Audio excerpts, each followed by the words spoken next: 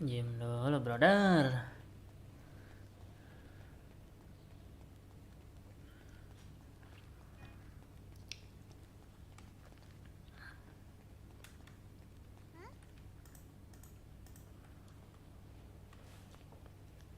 Gak boleh kasih tahu katanya. Udah deh, prank aku nih. Makasih, dadah.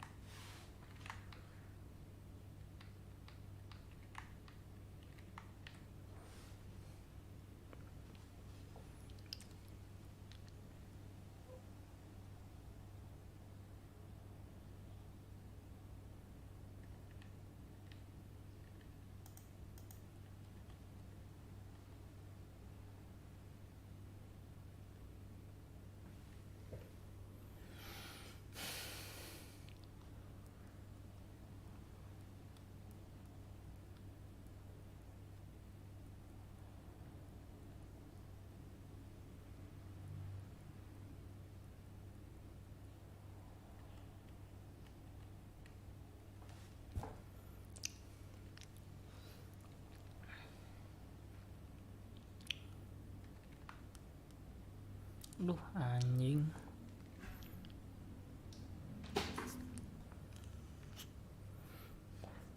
Beli makan pula anjing, males.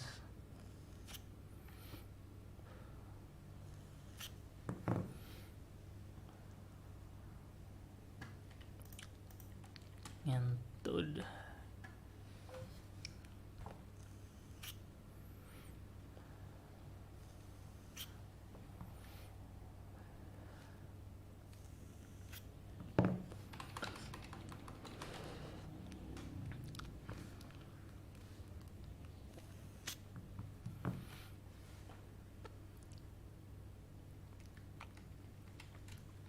What the hell?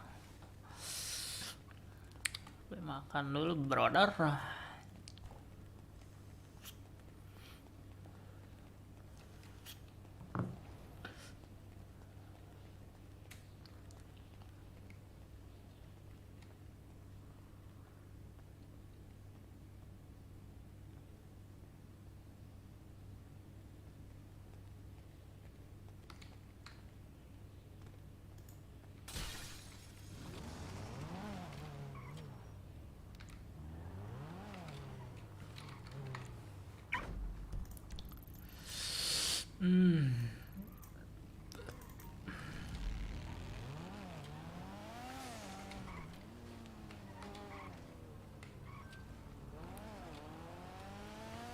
The fuck?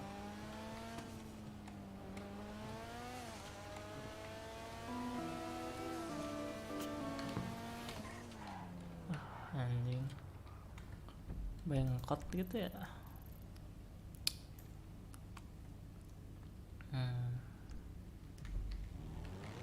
Oke deh.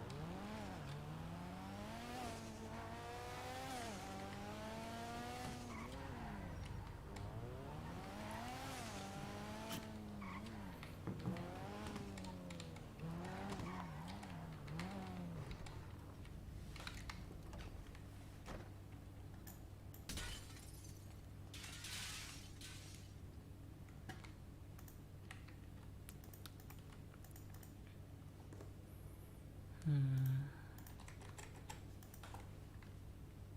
30. Wes. Hell.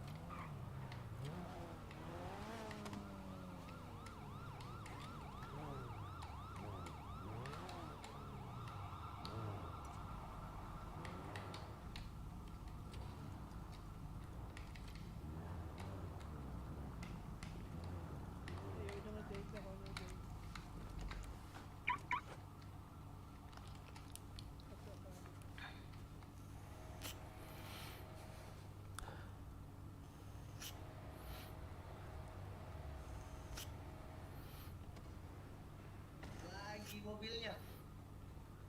Rusak. Aduh. Tadi baru servis tadi.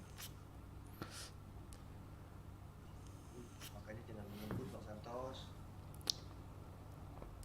Jadi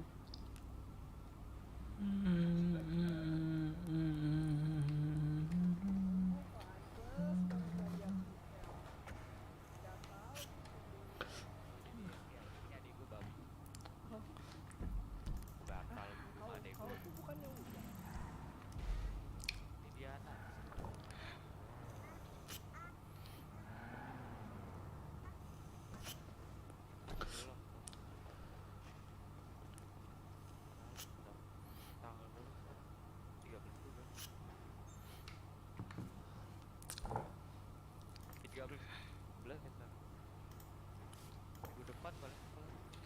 Sampang tebu.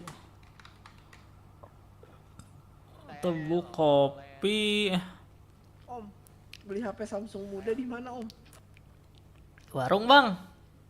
Warung. Sini Om, teman-teman saya nanyain nih. Apa nih?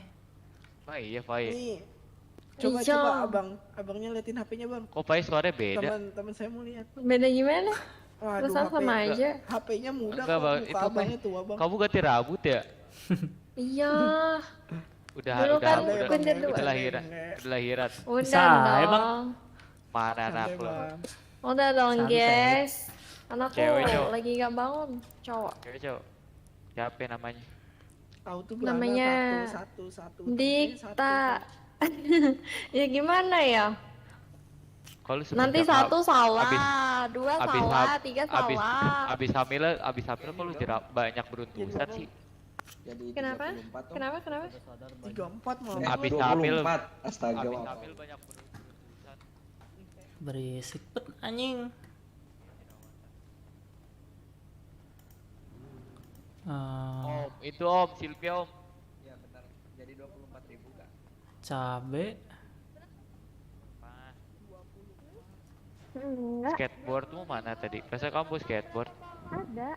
10.52 Bang. Tapi gitu tiba-tiba Ya udah. Oke. hilang. Tapi ada. Iya itu tempat. Duluan ya, Bang Zi. Ya kan, Bang? Kopi cabe. Kenapa, Fai? Bang Zi sama kakaknya aku duluan ya, bye. Iya, Kak. Iya. Tos, Fai. Telolet jembut kelet. Ya, Bang. Apa? Nanti ada Jembut tersinggung. Ada yang tersinggung nanti. Emang jembutnya dikeletin? Enggak, lucu aja. Apa yuk? Nanti rambut-rambut yang mirip itu tersinggung. Wah, jembut kelet. Emang kalian tuh apa sih? Jadi kelet, oh. Iya, itu apa artinya? Aku nggak tahu. Ya dikelet, dikopet. Hah? Aduh, udah nggak tahu tuh. Ntar gue tahu. Aku nggak tahu. Telet deh. Tele ayam. Bayarin servis aku deh. Ya, ntar aku bayar. Di Tabang tinggal goceng. Nah, jangan lupa nih. Tenggorokan kamu apa dah? Kok beda sih?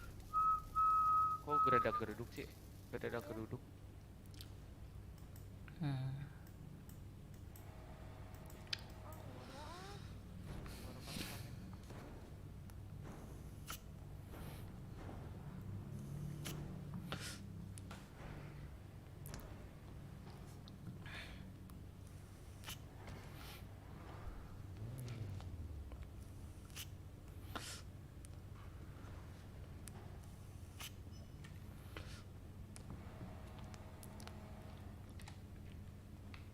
Bang, sama dicuci bisa bang? Boleh.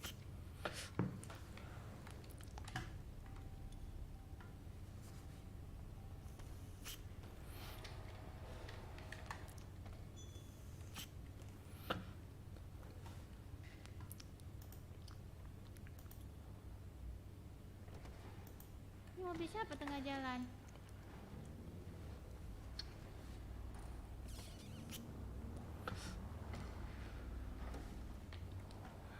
Bang gue servis tuh, gue depan nih.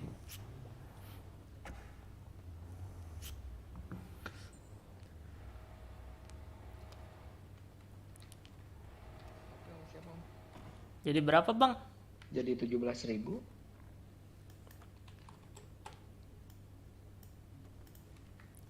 Oke, thank you Om. Oke bang.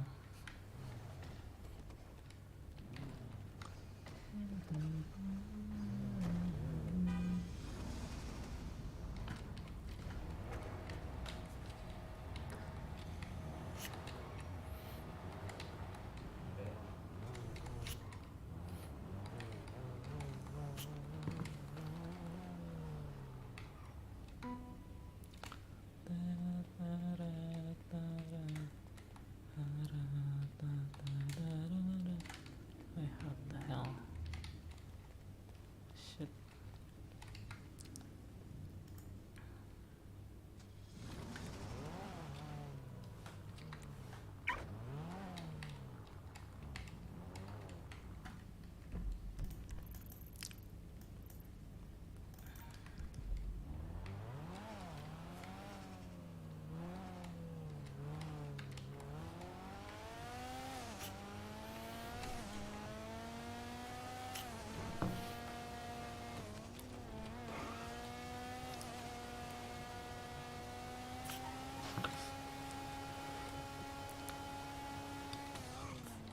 That's more than enough, I guess.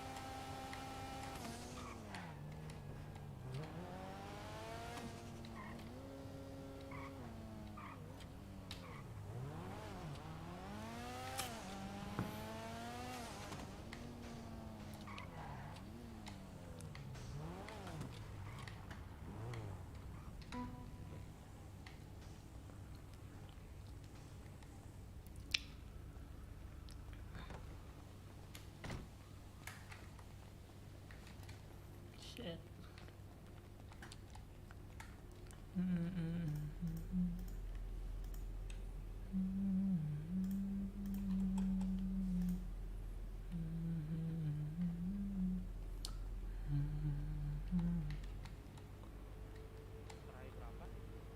Bu, beli paket 10 bu. Oke bapak.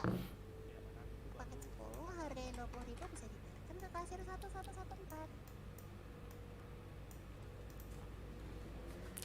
Oke, saya terima uangnya. Saya siapkan dahulu ya bapak untuk pesannya. Oke. Nggak mau pakai hemat.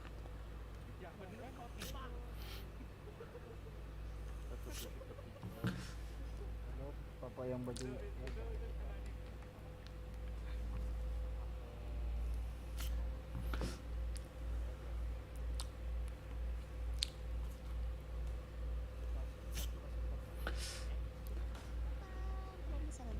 kami satu.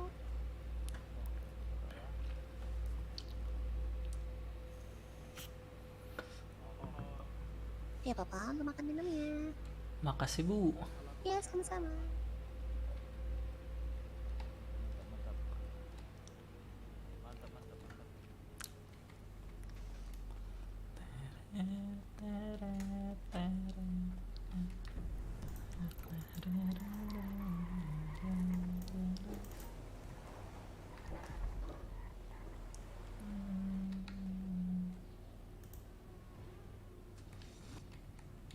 Eh.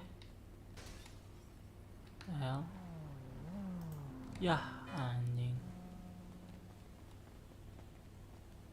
Ngentot, ngentot.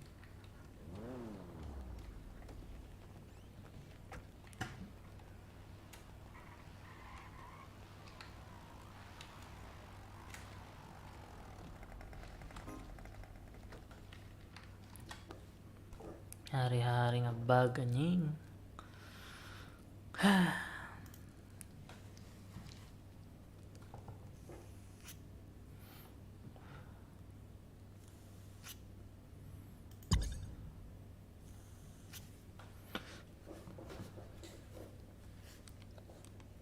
Game rusak, cok.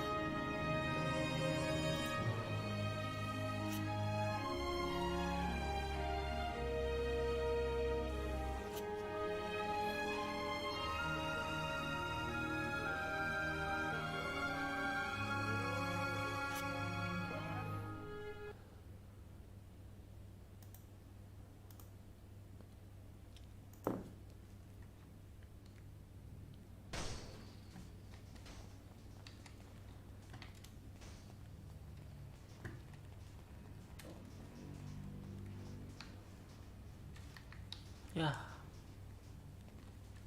Ngentot.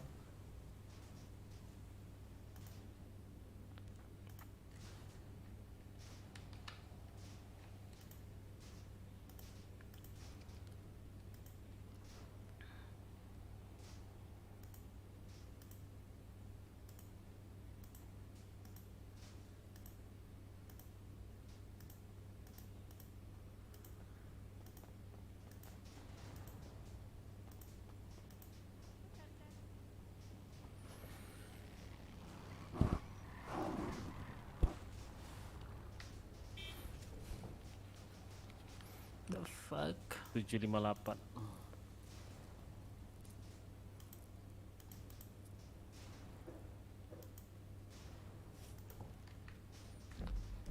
Oke, thank you, Bang. Iya.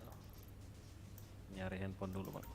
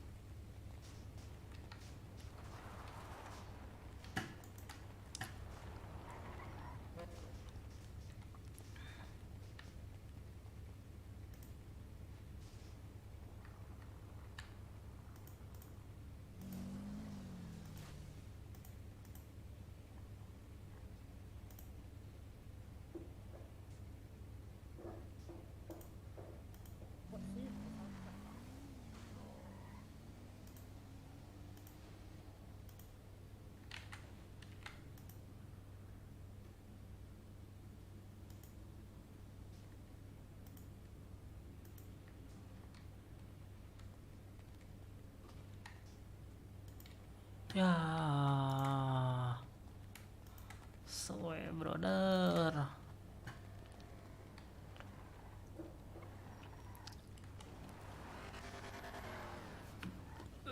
Ada.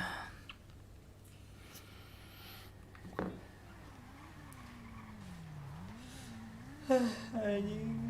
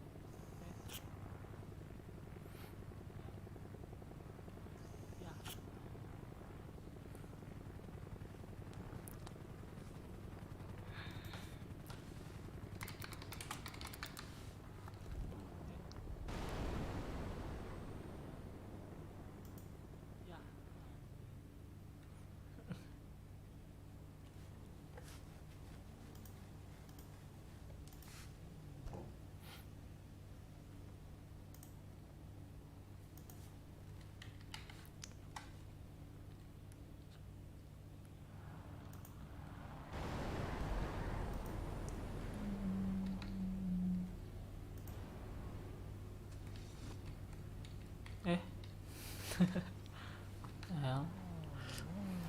Yah, anjing.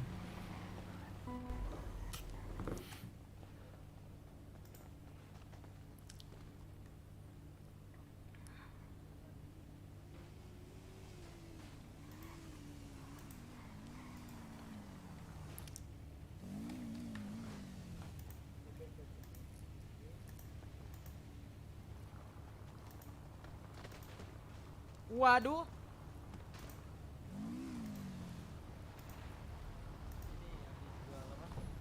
Setani. Setani. Cair. Kagak.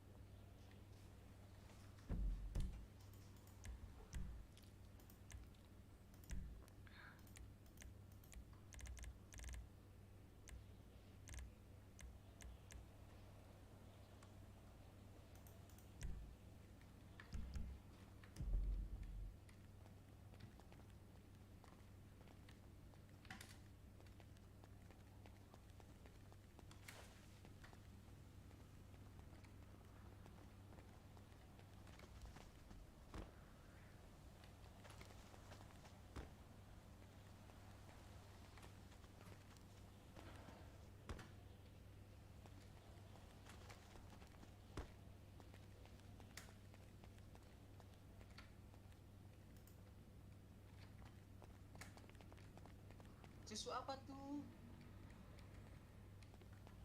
Susu susu sapi maksudnya.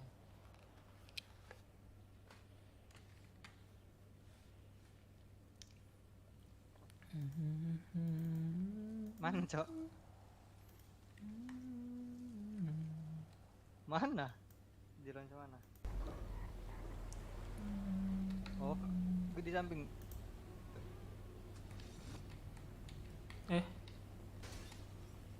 Hell. Ih, rame amat tuh, kenapa tuh? Yah, anjing. Opsi kedua asing sih. Kenapa? Lagi pada baris dia. Bang, beli bang. Guys. Balkon, Cok. Boleh. Aduh. Pada ngapain ya? Gua di mana? Bang, beli bang. Woi. Di garasi. Bang, makanan bang.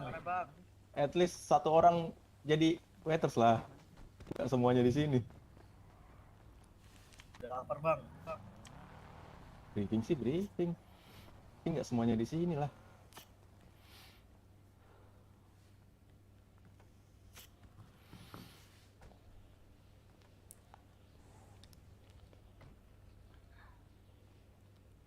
Lama ini. Ner. Emang kenapa?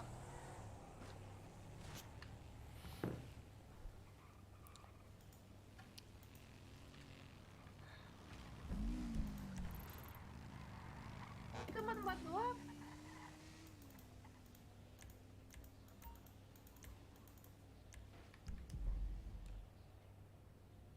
Loncat tuh, keloncat. Ulang lagi ke Maki. Thank you. Loncat nanti keloncat. 4 keloncat.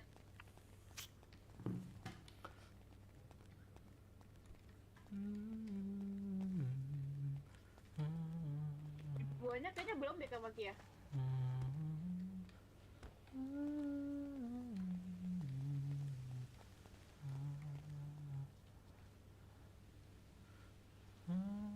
Tujuhnya belum ke Maki ya.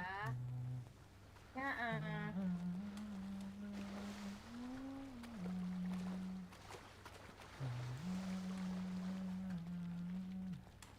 Cukup.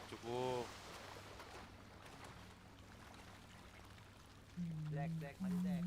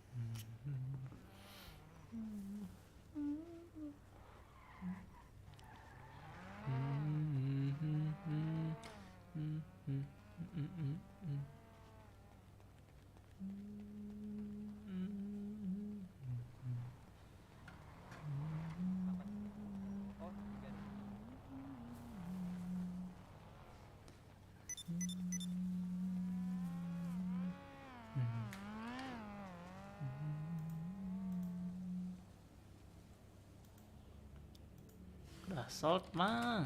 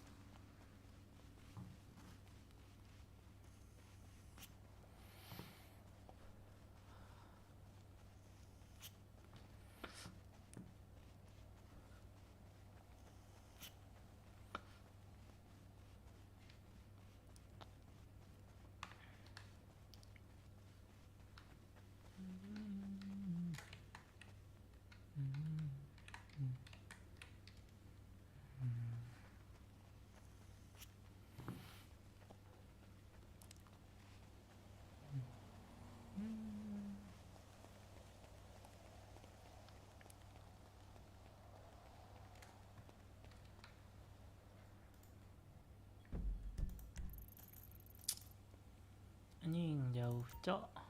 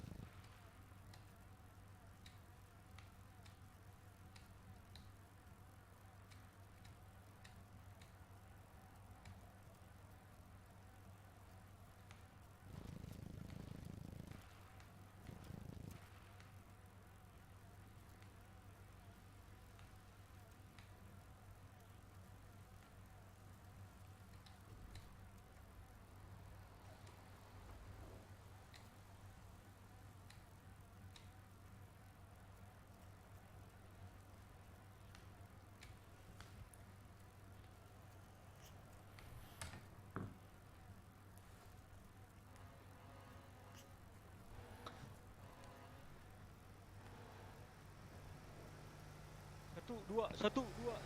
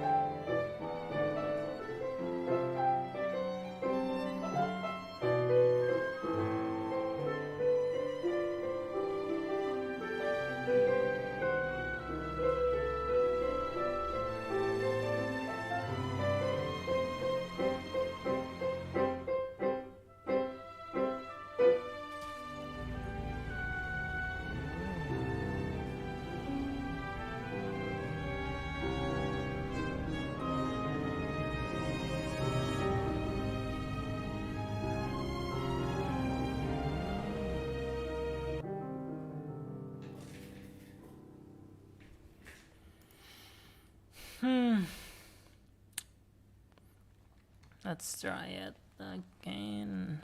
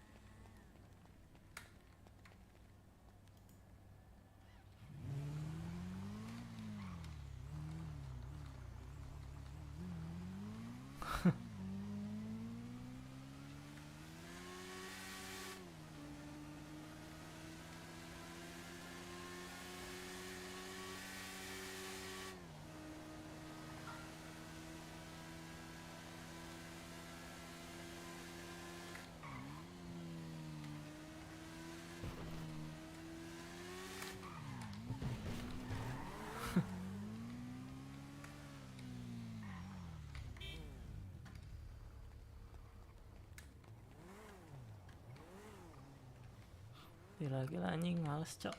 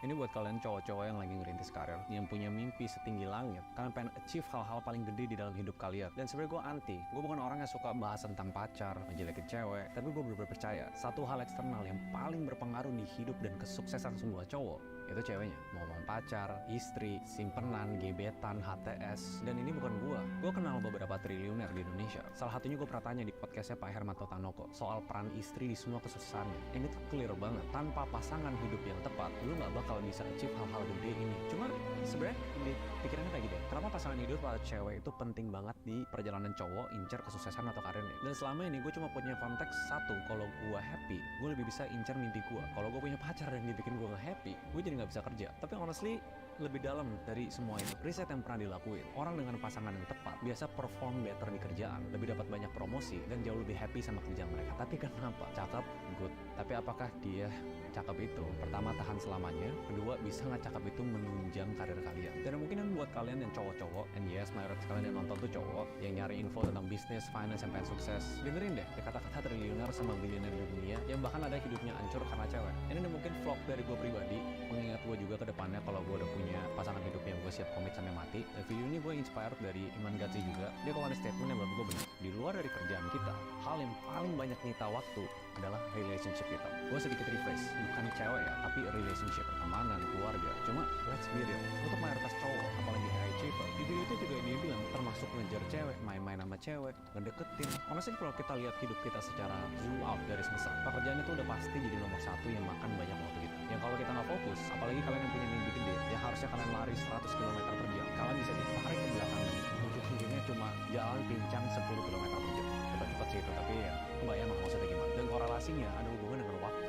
Time and focus adalah dua komoditas yang cuma bisa gerak maju. Dan gue ngeliatnya tuh ada porsi-porsi gede di hidup kita yang makan time and focus. Yang kalau ditarik lawanan arah, dia bukan tipe yang lu bisa ke kiri habis lu ke kanan. Ujung-ujungnya dua-duanya nggak gerak. Prinsip yang gue pelajarin dari mentor gue tentang cari partner bisnis. Dan konsisten, nomor satu adalah cari partner yang sevisi. Yang punya arah di mana kalian mau jalan bareng. Lu mau sukses, yuk kita sukses bareng. Kita adalah refleksi dari 5 teman terdekat kita. Kalau 5 orang itu punya arahnya masing-masing, ujung-ujungnya kita bakal ketarik-tarik terus, bukan malah ke tempat kita mau. Bayangin itu semua, partner bisnis cuma di satu bisnis. Teman mungkin ada circle tertentu, pacar, pernikahan, itu udah non-negotiable. Satu yang paling bakal nempel sama kalian, mungkin seumur hidup. Bayangin daya tariknya sekuat apa. Tapi juga bayangin daya dorongnya. Kalau ke arah yang benar dan pilih pasangan yang tepat, itu bakal ngaruh sampai kayak gimana. Ada namanya partner conscientiousness. Gua gak tahu baca di mana. Conscientiousness. In the beginning gini. Ada namanya partner conscientiousness. Wah, gak tau gue ngomongnya bener atau enggak. Dan ini seberapa klop yang bisa ngeprediksi kalian masa depan karir, apa yang kalian pengen achieve. Ya kalau ngaco, kalian pilih cewek yang salah. Bukan cuma ceweknya yang salah, tapi apa yang kalian mau kerjain di dalam hidup itu juga bakal salah. So itu yang sebenarnya dari dulu gue ngeliat kenapa kayak gue tuh lumayan picky, lumayan nggak mau buru-buru nikah. Tapi disclaimer ya, gue nggak nyalahin siapapun yang mau nikah muda, yang mau main-main sama cewek. Itu kan hidup kalian. Tapi gue pribadi yang gue tahu banyak banget fokus dan kerjaan yang gue pengen achieve sebelum gue mati. Dan bukan cuma cewek, gue pilih teman-teman yang di sekitar gue. Dan it's true, jadi entrepreneur tuh banyak teman-teman lama yang hilang dari hidup gue, sesimpel karena kita udah nggak sejalan atau punya tujuan yang beda ke arah kita masing-masing. Coba kita ngomongin pasangan yang tepat itu apa. Soalnya dari tadi kita ngomong seberapa pentingnya pasangan hidup. Siapa pasangan yang tepat untuk kita? Sebenarnya kalau nanya AI, and yes gue nanya AI, sebuah robot yang nggak pernah namanya relationship advice, dia jawabnya ini. Tapi kalau gue summarize dari semuanya, ya gue juga punya prinsip hidup yang sama. Kalau gue masuk ke sebuah relationship dan gue nggak memberi dampak positif apapun itu di relationship itu, gue mendingan nggak usah. Dan itu berlaku untuk pasangan hidup yang gue cari ke depannya. Jujur, gue nggak ngelihat status ekonomi, gue nggak ngelihat kerjaan utama dia. Mungkin banyak hal-hal yang sifatnya itu kayak bonus di sebuah relationship, tapi poin yang paling penting adalah kalau gue jadian sama lo, kalau juga gue decide untuk nikah sama lo, bisa nggak gue ngelihat lo jalan ke arah yang sama dan membawa dampak positif di hidup gue. Dan itu harus berlaku dua. Kalian bayangin ya, kalau misalnya kalian cowok yang pengen achieve hal-hal besar, pengen ngejar karir, pengen bahagiain orang tua, pengen punya bisnis, hal-hal yang membutuhkan kalian untuk mimpi gede, itu selalu ada satu kata yang konsisten dan diulangi sama banyak banget orang sukses di dunia, turbulence. Turbulence itu kalau misalnya di pesawat, kalian misalnya lagi duduk tiba-tiba lewat awan gitu, turun gitu. Dan itu bukan kayak satu turbulence terus lu bisa handle sendiri. No, turbulence itu bakal beda-beda. Lu bakal jatuh di cara yang berbeda, di waktu yang gak tepat. Lu bakal fight gila-gilaan untuk bisa dapetin posisi kalian. Bayangin lagi kalian jatuh, pulang ke rumah ke istri, bukannya jadi tempat untuk lu recover terus ready to fight another day, tapi lu malah drain, gak disupport, dan ditambah pressure-nya kok lu gagal di sini, gimana nanti anak kita. Wah gila, gue gak kebayang kalau misalnya seumur hidup gue, dimana gue yakin ya, karena jalur gue sebagai entrepreneur itu tuh bukan jalur yang gampang. Gue depresi udah berkali-kali, susah berantem sama orang udah berkali-kali. High achievingnya, cowok dengan target dan goals yang besar butuh tempat aman. Dan itu sebenarnya yang lo harus tanya ke diri lo sendiri, yang bukan bisa sekedar dicari tahu 1 minggu, 1 bulan, 1 tahun pacaran mungkin. Bukan masalah waktu, tapi lo seberapa yakin dalam jangka panjang dan lo bakal ketemu a lot of apakah dia akan memberi hal positif apa hal negatif gitu. Dan itu sebaliknya, itu yang bikin gue overthinking dan gue jarang mau publish atau go into new relationship yang gue kayak siap serius jangka panjang. And yes, summary-nya, pilih cewek atau pasangan hidup yang jangka panjang itu mungkin salah satu keputusan yang gue setuju di videonya Iman Gatsi, keputusan nomor satu paling penting yang cowok bisa bikin untuk menunjang karirnya. Mungkin satu-satunya decision yang jauh lebih penting daripada itu, gue cuma bisa kepikiran satu. Dan I'm sorry kalau misalnya kalian ngerasa ini agak kaget untuk didengar, hal yang paling penting itu kalau kalian subscribe. Bercanda, tapi ya mungkin untuk tutup topik ya, karena banyak cowok tuh ngeliat ada hal-hal vanity, karena dari tadi kita ngomong seberapa pentingnya naik turunnya safe place, gimana cowok-cowok yang cuma ngeliat cewek jadi trophy wife, yang penting cakep, gue bisa bawa dia kemana-mana, terus orang wih anjir gila lu cewek lu cakep banget. Tiap cowok tuh pasti punya tipenya, pasti mau untuk bangun setiap pagi ngeliat ke istrinya atau pacar, terserah kalian, gila cewek gue cakep banget, tapi posisiin di semua yang udah gue ngomongin di awal, karena ujung-ujungnya memang biar nggak put out of context ya, ini semua untuk kalian cowok-cowok yang lagi menunjang karir.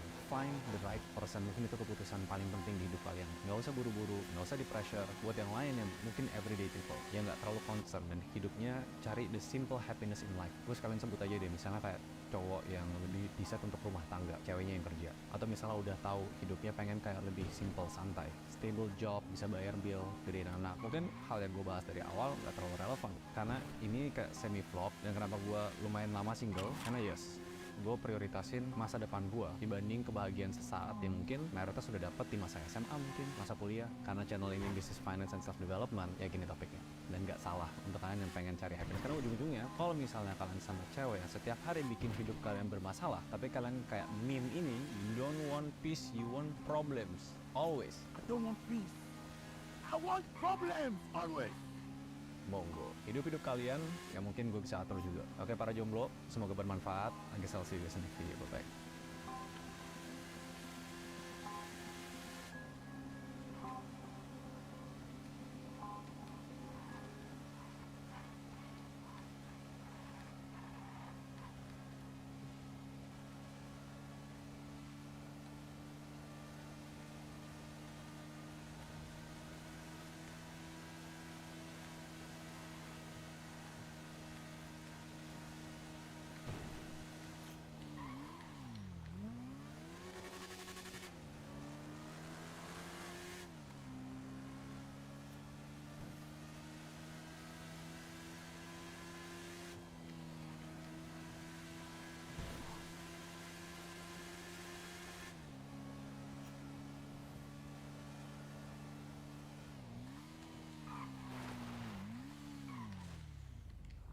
Anjing.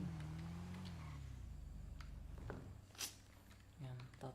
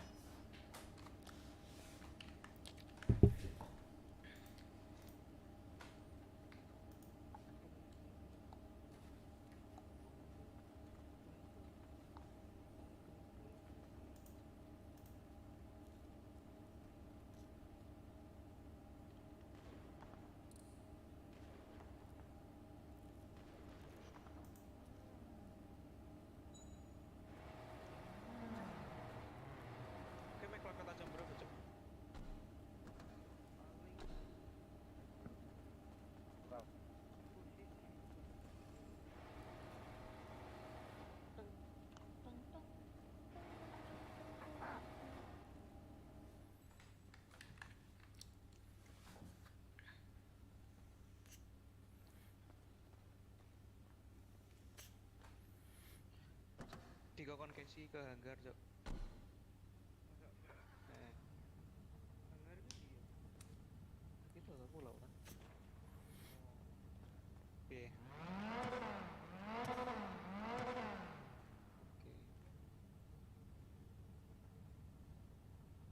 Foto, Cok. Layarku udah kuat. Nangeng.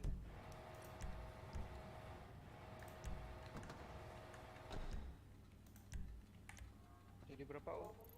Kira Om? Patang kelas ya. Kantong piro Mas jenengan? Nggih. Pun nggih. Nggih. Foto.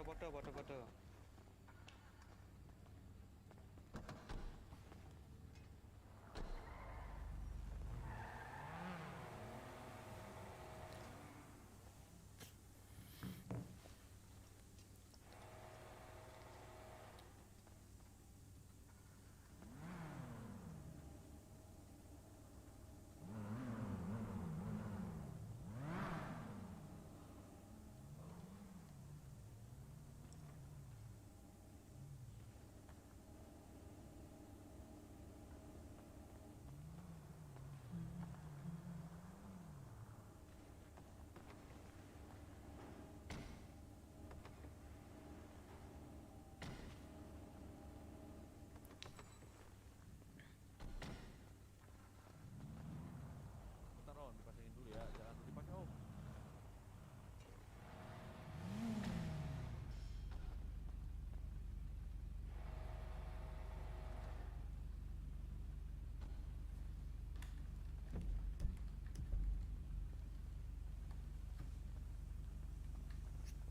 Gimana?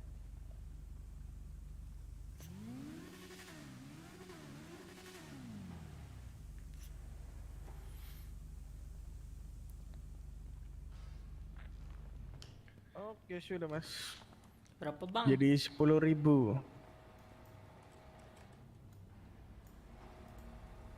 Thank you Mas, sudah jalan.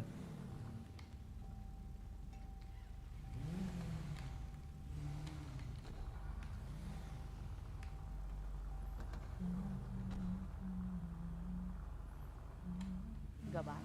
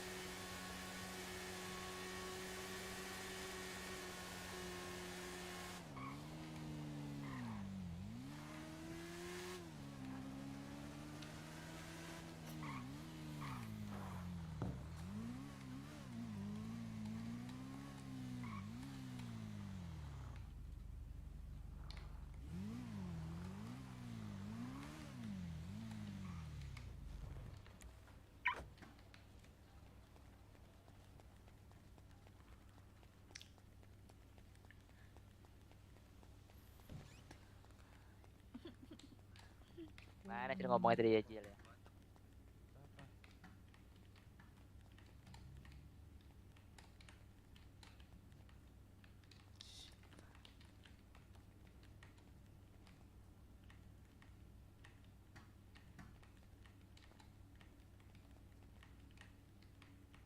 ya kan?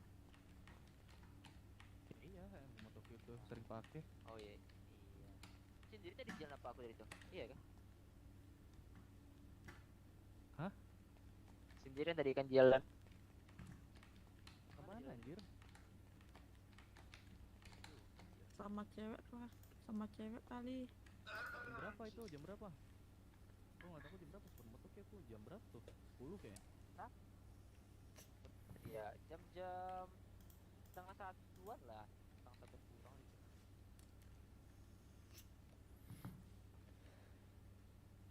Satu. Oh, ke ini gue sekalian.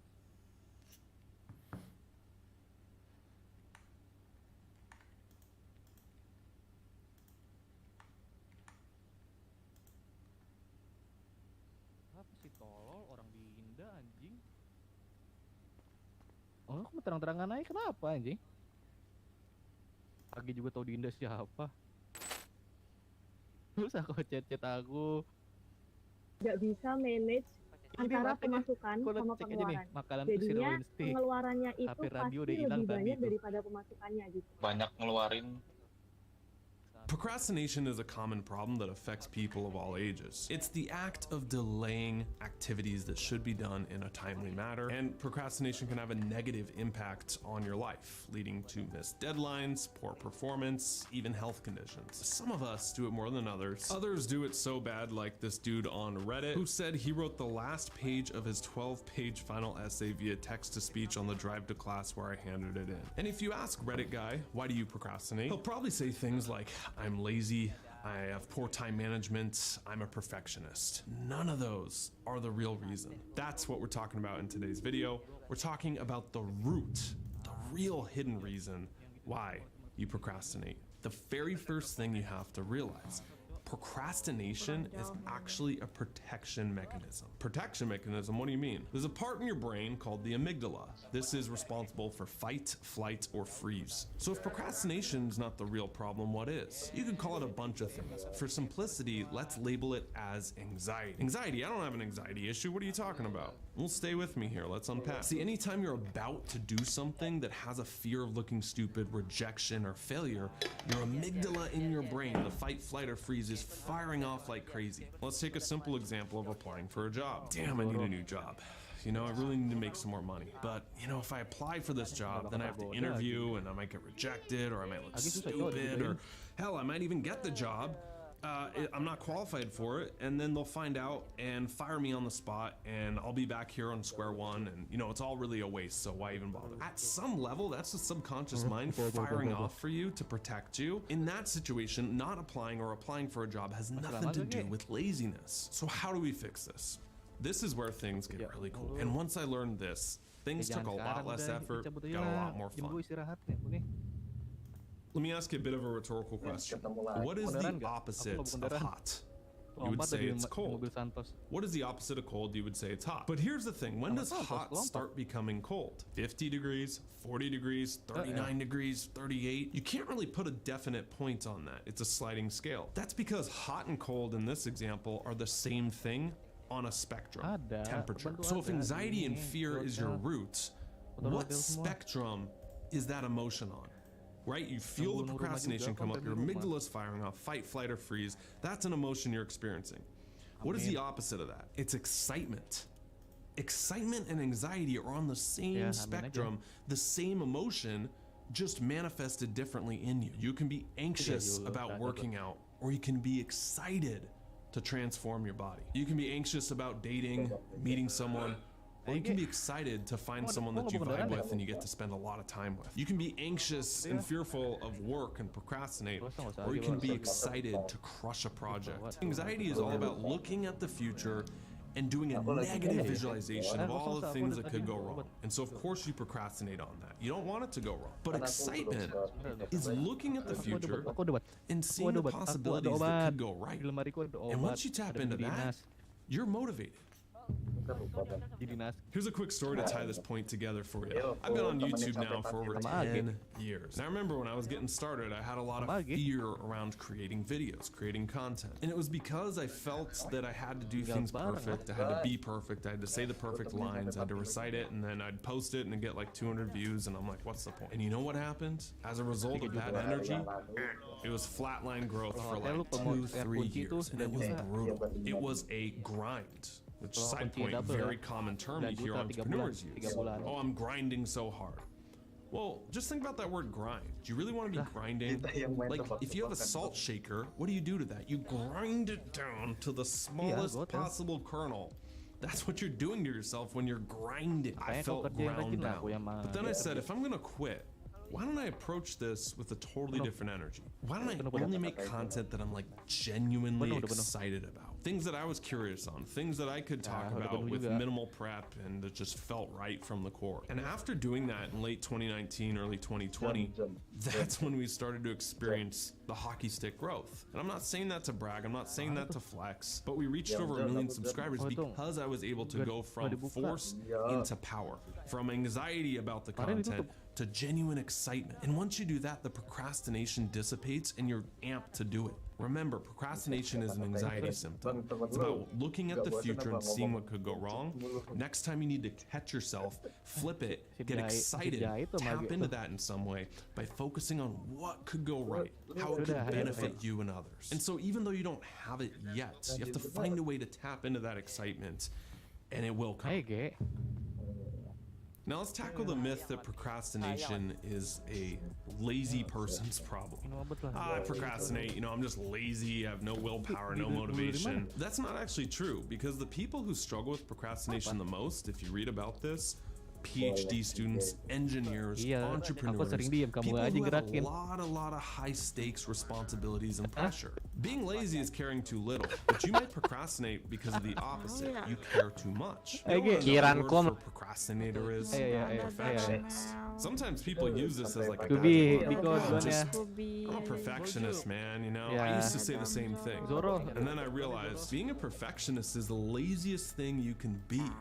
Once you realize this, it'll set you free. Being a perfectionist gives you an easy out to not try, to not do anything, to do a little, so you're not judged. The way you get over procrastination and perfectionism, which are kind of the same thing, is by releasing control, by letting go.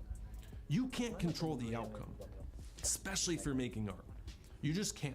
It might be great, it might suck, it might get tons of praise, it might go radio silent, you might fail, you might look amazing.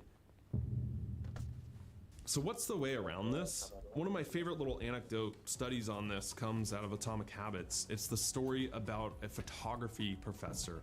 On the first day of class, he splits his class into 2 groups. The quantity group, where he said, hey, go take as many photos as possible. If you submit 100, you'll get an A, 90, you'll get a B, 70 is a C, so on and so forth. But then you had the other side of the class. These were the quality group.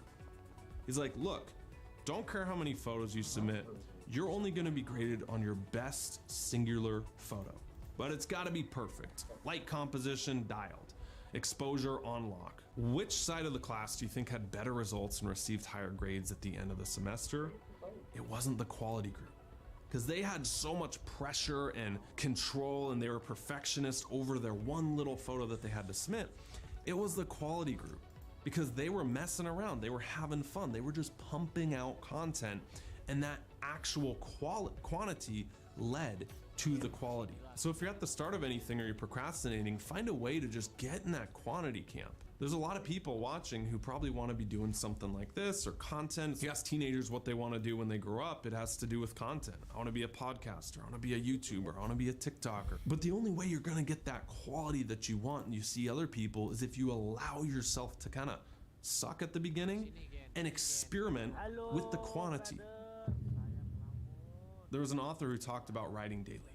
People are like, oh, how do you deal with writer's block? Or how do you deal with procrastination? He says it's really easy. I just commit to writing 2 crappy pages a day.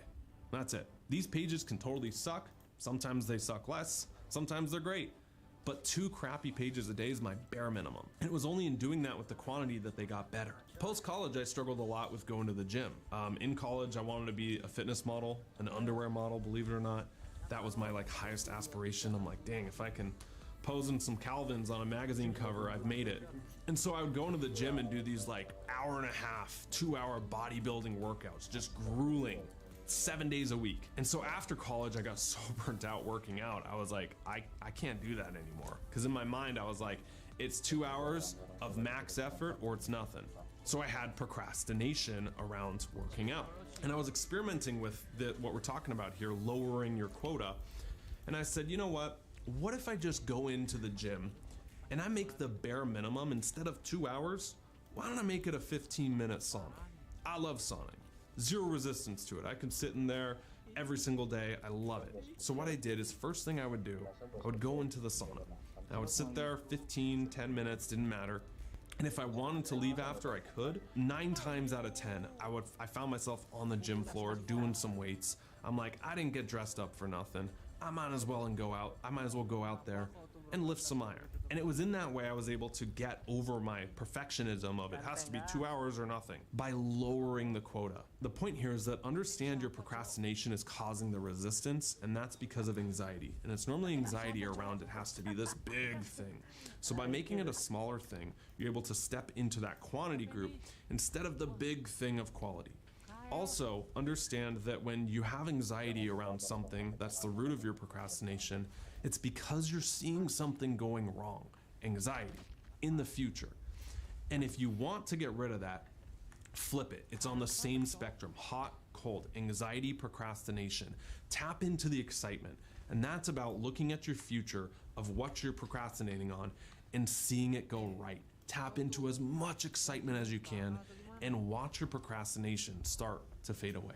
If you want our help on this, a link down below where you can speak to one of our coaches for free. We have a 10-week program, and week number 4 is all about this. Removing your procrastination, getting out of your own way, untapping your potential so you're free to focus and move towards what you want. Now that you know what procrastination is, you're ready to be productive, but not just any productivity hacks out there. I'll link up this video right here. It's the best productivity advice no one ever told you. We're gonna deep dive in there and how by doing less, you can actually tap into doing more. I'll see you there. Hey there, Psych2Goers, welcome back. When you hear the word depression, do you automatically think of a downturned face or a person sitting alone in the corner crying? If only it were that obvious all the time to see that something is seriously wrong. Unfortunately, it's not that simple. As a double whammy, that stereotype leads to those seriously suffering depression sometimes being unfairly called out or slandered for faking depression, when they're seen smiling or leading an outwardly normal life. We're going to look at signs that give away the underlying depression suffered by that social butterfly or straight-A student. The mask may be well crafted, but it's still a mask, and they may well need your compassion and understanding. Let's begin. Number 1, their surroundings burn, and yet they smile. Think of that dog from the meme. This is fine. Think of the lyrics to that Nat King Cole song. Smile. Smile, though your heart is aching. You get the idea. This is different from the smirk or the grin that twinkles. These are the smiles that seem to not match the rest of the person, where the smile is curved right, but there's something in the eyes that seems sad, holding lots of pain. This person is using the smile to bury their real feelings or brush them aside. It's casually named smiling depression. They're the people who have the outwardly seemingly normal, even healthy life, but are experiencing the distressful symptoms of depression on the inside. As the term smiling depression isn't an official diagnosis, it's more clinically called major depressive disorder with atypical features. Number 2, they give constant, vague excuses like, I'm busy, whenever they're invited out. Depression still holds a stigma, and truthfully many still are uncomfortable dealing with or confronting that their loved ones have depression. The result is the depressed person feels they need to hide their depressive episode to avoid feeling humiliated or weak or not wanting to be a burden to their loved ones with their struggles. They give the other person a quick, fake excuse and then withdraw even more. Number 3. Everything is a joke, and they see themselves as one too. So there's a knowledge bite floating around that indicates many comedians actually suffer from depression. In the light of this sign, that makes sense. People inject humor into their lives for various reasons, but there are different ways that they do it. If it's the kind of joking where they're laughing with others, making everyone feel at ease, or they just have a generally humorous outlook on life, that's not usually the kind of humor that points towards masked depression. It's when the jokes can be really unfunny to a group or person involved that this can be an indicator of depression. One type is aggressive humor, when one uses humor to put other people down, to manipulate, ridicule, and offend them, like the bully who's alleviating their own anxiety at the expense of others. Another type of humor that masks depression is self-defeating humor. One has the inclination to put oneself down to make other people laugh. This is where you've put yourself in the position of the butt monkey, almost encouraging others to laugh at you. Both are used to hide one's true feelings from themselves and others. 4. They get her all done during the day and then utterly collapse once they're home. Depression and mental health are pretty personal things. Most people rarely want to disclose their struggles to others, especially to their colleagues or acquaintances. The depressed person already feels pretty lousy about themselves, so they at least want to uphold an image of professionalism, being viewed in a positive light by their coworkers and other outsiders. So they empty their energy reserves completely into this aspect, leaving nothing for any other part of life. Number 5. Increased empathy and desire to empower others because they've been there. It could be a case of misery loves company, or it could also be an epiphany of, I know how this feels. I don't want others to feel this way. Essentially, it's the push to connect with others through this shared experience. Often it's the realization that they need supportive people, and people who they can relate to, letting themselves and others know they're not alone. What to watch out for, though, is that the scales stay balanced in the realm of support and empowerment to work through the issues, and not enabling the depression. Jumping in and fixing or removing obstacles for a person does not help them. Contrarily, that keeps them helpless, as they don't learn how to deal with the issue themselves. And number 6, when straight up asked what's wrong, they always give a vague hand-wave excuse like, oh, I'm just tired. Hey, we get it. There are certainly days that run the marathon harder than others, and it's normal to feel tired after that. We also know that usually not every day is like that. That proclamation of I'm tired can take a deeper meaning, especially if it's starting to be a norm. When a person is struggling with mental health issues, it's as if they're carrying a huge burden which is likened to a battery that never completely charges. And no wonder, as fatigue and exhaustion is a symptom experienced by around 90% of depressed people. So before happily and blithely stating, oh, that person's just fine, yet you've heard that they're struggling, perhaps take a closer look. You could be the helping hand that makes all the difference. You could be the one who helps someone stop crushing themselves with that mask and truly start on the road to getting better. We all have our dark spots, and some of us just need to see that bit of light so we can get out from under. If any of this rang familiar with you, please feel free to comment below. Thanks for watching, and we'll see you soon. How do you manage time, and why is time management such a problem for everyone? Again, this is going to be counter-meta to what a lot of the commentary is, but I strongly believe in this because I've worked with so many professionals and I've found this to be the case almost 100% of the time. I think time management is an issue because people overvalue time management. There's a difference between time management and task management. Time management often involves time blocking, creating very good schedules, sort of managing the way that you're blocking out your time and shuffling things around. There's a lot of micromanagement there. Time management is diminishing returns beyond a certain threshold. If you've got a schedule, and that schedule is relatively representative of what you want to do, and if you've got blocks of time set aside so that you can focus on something, and those blocks do not by any means have to be accurate, that's probably enough. You're not really going to get much more returns for the amount of effort that you need to put into it. The much more effective thing is task management. So really, really good prioritization. I've never, ever, in my thousands of people that I've worked with, I've never met a single person that came to me that said that they had issues with time management, but did really effective prioritization, strictly. And when the stakes are high, it's a bit more brutal. Sometimes there's no situation where you feel good about what you prioritized. It's just a matter of picking what feels the least bad. So there are all these things that are important to do. Let's break it down into a binary question. Is it possible for you to get all of these things done to a high quality? The answer is no. Therefore, you have to cut things out. It's just a matter of fact. An issue is that people will try to get all of it done anyway. And now you're in this cycle where you're like, oh, I have the scheduling and I just didn't do it. And now you feel terrible. Your to-do list just constantly grows and it just becomes this, this whale of a to-do list that will never die. Once you hit the triple digits, it's like, well, your life is over. Instead, we need to be really, really strict with the prioritization and understanding that there are certain tasks that, yes, they're urgent and they need to get done, but there are certain tasks that are not necessarily urgent. This is coming to, sort of Eisenhower type things, which is popular prioritization matrix. There are certain tasks that are not urgent, but if you were to do them, it would make the other urgent tasks unnecessary, or you wouldn't have those issues in the first place. So if you're on a boat and it's leaking, or there's water coming in, the urgent task is to bucket that water out. But letting the water fill for a while so that you can plug the hole, that puts you in a position where the urgent task doesn't exist anymore. If we're, and I call this concept urgency trapping. If we're always working on only what's urgent, without considering the future version of us, whether that future version of us will still have these urgent matters, that's a negative spiral. Because if you're never completing everything, then the list is growing.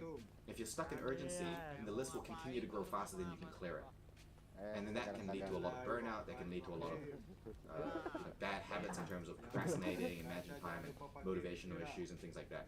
But sometimes you gotta bite the bullet and say, I'm willing to take this loss in order to put myself in a position where I can then recover that loss later when I don't have to have so much urgent stuff on my plate. It's a very different mindset to have, and it's difficult for a lot of people. How do we prioritize and put attention to our focus and focus management? And you do talk about focus a lot. Can you sort of take us through the journey around focus and linking it to prioritization? Okay, so deep work and the concept of deep work, this is a huge field and it's so complicated to the point where no one really knows how to do it consistently. We know that the environment makes a huge difference. So my number one tip here is add a task that is important to you. Not urgent, but it's important and it's worth doing to create an environment where you know that you're not going to be distracted by things. Keep a distraction sheet. So when you're trying to do deep work, note what are the things that you're getting distracted by. Can you change the environment so that those distractions do not bother you in the first place? So often the tasks that we can prioritize to put ourselves in the position where deep work is more easily accessible. It's very difficult to force ourselves into a state of deep work, but it is possible to put ourselves in a position where we can enter into that state with a little bit less friction. So it could be, are you getting enough sleep? Is your environment good enough? Are you being distracted by your coworkers or notifications or other types of distractions? The task is, number one, identify what those things are.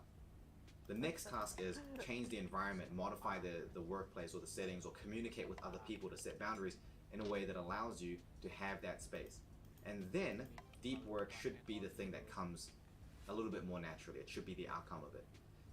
The issue is that people will prioritize deep work in and of itself, and they'll block it out in their schedule and say, this is important for me to get done. But if the quality of the work is not there, then that time that's being blocked out for this deep work doesn't produce the outcome that you need to. And then that also feels bad. So first we need to be in a position where that deep work is possible. And then we can prioritize that work. And we can set it out in our schedule. From 1 to 4 p.m. I'm going to focus on this task. And then when we enter into that state, we can actually do it and execute on it effectively. Usually if we're in a good environment, if we've structured it effectively, the deep work can come. Even in really busy settings, there's a lot you can do. Do not disturb, headphones, white noise, a sign outside your door. Some offices that I've worked with before have implemented a post-it note system where they'll have a certain color post-it note that they put up, and they know that if that's on their monitor or their desk or somewhere, that's the physical do not disturb sign. And so they'll use simple things like that, because everyone in the workplace knows that deep work is important. Everyone is supportive of things that would increase deep work. Managers want more deep work, the leaders want more deep work, the employees want, everyone wants it. But sometimes you just don't know what you can do to do it, and then everyone is just frustrated together.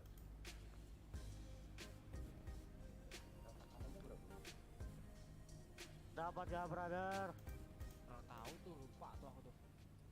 For the longest time, I struggled with procrastination. It was tough to regularly hit the gym, study for exams, or do hard things, even if I knew it was for my own good. Recently, though, I've been able to consistently take action, and I realized it actually has nothing to do with willpower, because there's a way to trick our brain into doing difficult things even when we don't feel like it. So to outsmart our brain, we first have to look at how our mind works, because our behaviors have patterns, and if we pay attention, we'll discover that hard work is always met with two types of resistance. First, negative emotions. The analogy I always use here is to think of our brain like a spoiled child. When they don't get their way, what do? They complain and throw a tantrum. Our mind works the exact same way. When things feel stressful or boring, our inner child awakens and we procrastinate. Like imagining how difficult it's going to be to get started with our work for the day, or start a side hustle, or study for exams. Second is our ego, or the self-image we have about ourselves. Our mind does its best to protect the ego from being hurt, because the ego is what we attach our self-worth to. For example, if I grew up believing I was gifted or better than most people, that makes me feel special. But if, suddenly, I had to do something outside of my comfort zone, like ask out a beautiful woman, I would subconsciously avoid it, because if I failed, that would prove I wasn't gifted, and it would destroy my ego. So instead, to preserve my self-image, I would avoid doing the hard thing at all. So in either case of resistance, trying to fight against our brain's natural response to doing hard things, it won't work. But if we identify the source of the resistance, we can change our approach to trick our brain into working with us. So let's start with negative emotions. The amount of negative emotion we feel towards something directly depends on the size of it. For example, the feeling of boredom would be substantially worse if I knew I had to spend 2 months without my phone versus spending 1 hour. I would feel substantially more overwhelmed if I had to write an entire book than if I had to write one paragraph. Our mind is very visual. It does a mental calculation for the amount of effort and struggle it's going to take to reach that goal. So instead, shift the goal. So first tip is tell yourself you're only going to do the hard thing for a little bit, right? You're only going to take a baby step. Finishing the entire U-World Q-Bank is a lot of damage, but let's just do one practice problem. Getting jacked feels impossible, but let's just do one set of bench press. Running a 10K sounds really, really far, but hey, let's just run around the block. James Clear calls this technique the 2-minute rule. We can lower the stakes of the task so the negative emotions around it don't feel so overwhelming. Do the hard thing for just a little bit, and then reevaluate how you feel. It wasn't that bad, so what would it look like to just do it for a little bit longer? How bad would it be to do one more practice problem, or one more bench press? When we break apart a huge, daunting challenge into very small steps, it won't feel so scary, and we'll be more likely to follow through. Another trick that's absolutely worked for me is I'll just start getting ready. Like, if I'm supposed to go work out, but I'm feeling resistance, I just change into my shorts, put on my shoes, and grab my keys. If I feel frustrated that I have to study, I'll just open up my textbook, I'll pull up my study schedule, I'll get my calculator out. I'm not telling myself I'm gonna do it, I just start getting ready. And usually just going through the motions of getting ready, I eventually convince myself that, well, I might as well just do it now since I'm already here. This literally happened to me this morning. Like, some guy called and tried to sell me like landscaping services, and I don't even have a house. He was like, well, since I have you on the phone already, or like you came all this way, you might as well just buy it, right? Seriously, this tip works, just give it a shot. The next thing you can try is to batch difficult work with enjoyable work, or with rewards. Remember, our brain is a spoiled child, so we need to speak to it that way, or else we'll encounter even more resistance. Like, say you're babysitting a kid, and they start throwing a tantrum about doing their homework. I would say, well, if you finish your homework, watch a movie, and you get to choose the movie. Batching is incredibly underrated and effective. I used this all the time when I was in school. I'd make plans to go out with friends, but only if I finished my work before then. Or I'd only watch anime if I was on the Stairmaster. Try to find ways to incentivize hard work with enjoyable things, and the negative emotions around it won't be so high and we'll be more likely to do it. Let's move on to ego now. So our ego is formed based on all our past experiences, and it defines who we are and shapes our reality. In Maxwell Maltz's book Psycho-Cybernetics, He explains that all of our actions, feelings, behaviors, even our abilities are always consistent with our self-image. We can only act based on beliefs we have about ourselves, but our beliefs have nothing to do with the action itself. For example, regardless of whether or not I believe I can run a 5-minute mile, the act of running and trying is exactly the same. The only difference is that my ego puts up resistance because it's afraid of failing. So something we can do is what I call taking the pressure off our ego. During clinical rotations in medical school, I frequently had to step out of my comfort zone and do difficult things. I had to give lectures, I had to do procedures, I had to break tough news to families. I even had to tell a 16-year-old she was pregnant. And if you've never done it before, and you know you're gonna suck at it, and multiple high-profile doctors are watching and grading your performance, let me tell you, it is terrifying. But I did work with other students who didn't really seem bothered. Like, even when they made mistakes or they messed up and stuff, they were eager to get back at it. I remember asking one of my friends how she was always so positive and willing to step out of her comfort zone. And she told me she wasn't even thinking about that. All she was doing was having fun. She was immersed in the process, learning, and treating it like a game. And that idea really stuck with me.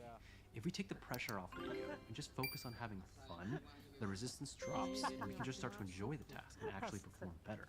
Alex Lowe, he was this inspirational mountaineer who was notorious for his infectious enthusiasm. He once said, "The best climber is the one having the most fun." And I think that idea truly applies to so many things in life, especially when doing difficult things. Now, of course, you're probably thinking, what if there's absolutely no way I can imagine this hard thing being fun? What if waking up at 5 a.m., running in the freezing cold to the gym to lift heavy things just can't be fun? Fair enough, there is another trick we can use on our brain. Change the narrative we have about ourselves. We all talk to ourselves, but what most people don't realize is that the words we use are very important. There are nuances in language we can use to trick our brain. For example, change the narrative so that doing the actions of that hard thing aligns with your identity. Take this statement for example.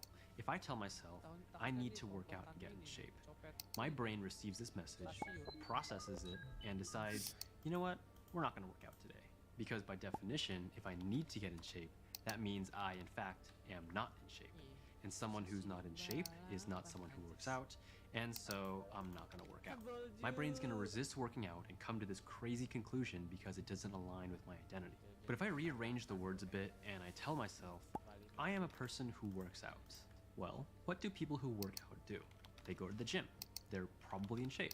Great, that means I go to the gym. Doing that hard thing will align with my self-image because remember, we can only act according to how we view ourselves. I know this might sound crazy, but I'm not saying to flat out lie to yourself. Obviously, I can't say, I'm a person who will launch a billion-dollar company tomorrow. That's just outright foolish. But this is why language is so important. The key to tricking our brain is to align our identity with the actions of the person we want to become, not the end result. I'm not saying I am super jacked. I'm saying I am someone who works out. You see the difference? One of those is based on progress, based on actions, and the other one is based on fantasy. Now, of course, we don't want our brain to be in a constant state of deception. Tricking our brain is not a permanent solution to getting us off our asses and actually doing difficult work. But it actually doesn't need to be. Once we're able to cultivate consistency in our work and in our habits, that itself becomes a snowball effect that perpetuates motivation.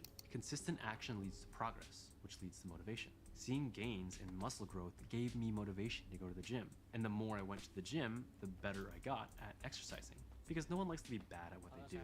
That's a breeding ground for negative emotions and ego buffering. Once we develop consistency, we'll start to enjoy doing the hard things. We'll start to enjoy the stressful feeling of pushing heavy weights. We'll start to enjoy the cognitive effort of studying and learning. And that is the ultimate goal. Definitely try these out for yourself. Those are some of the strategies that I use to get myself to do hard things by tricking my brain. If you got other strategies you use, drop them in the comments below. Let me check them out. And I will see you in the next video. Hello, Psych2Goers. Did you know with the recent movement on mental health awareness over the past few years, people are gradually coming to understand more and more about matters of depression, anxiety, trauma, and other mental disorders? There's also less stigma surrounding the need for therapy and mental health care nowadays, thanks to the countless public figures who have bravely spoken up about their own struggles with mental illness. Do any of your favorite celebrities come to mind? Still, there remains a lot unknown about the true nature of depression, the world's most common mental illness. And even more, it's only those struggling with it that can truly understand. So, with that said, here are 10 things only depressed people will understand. Masih ada nih. Number 1. Difficulty with communicating your emotions. Within the depths of depression, there may reside complex emotions such as sadness, hopelessness, helplessness, anger, fear, shame, and guilt. For others still, depression might manifest as an unending sense of emotional numbness and desolation.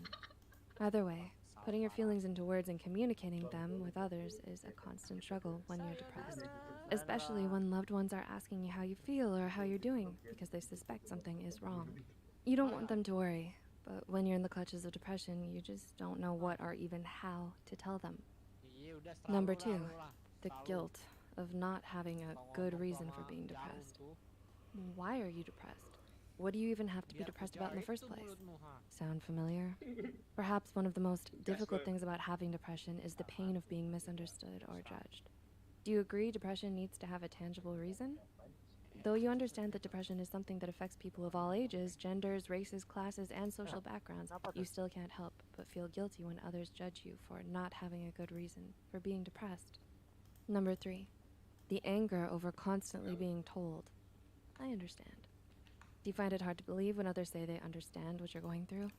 Another thing not talked about enough when it comes to depression is how frustrating it can feel to constantly be told by others that they understand, when really, all you want to do is tell them that unless they've been diagnosed with depression themselves and been inside your mind, no, they really don't.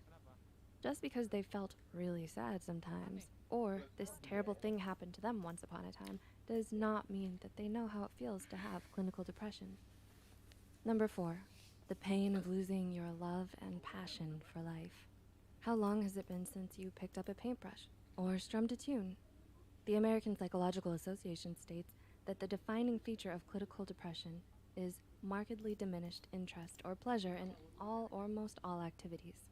Simply put, this means that when you're suffering from depression, it's a struggle for you to find joy or enjoyment, even in the hobbies and activities that you once loved so much. It makes you lose passion for life. Depression makes you unable to feel motivated to do anything anymore, and so it robs you of even the simplest of life's pleasures. Number 5, the frustration of not being able to just snap out of it. Have you been told that a few days of rest and relaxation can cure depression? One of the many reasons why depression is such a devastating. Apa bang? Wah, yang tadi pagi nanam sama saya bang ya? Hah? Tadi pagi? Nanam apa bang? Ada, cuman gue lagi ditutupin aja nih mukanya. Gue tahu suara lu nih. Mana? Coba lihat. Nah, gak bisa dibuka dulu. Gue lagi ada RP bro. Oh. Yang tadi pagi orang Sunda bos. Iya, aing si orang Sunda teh. Tah, cek aing ya bener. Pagi di dia bos. Tajin. Ayo nama jadi penjahit heula Yo semangat bos. Yo. Anjing nyelap goblok.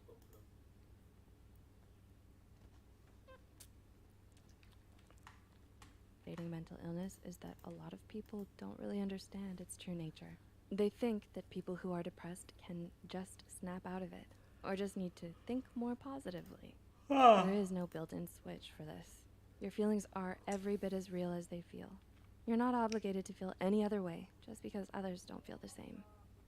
Number 6, the compulsive desire to self-isolate. Why do counselors and therapists alike stress the need for those struggling with depression to have a good social support system? Even though you understand the need to be surrounded by supportive loved ones, the truth is, when you're depressed, you'll most likely feel a compulsive desire to isolate yourself from others. With no energy or motivation to engage in social interactions, you tend to prefer isolation. Constant difficulty with communicating, finding enjoyment in things, leads to struggling with feelings of low self-esteem and self-worth. Talking to people and staying in touch can often feel too overwhelming when you're struggling with depression, triggering a need to withdraw from society in general. Number 7, people thinking depression is the same as sadness. Sadness is a part of a healthy spectrum of human emotions and is actually quite normal to feel from time to time. Depression, on the other hand, is a serious and debilitating mental illness that needs to be treated with professional help and therapy. These things are not all the same, and yet some people just can't seem to grasp the difference. This can often feel very frustrating, especially when others disregard what you're feeling as mere sadness and tell you not to think about it. Number 8, people not understanding that mental illness is real. Many people still seem to think that depression is a choice and mental illness isn't real.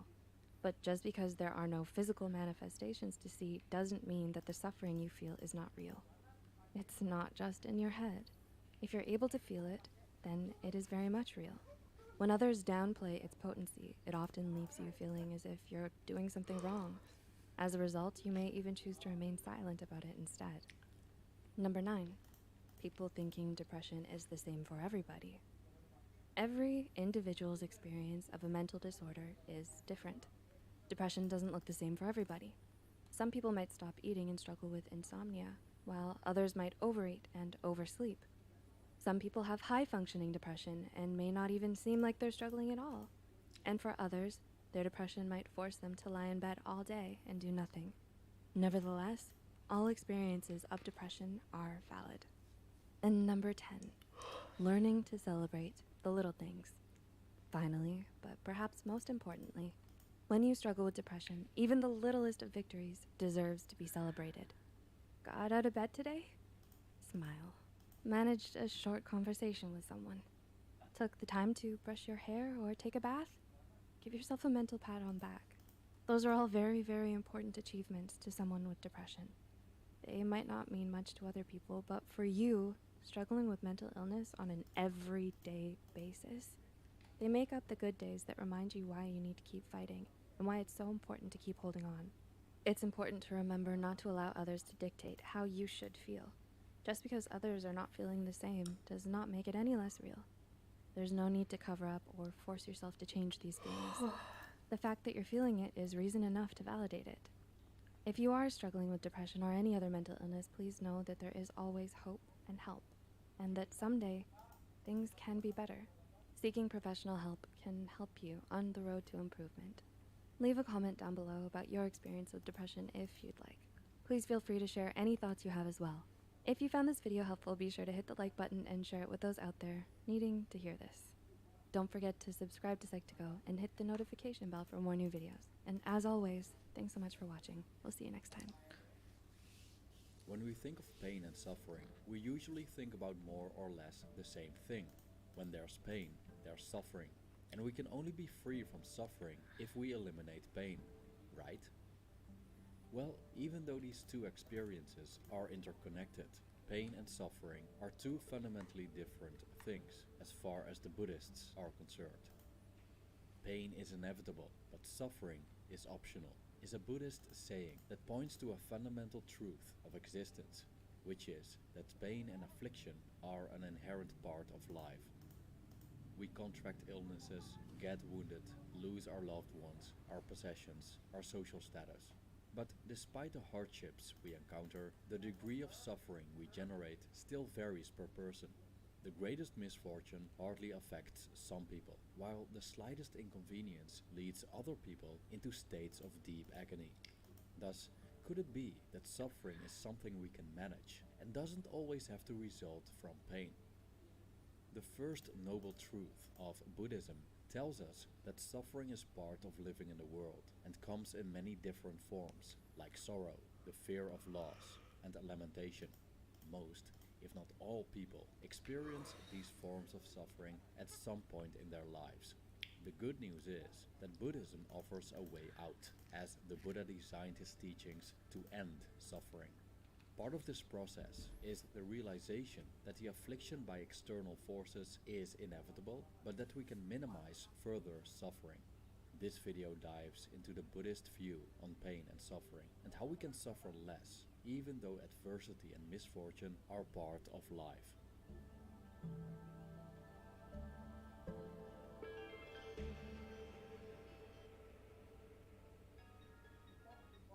As humans, we cannot escape the impermanent nature of life.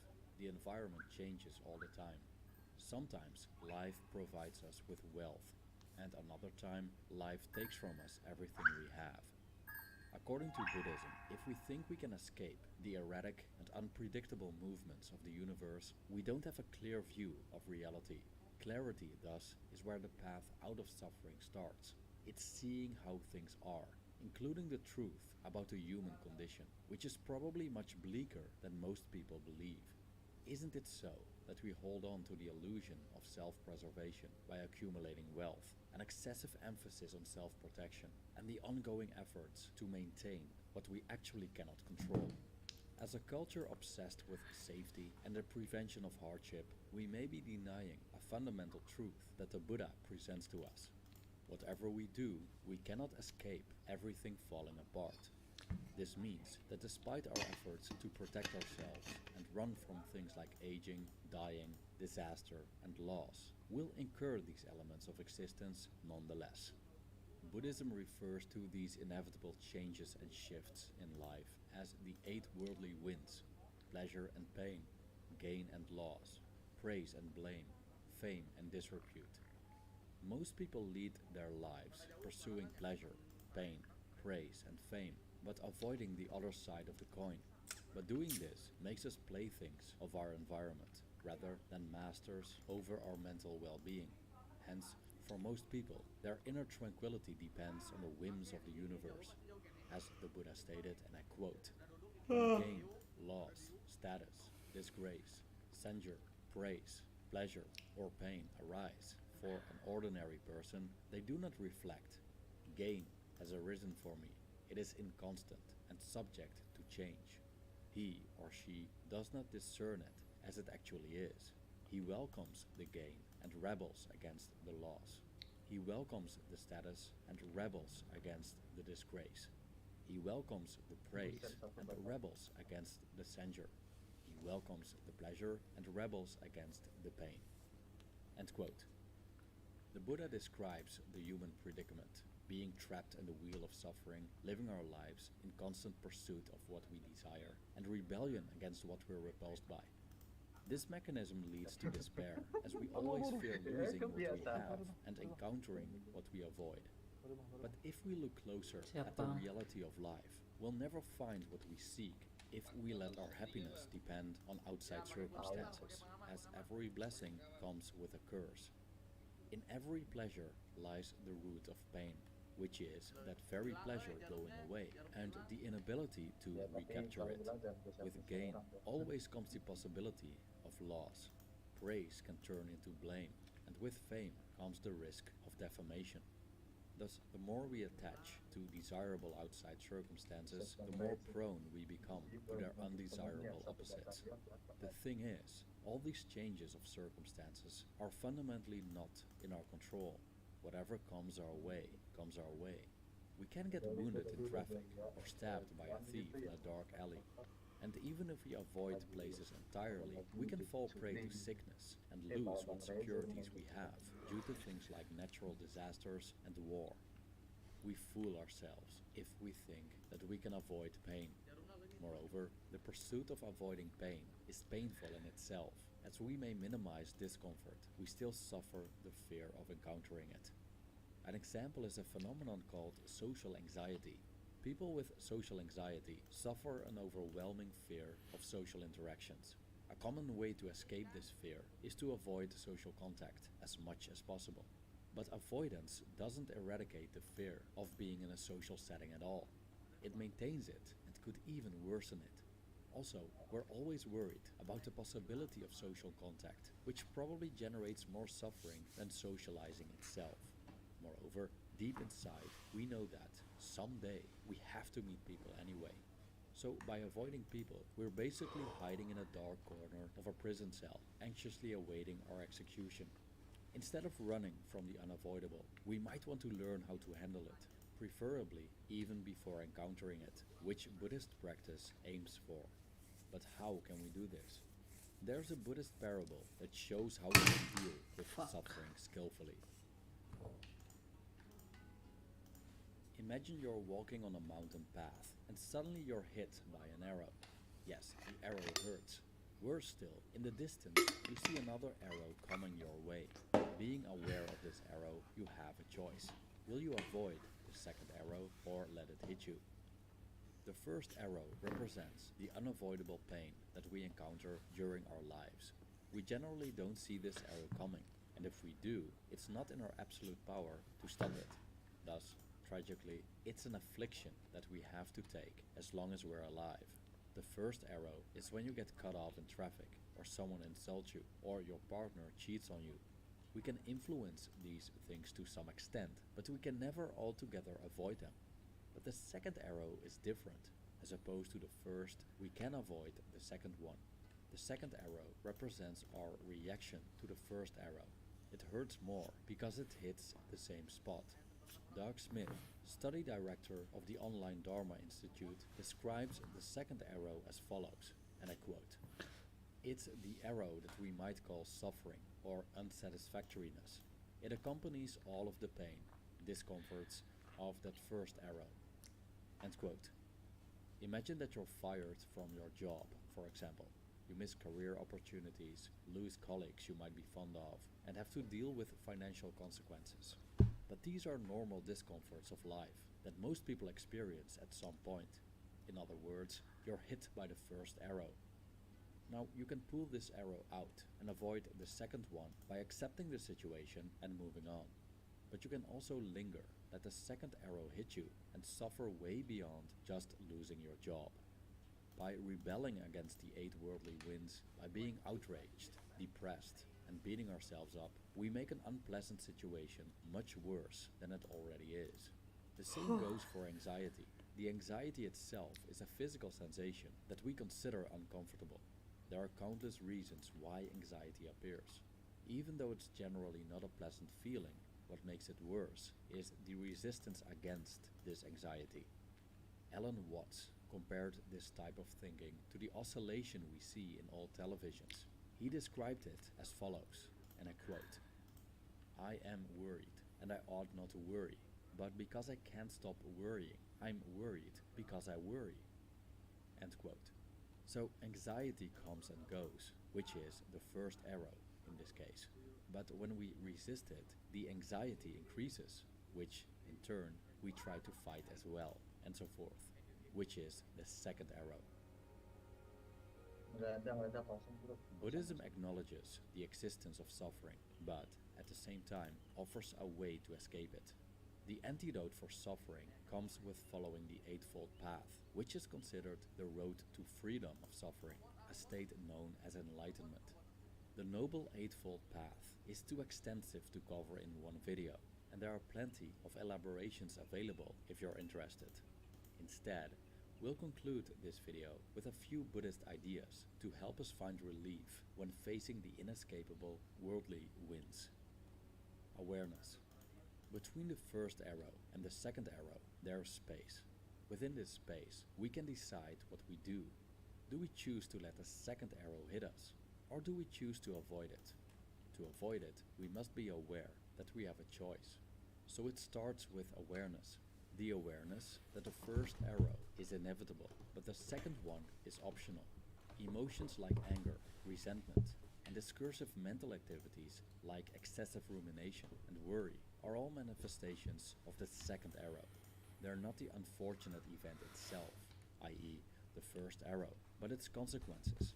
Whenever we catch ourselves upset over something, we can make an effort to let go of these thoughts and emotions. If we know this, we can shift the focus from the first to the second arrow, which we can do something about. In Buddhism, meditation and mindfulness are the keys to this awareness. By watching the inner landscape, we discover what's going on within ourselves and do the necessary work to rid ourselves of destructive mental states and avoid further suffering. We can only avoid the second arrow if we learn to see it coming, not clinging to an illusion. A cornerstone of Buddhist thought is the realization of impermanence. Hence, the term worldly winds is so effective as it illustrates the ongoing changes between pleasure and pain, gain and loss, etc. Nothing remains the same. As Alan Watts once stated, change is just another word for life. Clinging to pleasant circumstances is, therefore, a bad idea, as we're grasping for water. As soon as we think we have it, it already slipped through our fingers. If we demand the world to stay the same, we cling to an illusion and will be disappointed when the truth confronts us. This doesn't mean that we can't enjoy life. We can, as long as we see its transient nature as part of the bargain. As the Buddha stated, "The world is afflicted by death and decay. but the wise do not grieve, having realized the nature of the world. End quote. Sailing the worldly winds. When good times are fleeting and bad times are inevitable, why do we torture ourselves by clinging to the former and running from the latter? Why can't we just accept that what we enjoy at the moment will soon disappear, and that no matter where we hide and how far we run, misfortune will get us, no matter what? Instead of grasping or fighting the worldly winds, wouldn't it be better if we move along with them, skillfully? If we successfully sail the waves of impermanence, we'll never go under. Well-trained sailors can keep their boats afloat, even in the most aggressive, unpredictable weather conditions. So perhaps we could say that the Buddhist teachings benefit us in transforming from helpless floaters to skillful sailors. Thank you for watching.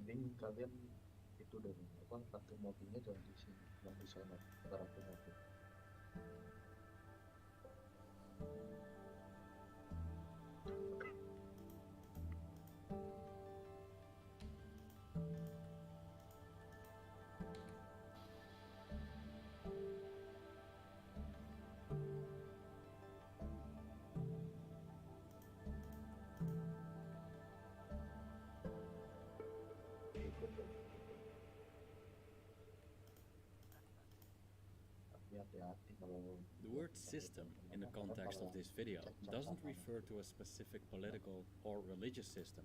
It relates to what seems to underlie it all, what brings about a plethora of human behaviors and mental states, like anger and anxiety, namely the very enslavement to the whims of our environment. When we look at the human condition, we notice that most of us are entirely controlled by a world outside of us. When we get what we want from it, we're happy. But when it's taken away from us, we're sad. The praise people give us uplifts us, but their dislike makes us miserable. The more we want something, the more we're willing to sacrifice to get it. And the more we oppose something, the higher the price we're ready to pay to avoid it. These chains of desire and aversion, love and hate, of like and dislike, leave us fearful and open to manipulation by shaming and blaming the appeal of large companies, political parties, cults, and other external forces that want something from us. And thus, the world governs us like a donkey rider with a carrot on a stick, which most of us follow from birth to death, like the obedient cattle we are. But what if we decide to reject the carrot?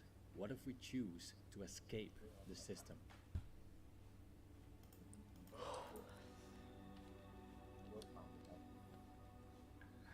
The ancient philosophy of Stoicism concerns itself with attaining freedom from the whims of the environment. We don't achieve freedom from the system by destroying our surroundings, though, as the external world is not at fault here. The universe does as it does, and even though we have some influence on it, we ultimately cannot command it. Like sunshine, rain, and wind strike a farmer's crops, the outside world imposes on us its inescapable conditions. These conditions themselves are not the system.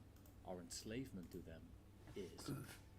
How come that the waves of fate so quickly sweep us away? How come that even the smallest of misfortunes and tiny bits of luck play our emotions like puppeteers? Stoic philosopher Epictetus explained it as follows, and I quote, "Men are disturbed not by things, but by the principles and notions which they form concerning things. Death, for instance, is not terrible, else it would have appeared so to Socrates. But the terror consists in our notion of death that is terrible. When, therefore, we are hindered, or disturbed, or grieved, let us never attribute it to others, but to ourselves, that is, to our own principles." End quote. The system works as long as we add fuel to it. The more we see tragedy and blessing in what's natural and beyond our control, the more fortune determines how we feel. Luckily, the Stoics provide us with wisdom to escape the system.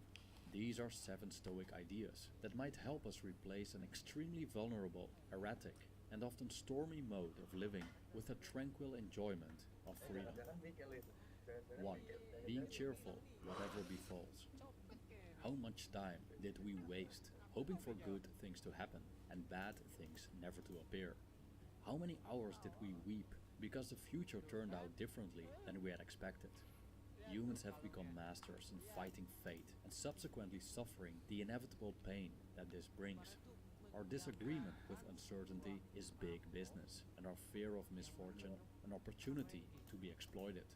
Many try to sell us promises for the future, like the illusion of safety, the protection of ourselves and loved ones, the prevention of encountering things we don't like. So, as slaves of our likes and dislikes, we try to trick fate by adjusting our environment to keep misfortune at bay. But we can't put locks on every door of life. We can't police reality's every street and alley. Despite the time, effort and money spent on protective measures, fate always wins. We, therefore, escape the system by accepting whatever comes, instead of paying dearly as a vain attempt to resist the inevitable. By doing so, we'll less likely let others capitalize on our fears, and will be less disturbed when misfortune occurs. As Seneca stated, and I quote, "Why then should we be angry? Why should we lament? We are prepared for our fate. Let nature deal as she will with her own bodies. Let us be cheerful whatever befalls, and stoutly reflect that it is not anything of our own that perishes." 2. Caring less about reputation. The Stoics regard reputation as a so-called preferred indifferent. It's nice to have, but you don't need it to be happy. Moreover, as is the case with anything external, reputation is ultimately beyond our control. Some people spend a lifetime building a good reputation for themselves, just to see it destroyed because of a single misstep. Others live lives of crime and complete disregard of their social standing, but suddenly gain fame and admiration by chance. Conclusion: reputation is as fickle as the wind. The more we care about a good standing, the more we become dependent on other people's opinions, which is unreliable. Moreover, if we care about the opinions of others, we will be open to manipulation and exploitation, and we become slaves to the environment. Epictetus argued that we should not let our desire for a good reputation stand in the way of our mental well-being. If necessary, we should accept things like shame, blame, exclusion, and ridicule if that allows us to purchase tranquility and freedom. The latter are within our control, and therefore uncontrolled by and independent of what other people think or say. 3. Learning to endure. Most of the time, when we're in an undesirable situation, we wish to escape it quickly. But this isn't always possible, and so we go on to complain and moan and feel bad about it, as we believe we're entitled to a better position. But we're ultimately not entitled to anything, and many times the best way to handle a situation is to endure it. How often have we deviated from our path, betrayed our morals, compromised our values, simply because we didn't want to endure pain? Pain is the mighty weapon that makes good people do bad things, or refraining from doing good things. Pain, then, remains a tool for control, and in our attempt to run from it, we run straight into the trap of those trying to control us. Thus, we're willing to exchange our freedom for a little less pain and discomfort. If we find it challenging to endure painful situations, we might want to turn to Marcus Aurelius. His meditations teach us that endurance isn't necessarily bad. Endurance can be a purpose, something beneficial to us, even if its consequence is death. I quote, "Everything that happens is either endurable or not. If it's endurable, then endure it. Stop complaining. If it's unendurable, then stop complaining. Your destruction will mean its end as well. Just remember, you can endure anything your mind can make endurable by treating it as in your interest to do so, in your interest or in your nature." End quote. We could compare this approach to Albert Camus' interpretation of the Greek mythological figure Sisyphus. The gods sentenced Sisyphus to push a rock uphill for eternity. His only path to liberation was to fully enjoy his fate, so that his punishment ceased to be a punishment. 4. Letting go of people. Strong attachments to people can have devastating consequences.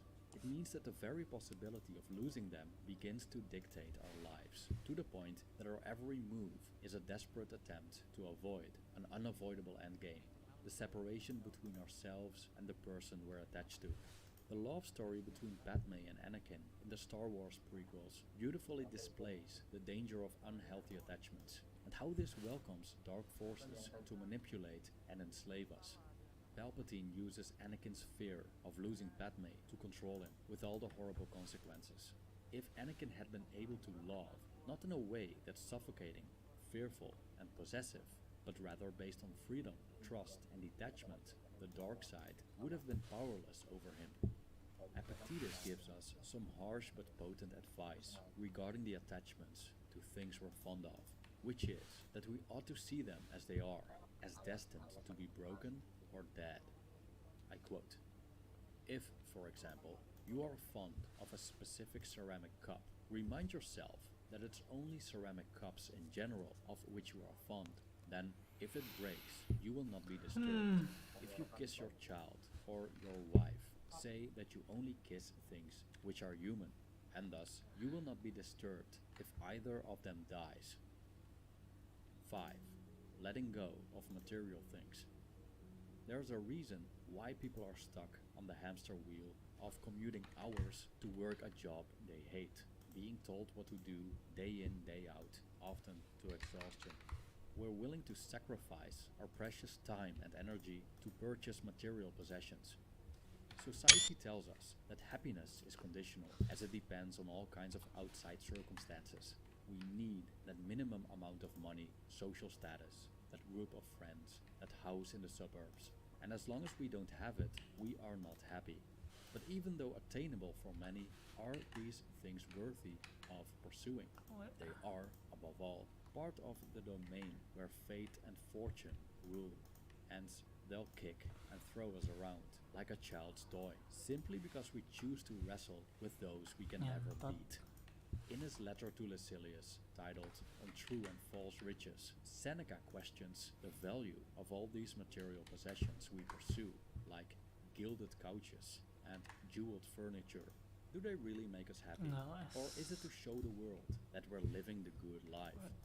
Seneca goes as far as to say that we should not let our happiness rely on anything outside of ourselves, from riches like gold and silver to even the most simple things like water and porridge. Doing so makes us independent of any external circumstance, no matter how trivial. Seneca argues that not a person over whom fortune has slight power, but a person over whom she has no power at all enjoys true freedom. He then refers to the words of his teacher Attalus, and I quote, "If you are willing to think often of these things, you will strive not to seem happy, but to be happy, and, in addition, to seem happy to yourself rather than to others." 6. Choosing our response. A typical reaction to people that provoke, insult, or in any way try to offend us is to answer with anger and hostility. Thus, the system gives other people the power to make us feel bad, as we let their behavior affect the way we act. But then, as with the quest for a good reputation, we tie our happiness to other people's actions. Jerks, toxic people, narcissists, psychopaths. These people roam the world like rain clouds, showering us with their malice, hoping that we'll suffer their wrath. But there's a choice. Or, as Viktor Frankl wrote, between stimulus and response, there's a space. In that space is our power to choose our response. In our response lies our growth and our freedom. Do we respond to these people with anger, fear, and hostility? Then we have handed them the key to our emotional faculties. But if we choose to be indifferent to them, they will only pollute the space around us, but not our hearts and minds, and thus they will not affect our freedom and our inner tranquility. The lesson here is that we're only slaves if we choose to be, or don't realize that we have a choice to be free. 7. Accepting death. Some people claim that the root of all fears is the fear of death. As is the case with the fear of pain, the fear of death can also dictate the way we live. The Stoics would argue that a virtuous life is much more important than a long life. We don't have anything to say about the latter, but we do have everything to say about the former as long as we're alive. if we fear death, we may end up living to avoid it, rather than living for life itself and making it great. When we live life to avoid death, we continually escape circumstances that contain the slightest threat and seek out circumstances that show us an illusion of safety. We become anxious sheep who follow any shepherd that promises us the light of another day. But no shepherd can save us from the inevitable consequence of life, the disintegration of what we deem ourselves and the return of our physical bodies to nature. It's futile to fear death, or worse, it's dangerous, as the fear of death might stop us from living bravely and virtuously. But death, so argues Marcus Aurelius, is too one of the things required by nature, like growth, maturity, the first gray hair. Everything comes and goes into existence and passes away. I quote, "So this is how a thoughtful person should await death, not with indifference, not with impatience, not with disdain, but simply viewing it as one of the things that happen to us. Now you anticipate the child's emergence from its mother's womb. That's how you should await the hour when your soul will emerge from its compartment." Thank you for watching.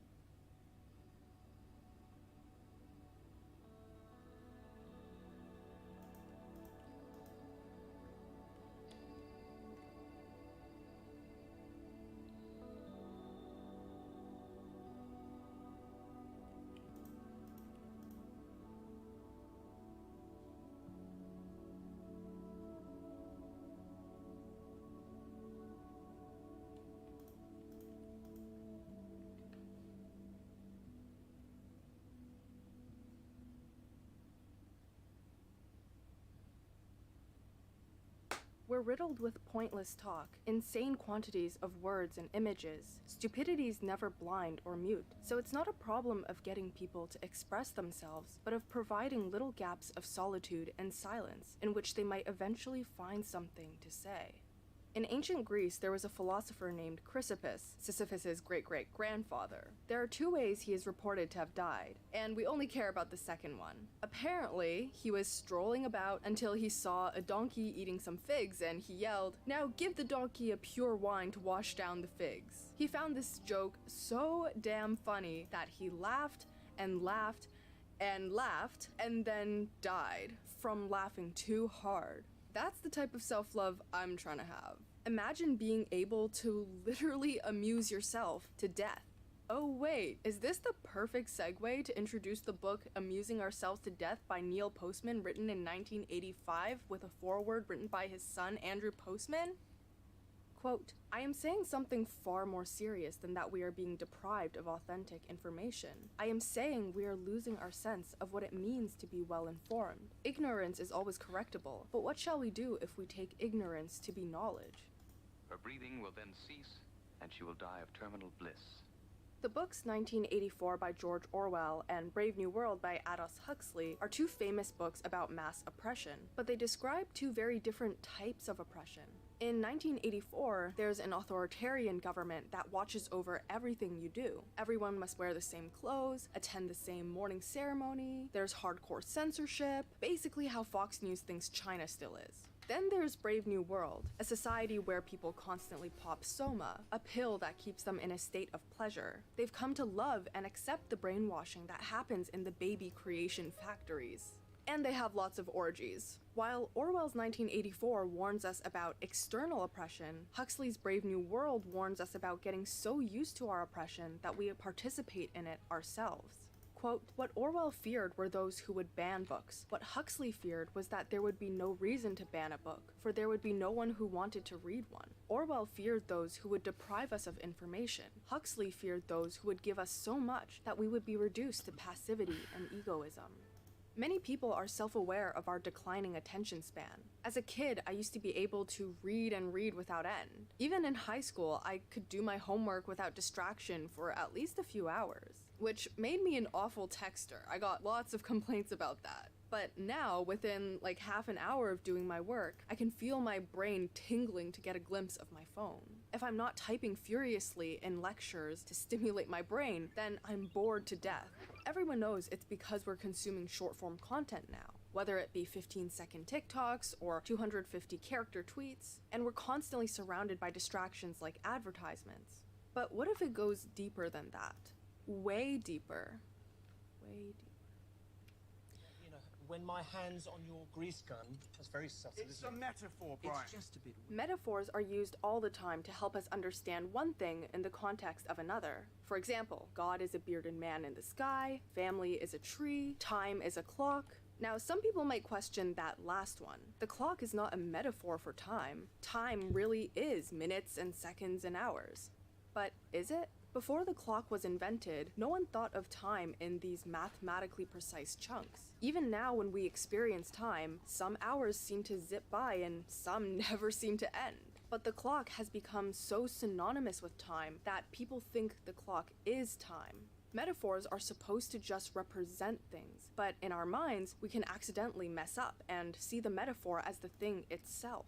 This is why media is so powerful. Media is a metaphor for communication. The book is a metaphor for knowledge. Music can be a metaphor for beauty. But media is so pervasive in our lives that we often mistake media as the thing that's being communicated. Whenever we watch a movie about love, it's a mere metaphor for love, but people end up thinking love just is this character's relationship. When we watch the news, it's a metaphor for knowledge, but many people now think the news just is knowledge, or perhaps even the truth. The dominant form of media in society shapes everything: how we communicate with each other, how we approach topics, and how we literally see the world. Quote, perhaps you are familiar with the old adage that says, to a man with a hammer, everything looks like a nail. We may extend that truism. To a person with a pencil, everything looks like a sentence. To a person with a TV camera, everything looks like an image. To a person with a computer, everything looks like data. A new medium is not just an upgraded version of the old thing. A car is not just a faster horse. A light bulb is not just a more advanced candle. It doesn't matter that they were built for the same purpose. They are completely different from one another because the fundamental form of these objects have changed. Similarly, the computer is not just an updated version of a typewriter. The television is not just a moving version of photography. Changes in the form of technology literally redefine language and public culture. The invention of the car didn't just make us move faster. It's revolutionized how we plan our cities, how much we value nature, how we express our social status, and has even become a sex symbol. The form of every medium predisposes it to be used in some ways and not in others. I need a fork. Hold on. I can use a fork as a knife if I tried hard enough, but its form makes it much more possible to use it for picking stuff up, not cutting things, even though I could if I wanted to. Blech. I am talking right now, and with my verbal words and sentences, I can convey pretty complex ideas. I can explain Hegel's dialectic, or tell you every single tiny step in the digestive system. But can I still do that if my form of communication was using a lighter? Maybe if you gave me 10 billion years to spell things out in Morse code, sure, but realistically, no, I can't. The form of a lighter excludes certain types of content from being communicable. But maybe the lighter is better suited for communicating other things, like danger, or I really miss the 2010s indie sleaze aesthetic. Thus, the main form of our communication methods will favor certain types of dominant content. I feel like a lot of people still think we live in a print society, so text like books and articles and just words in general are our main form of communication. But I feel like we're either saying bye-bye to print being the main player, or we already have said goodbye. What we more accurately exist in is a visual audio society. What did you say? Americans in the 1800s were pretty obsessed with conquering space. Hashtag colonizer core. They worked really hard to extend railroads and make them move faster, but still, how fast information could move was limited by how fast transportation was. Then came the telegraph. Suddenly, information was free from the bounds of space. It's like words could just float through the air from one line to another. With the telegraph, New York and Louisiana could both hear about an affair that happened in Texas in a matter of minutes, even though physically on land, New York is way farther from Texas than Louisiana, according to my very limited US geography. It created an interconnected country that was previously impossible. But this kind of caused a serious problem. People were like, whoa, I love not being able to wait. I just want to hear more and more right now.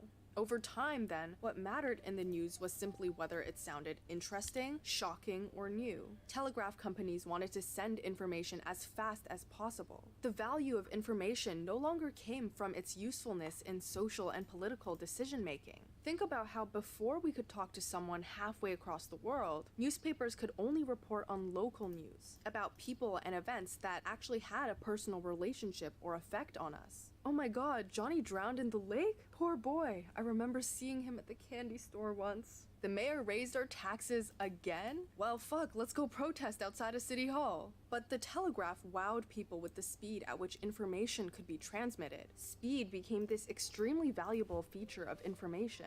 And so what mattered was how much information could be transported in the shortest amount of time. This began the true commodification of information as a thing. We clearly see this today with journalists fighting to be the first ones to write about breaking news. People on Twitter spreading the hottest gossip as quickly as possible, even when it's about the absolutely most irrelevant things ever. This causes a constant flow of information, and more information, and more information, until actually important information gets drowned out in a sea of irrelevance. To understand how irrelevant the information we consume has gotten, Postman asks some really good questions. How often does it occur that information provided to you on morning radio or television or in the morning newspaper causes you to alter your plans for the day, or to take some action you would not otherwise have taken, or provides insight into some problem you are required to solve? Does learning about which latest celebrity got a botched nose job actually affect how we live our day-to-day lives? How many people, after reading about earthquakes and wars in a completely different continent, actually take any action to help? A man in Maine and a man in Texas could converse, but not about anything either of them knew or cared very much about. The Telegraph may have made the country into one neighborhood, but it was populated by strangers who knew nothing but the most superficial facts about each other. These things give us something to talk about and to feel opinionated on, but most of the information we receive is solely for consumption. Rarely does it prompt action. Everything became everyone's business. For the first time, we were sent information which answered no question we had asked, and which, in any case, did not permit the right of reply.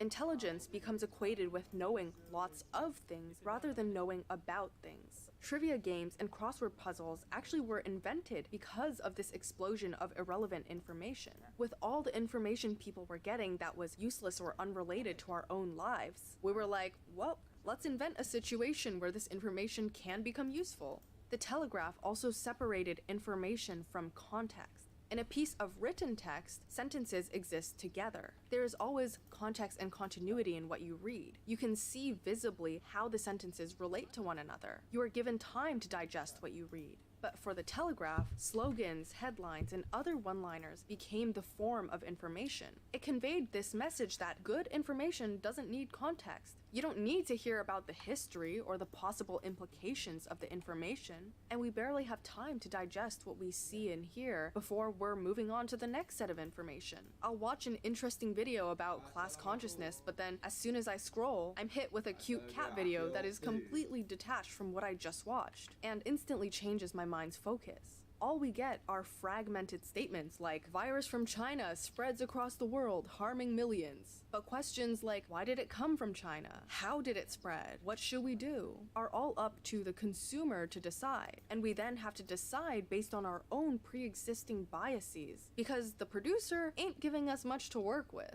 I think this is what causes a lot of conflict online. We fight over what things mean because they're given to us without context. The lack of nuance I often see on TikTok is dangerous. Like, stop telling people, here are 2 reasons why your boyfriend can never ever love you, and then not explain the reasons at all. I saw someone say that Gen Z makes fun of boomers for believing everything they see on Facebook, but we literally believe everything we see on TikTok? And, like, I'm sorry, but that is so true for some of you. Not every statement someone says with confidence is true. Constantly seeing things communicated to us in a visual format is also very different from a print society. Before, people were known for what they wrote. When you said the name President John Tyler, Americans would think of his written work or his oral speech. The early presidents of America could walk down the streets without anyone recognizing them, because no one gave two shits about what they looked like. Visual imagery wasn't the dominant form of communication, so as hard as it is to believe today, pictures weren't seen as the best representation of people. Now though, when you say the names Donald Trump, Jimmy Carter, even scientists like Albert Einstein, a picture of them pops into our minds, even if their appearance is totally unrelated to what they do. Of course, photos and pictures existed long ago, but to say we live in a visual audio society is to say that photos and videos are replacing written text as our main method of understanding and constructing reality.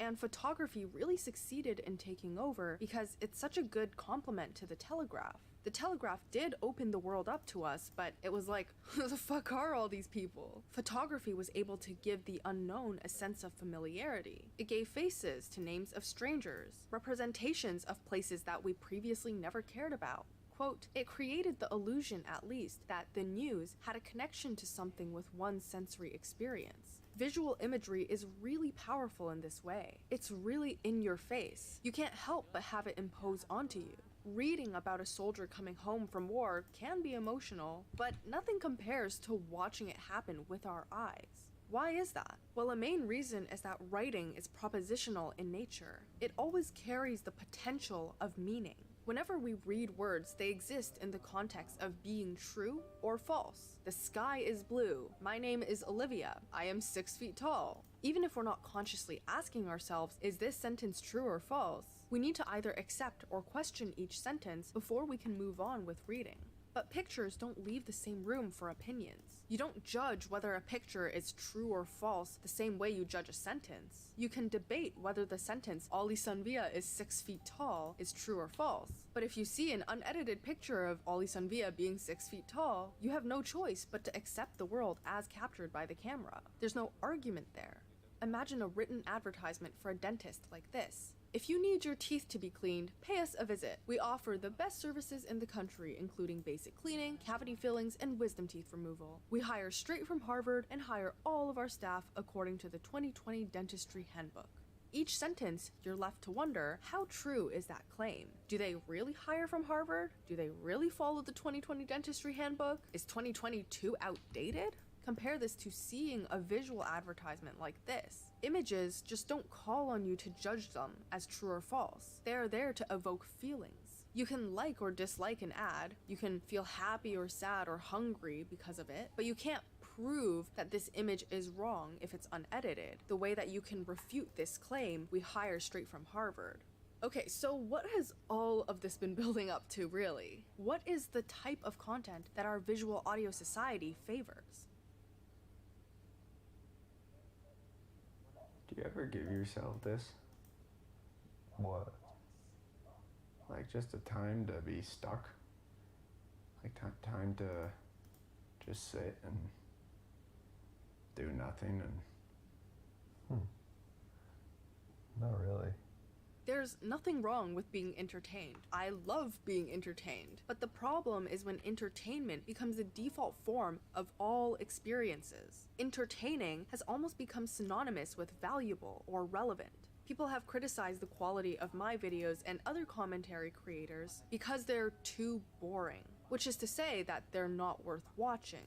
But I've never really felt that offended by comments like that. I think a lot of learning we do is not supposed to humor us or cause some rush of dopamine. But unfortunately, there's become a natural expectation of entertainment in every aspect of experience. Court trials about awful cases like rape and murder have been televised for people's entertainment. They're made to be so dramatic such that it feels like a soap opera. After presidential speeches or debates, news companies love to hinge on jokes or witty one-liners said by candidates, rather than the quality and accuracy of any of the real politics. Listen, are you in favor of law and order? I'm in favor of law. You followed Are you in it and a little favor bit of of law and order? Go ahead. The news is especially a great example of how entertainment is just assumed to be the form.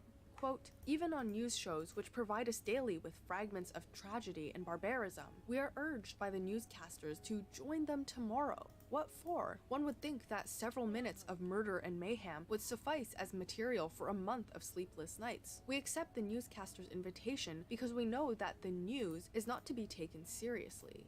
News shows make sure they pick decent-looking people, conventionally attractive if possible, with good chemistry. Music opens and closes the show, making the news seem more like a film or a play rather than information about the real world. When we watch the news, a lot of stories get reduced to less than a minute. The quick pace of it all prohibits any real act of thinking.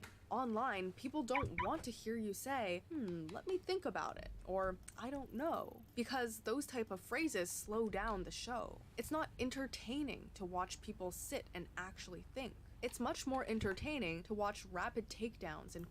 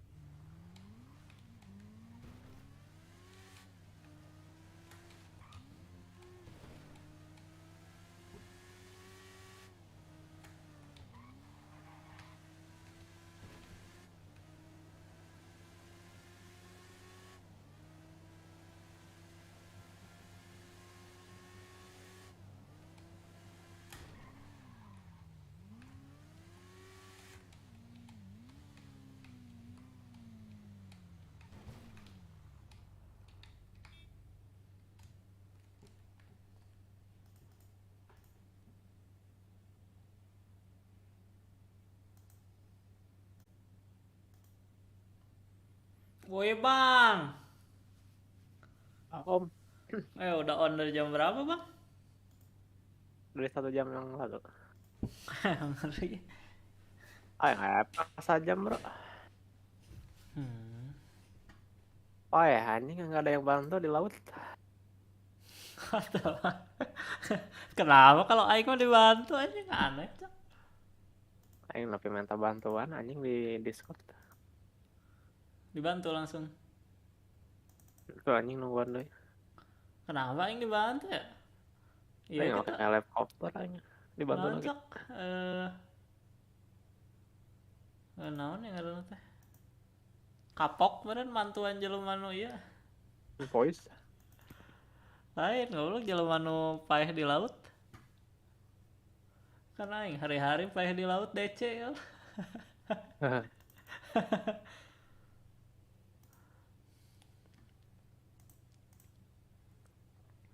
Pakai helikopter anjing.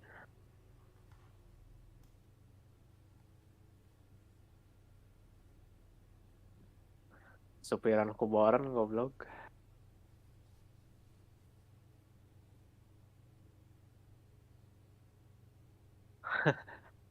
Yang seri anjing.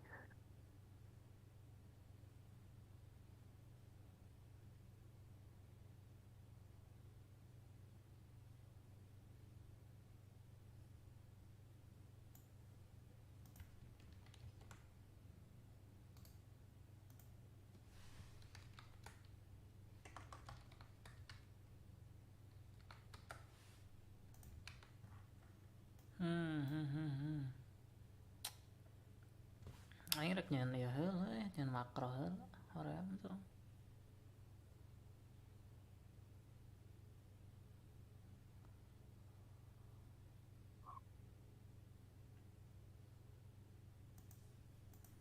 Auto tanam GTA auto tanam mana auto tanam auto satu. Kenapa kalau mencet alt mati ya?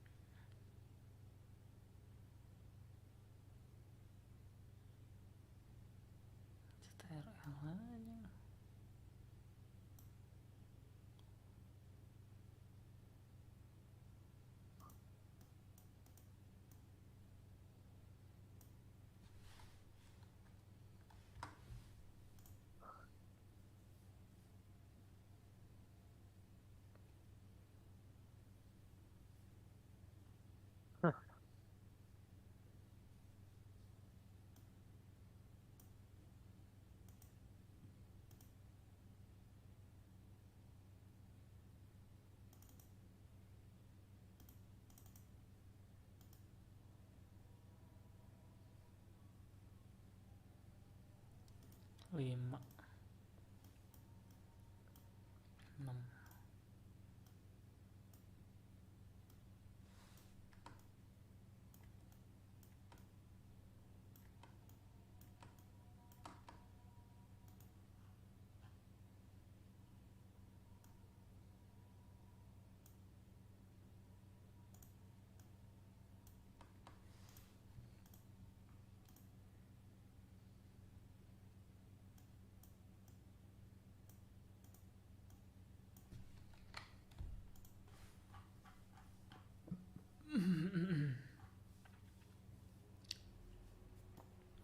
rela dah.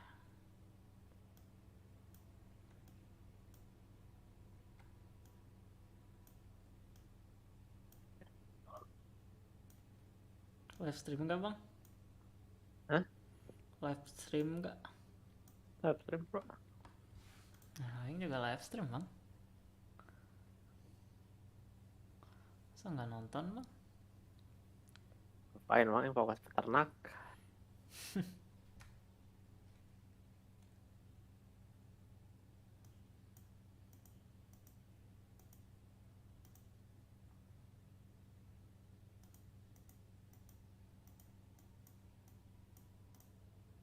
Sendiri ini tertanakan.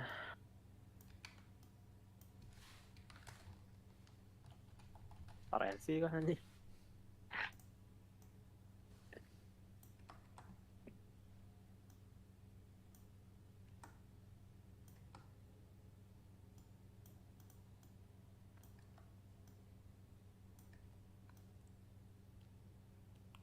Yang kemarin udah jual tai bro, laku bro. Berapa bang? 410 bang harganya satu.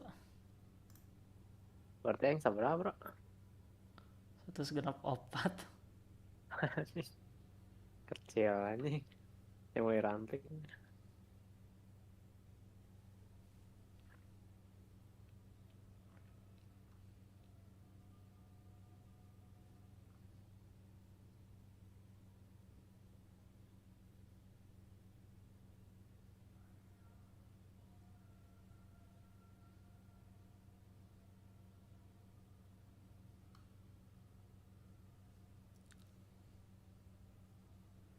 Resolusi layar tuh gimana sih? 19 ya, 1920 gitu bang. 980.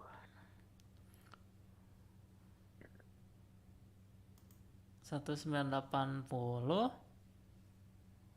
kali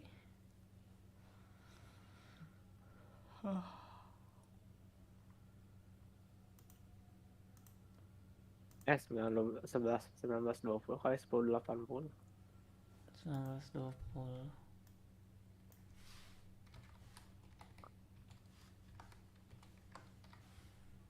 1080. Oke. Tapi kayaknya nggak kuat sih kalau segitu. Segimana ya kira-kira? Dia goblok ya pesaing.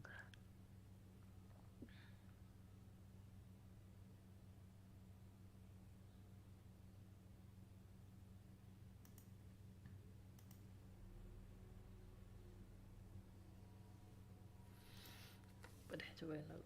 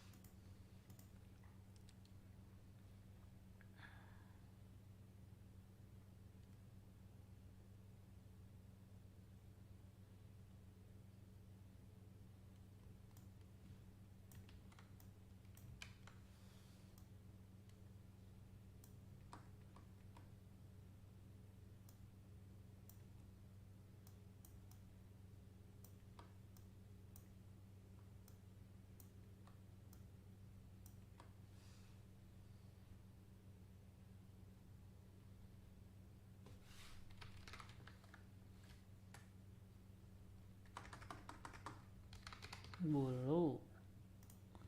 Tamatnya bulu ya bang?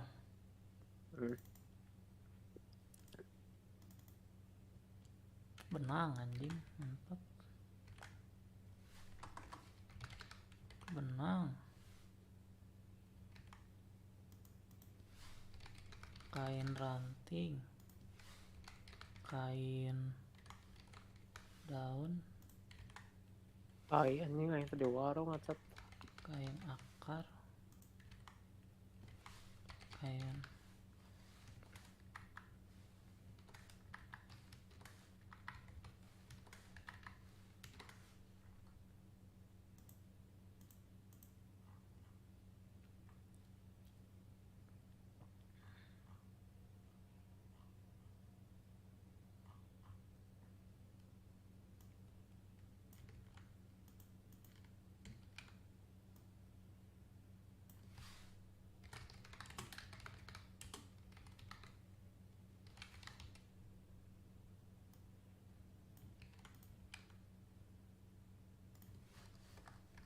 auto jahit.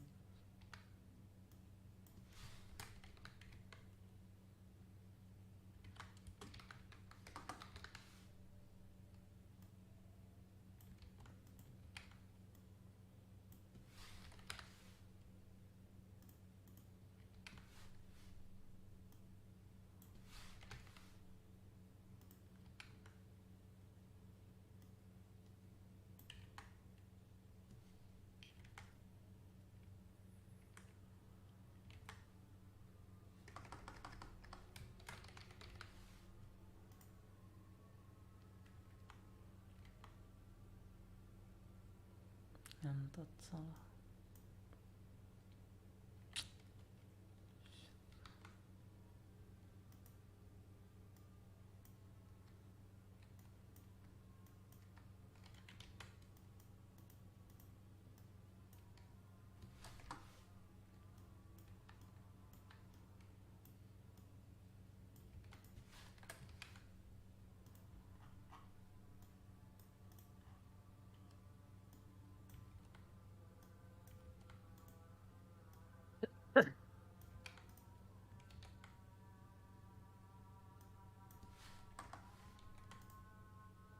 Masih ada kuning ya.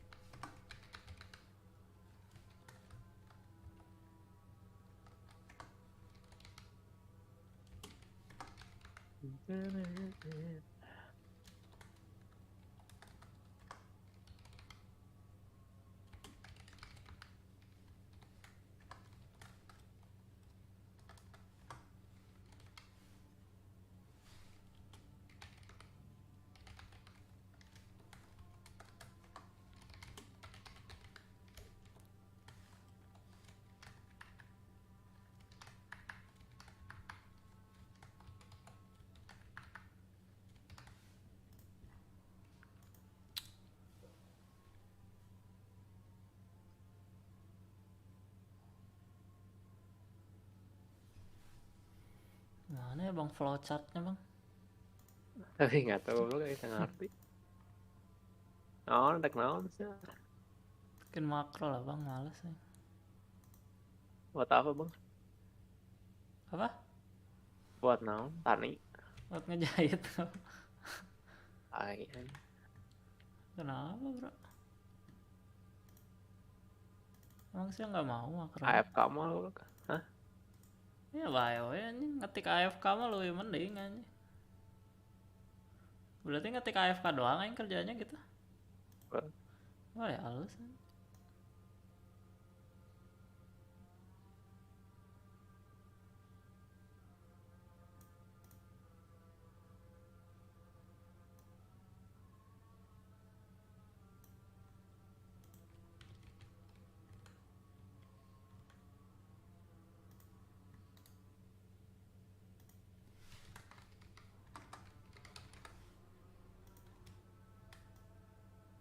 Anjing.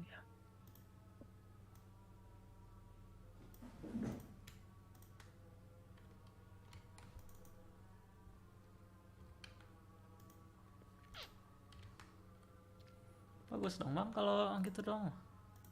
Jet bang. Jelas om. If removed kayaknya. Wah ya caranya lupa ya. Udah lama. Oh ini if locket.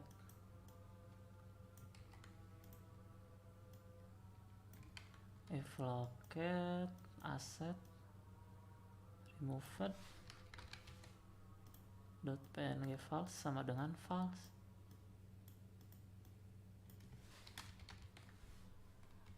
Bingo.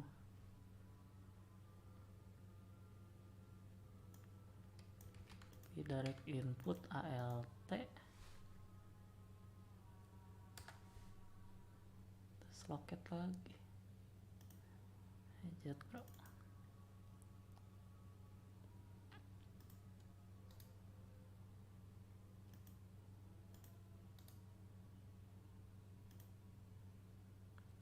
Proses. Wah. Iya lu.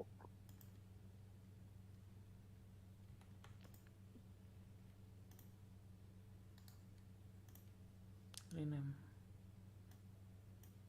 Nyantok. Proses.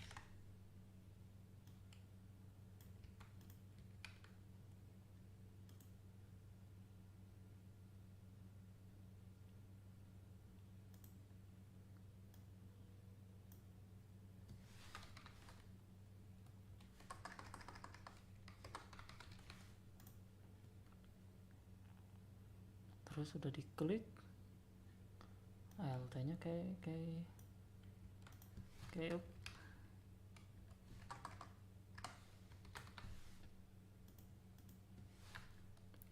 itu. Terus klik benang.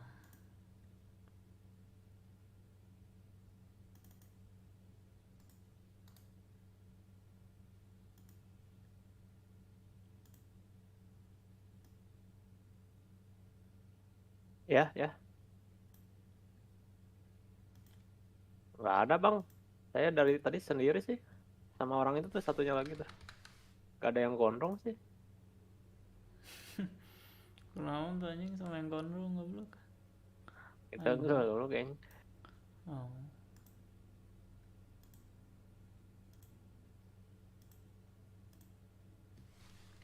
Yang gondrong kah? Anjing naik motor butut. Ini naik motor apa sih nih?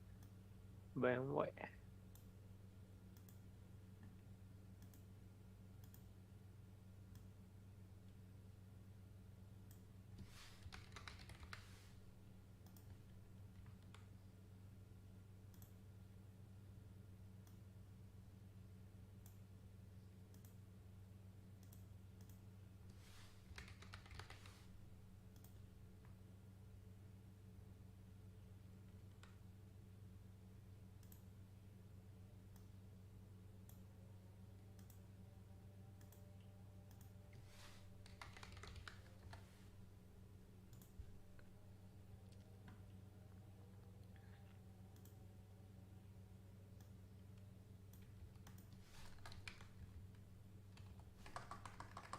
Benang. Terus udah gitu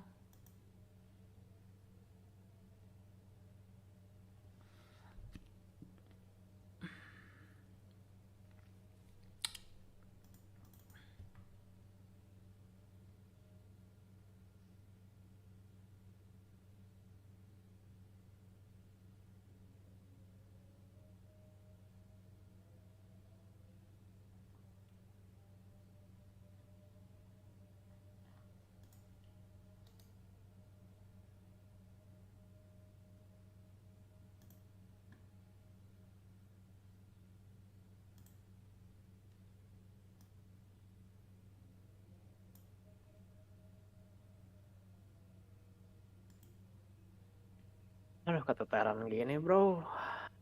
Terlalu banyak ayamnya.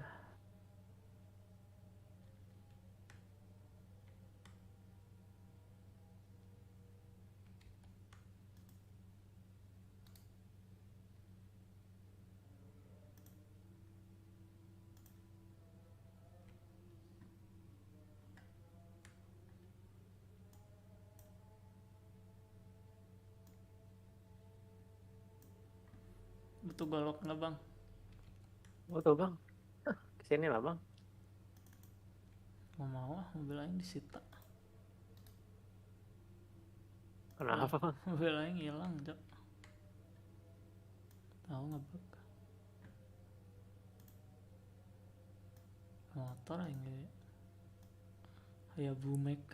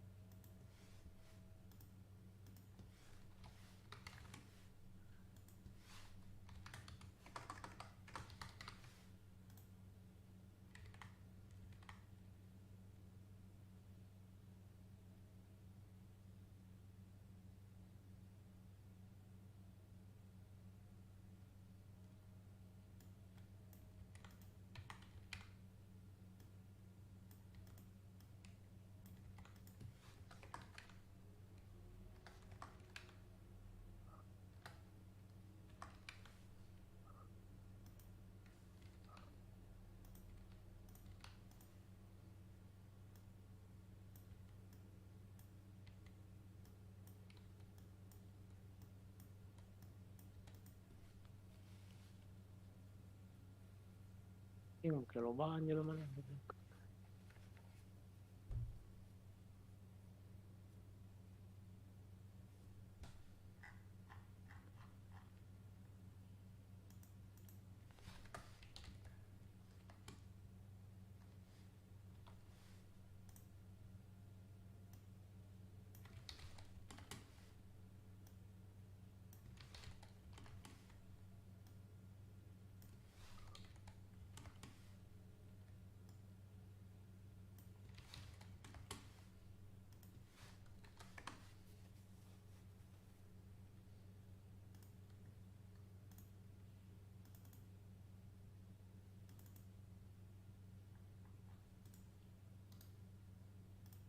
Gimana bro makronya? Ngomong belum jadi. Anjing kabur lah.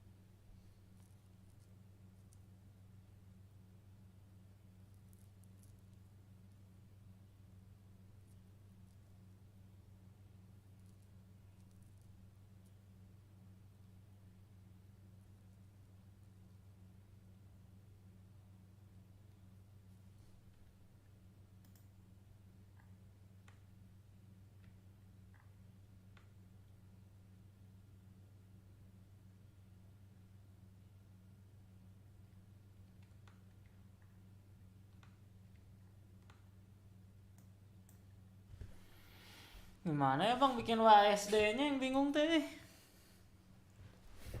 Hah? WASD-nya anu mencet teh kan? Itu yang bingung yang gimana bikinnya? Analog. Heeh anjing. Soalnya beda-beda anjing tiap dia kan. Oh ya anjing di parahan kabeh. Sehingga baik.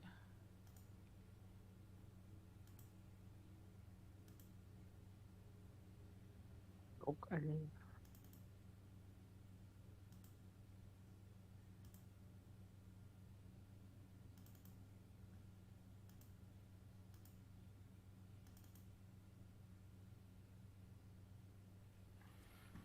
Nah, baiklah testing anjing aduh.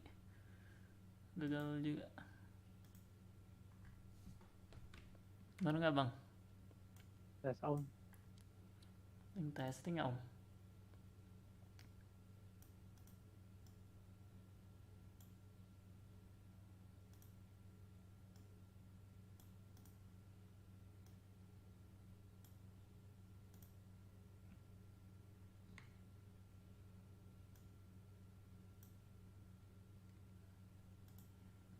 Nah, segini kayaknya cukup.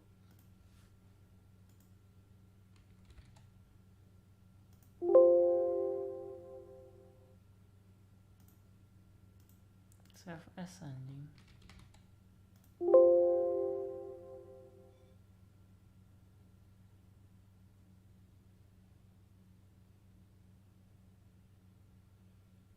Ini transparency wheels.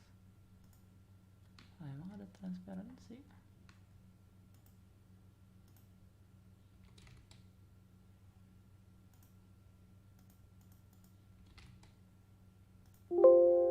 Goblok dicokot anjing. Orangnya season.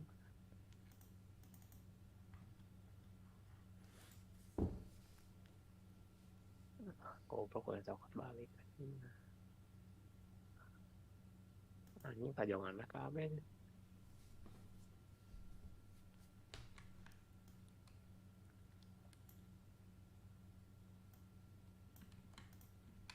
Hampir 200 ini.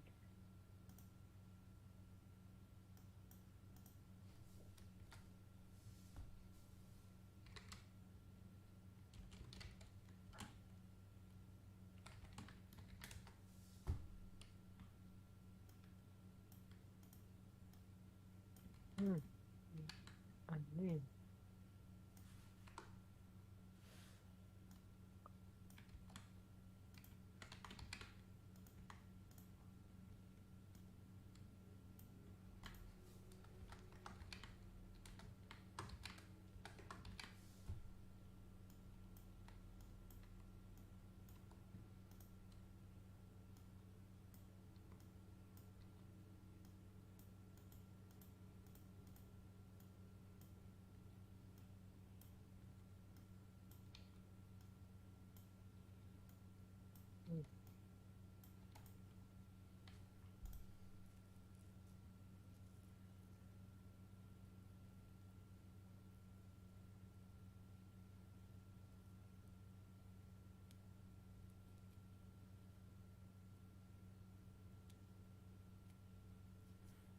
Jadi bro.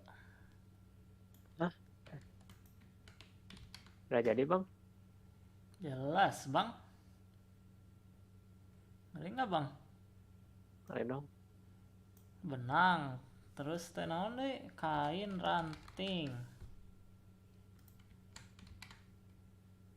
Ya testing ini baru buka.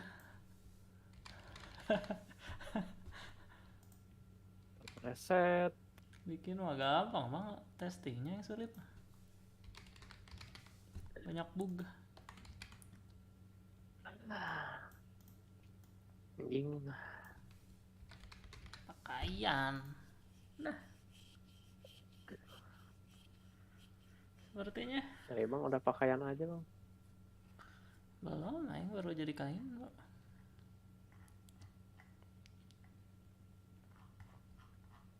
Ini keyboardnya kah? Hanya bikin makro. Ya anjing, gak kuat bang. Memang sih kuat. Anjing. Kuat bang. Strong. Soft strong. Anjing. Aduh kali ya.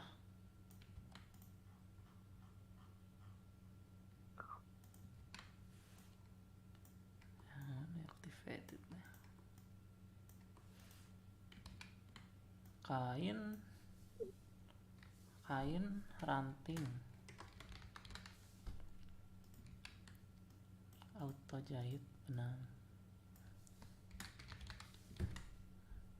Nice. Asetnya kopiin dulu bang.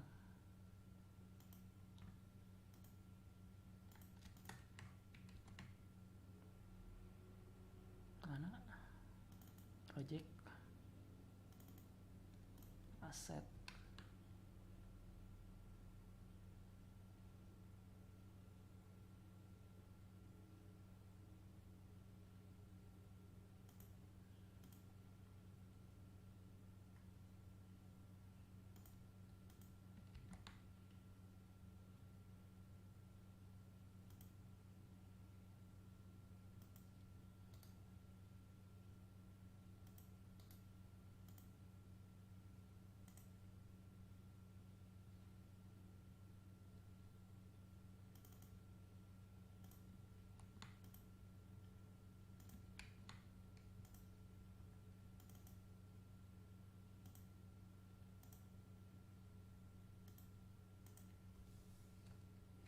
PY Apa bang?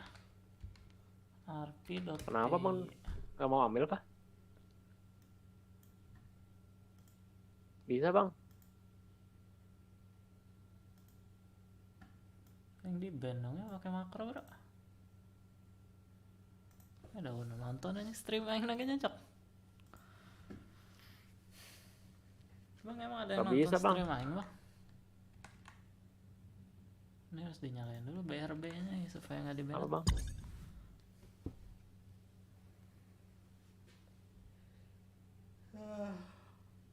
Woi bang, lagi di mana nih bang?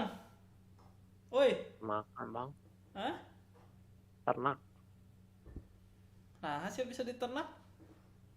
Kenapa emang? Caranya kumaha?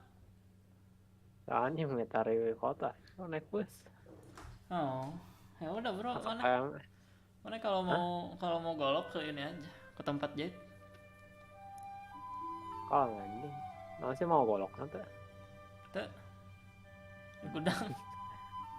Nangga sia ka gudang, kayak ka gudang. Kalau enggak kita mau naon ke gudang nasi. Dari lakayana kan 1000 nya. Rek 400 we. 427.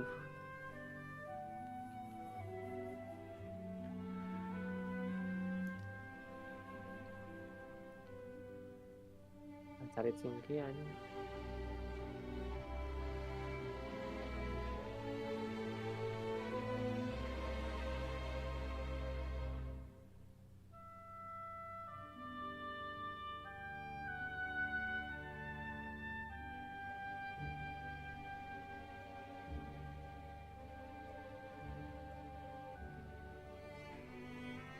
Jangan lupa kopdut bang, nanti pingsan.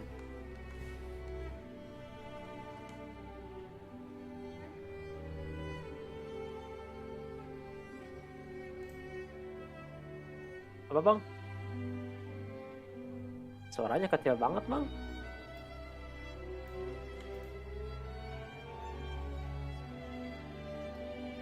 Udah bang.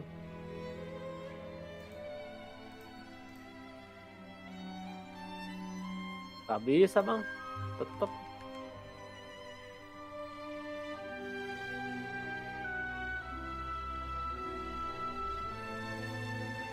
Pas bang, ya bang. Goblok mana tuh lagi barengan nyepat. Cari kelabang kah? Bang. Woi bang. Bang. What the fuck, mabok.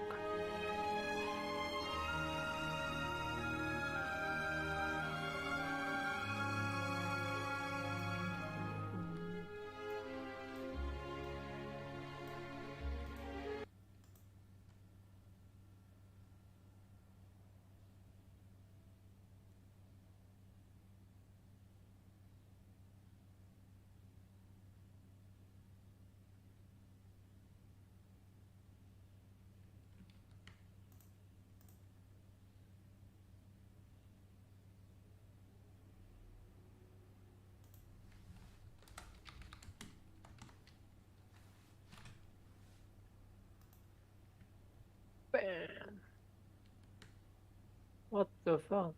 Malah pergi ayamnya.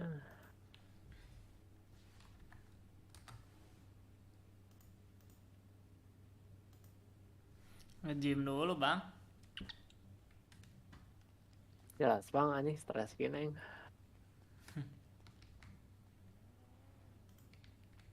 Goblok udah cokot ayam main goblok sih ya bor. Masak karena makan bro.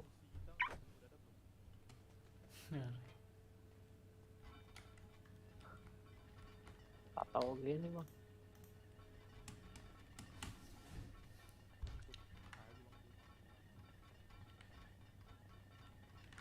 Alt is present mulu anjing.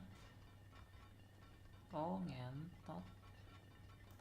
Ngeditnya malah yang di situ. Kalau lu iya. Ini mau motor atau mobil kan bisa dipakai.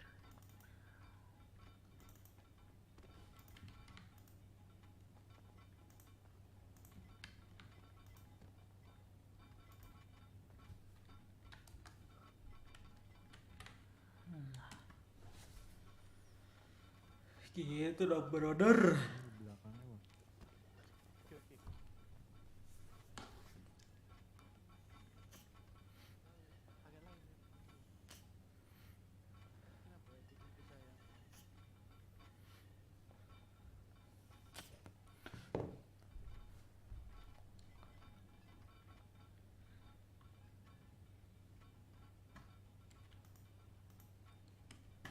Auto yoga gitu bang. KW auto aja.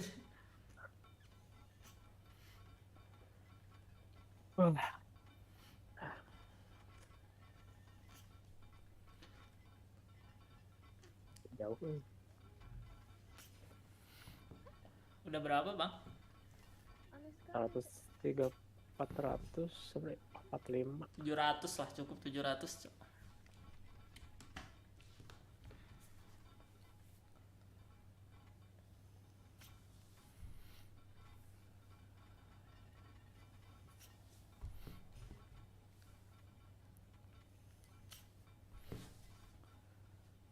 Woi bro, nomor kantong saya sabar bro. Naik naon bang? Saya mau HP tuh. Nomor kantong saya sabar. 28008. Yang nyobaan transfer bisa tuh ya. Transfer 1.000 dulu. Berapa? 28? 09. Transfer 1.000.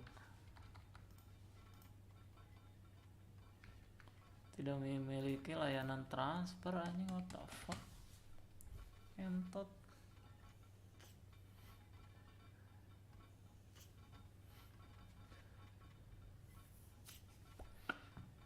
Mau transfer aja harus top up cok, parah.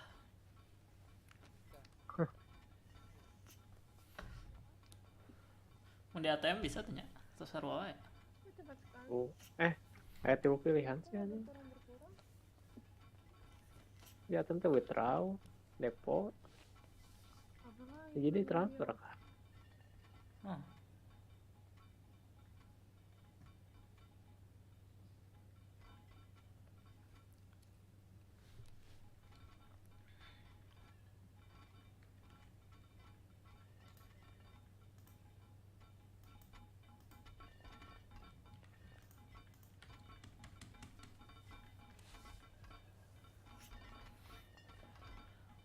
$500 bang. Besok kerja apa pak? Siang, ayeuna siang.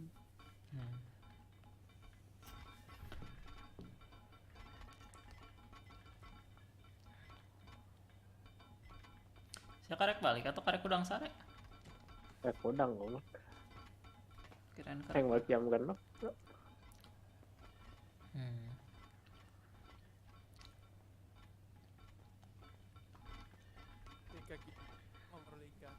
Bang ternyata 1.000 nggak cukup bang. 1.000 naon? Buat trading? 1.000 naon? 1.000. 1.000 rupiah. 1.000 dolar.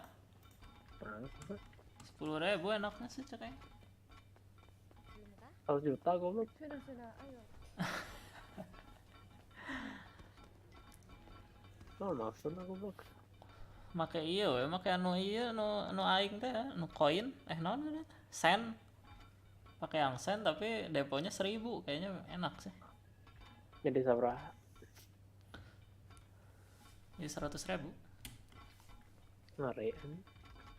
Supaya enak aja ininya ngatur lotnya, soalnya hese nya amun duit seletik ting lotnya tuh bisa leutik kan maksimal 0,0 hiji aja. Aing nama bisa 0,0 hiji 5 gitu, 0 hiji 7 misal. Jadi lebih spesifik kok.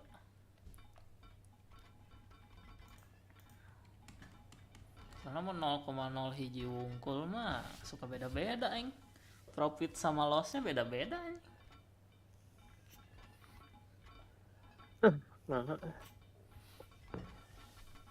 Ya itu kan misalnya cut loss aing teh berapa gitu, berapa pip, sedangkan si lot nate kudu nate 0,339 misalnya 0,38, tapi kan aing nggak bisanya 0,3 atau 0,4, 0,03 atau 0,04, kuduna 0,038 gitu.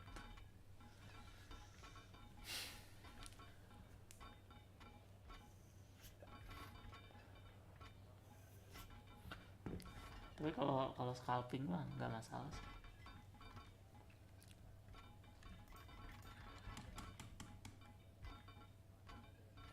Jimek mah kan scalping kok deh bang. Ya bro.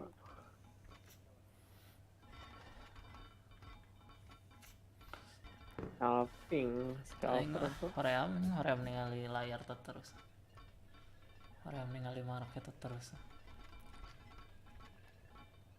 Goblok dipayang kabel anjing.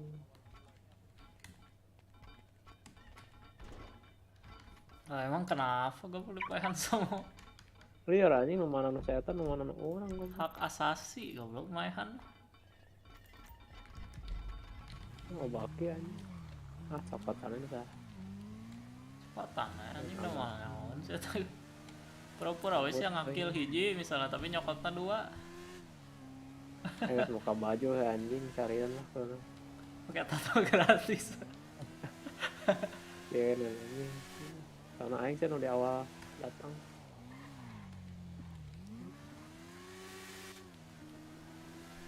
Aduh, jelmana neo tuh mau neo mah pasti sarieun.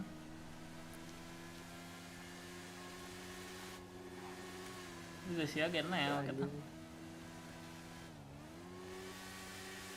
Lain neo. Nih ngari veteran kah? Veteran ternak anjing. Anjing neo iya. Iya gitu. Neo. Anjing neo kabeh kan. Pastilah anjing jadi ternak kan pasti neo. Mana ternak. Ngentot.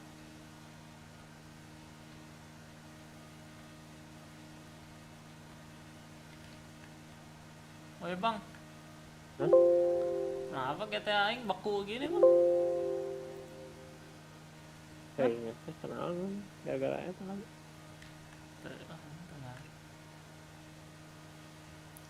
Udah anjing motor aing hilang, udah malas anjing mana guys?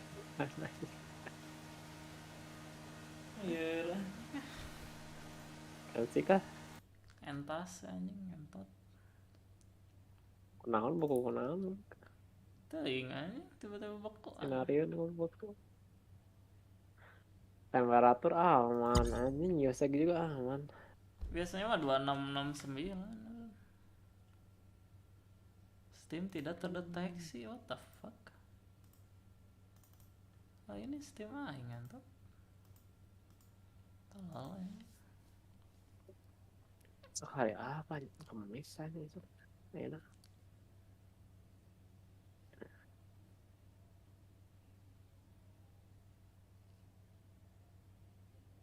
Ini ngerompol di mid KB goblok.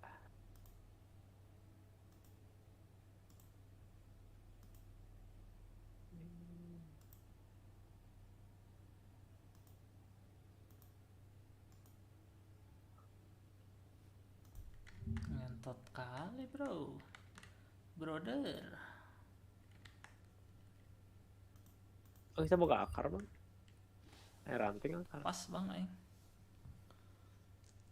Mali di mana bang? Waduh ini di tukang tani anjing 150-an hiji anjing.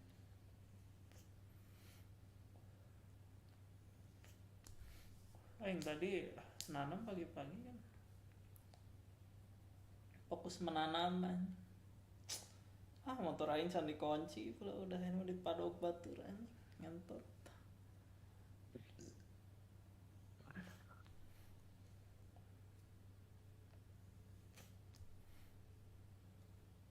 Kok kebakar gini ya rasanya? Habis liquidnya bang. Tesan brother.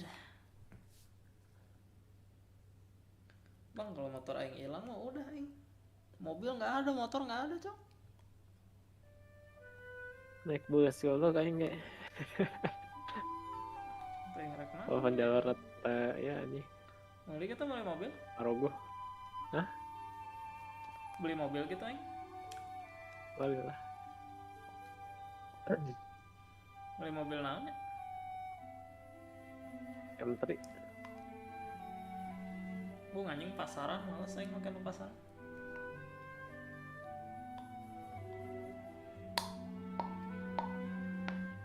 Mending beli Pajero cok, halus cok.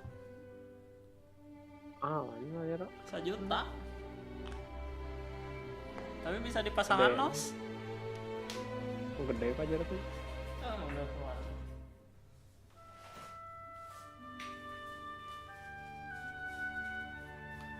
Yang bisa dipasang los yang paling murah Pajero doang nih. Apa terus Evo 2,1. Terus nanti mobil nu hasia hayang teh GTR 3,1.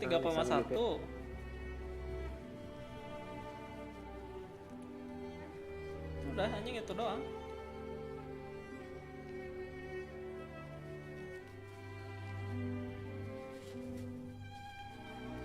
Oh misalkan mobil aing kan isian barang-barang ya. Terus aing DC anjing. Mobilnya di padong. Atau di padoget. Leungit. Si asupkeun garasi ge leungit barang-barang. Ai anjing. Nanaonan asupkeun barang-barang ka mobil. Teh kan masak aya ieu teh nu panitia dialasupkeun ka mobil. Teu anjing ayeuna. Hah? Ayeuna mah teu kudu. Soalnya enteng ya mah bahan-bahan tani. Kapan baheula mah karek nanam sakedeung geus pinuh kantong. Ayeuna mah enteng. Soalnya ayeuna mah kantong urang teh 500 kilo. Sedangkan baheula mah kantong urang teh cuma berapa kilo ya? 50 gitu. Yah, motor aing mana, brother? Ngentot anjing. Padahukah anjing ku bus anjing. Kalau geus sabarada detik anjing geus padog deui. Ngentot lah. Aya mata-mata kah anjing. Gak ada cok, hilang cok motor. Dah anjing malas aing mainnya juga.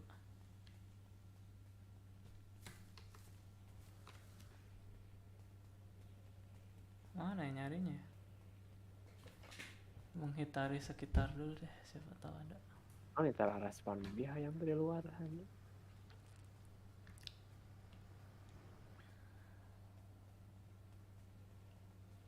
Masa motor aing maju terus sampai depan gitu?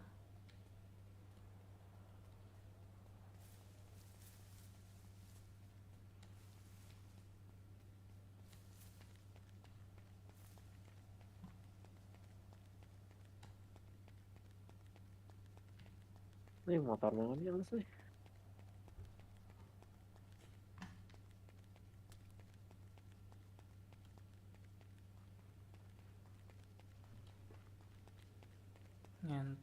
Ngentot hilang, bro. Bang, jangan lupa kopdut, Bang. Takut pingsan, Bang. Jangan lupa kopdut.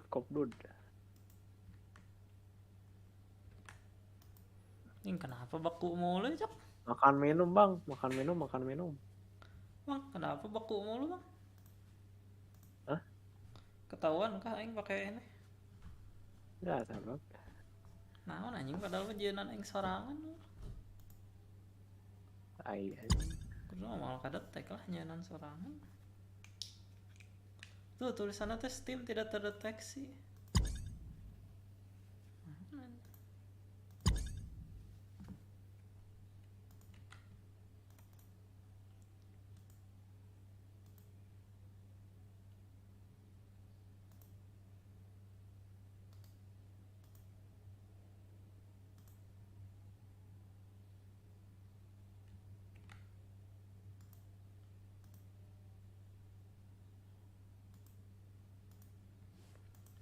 Steam tidak terdeteksi, bro. Start lah, Bang. Ya bang, beku mulu bang, aneh bang. Kesek bang. Oh ya, GG nih. Ngentot Ini mah GTA-nya. Saing beku 2 kali di situ nih.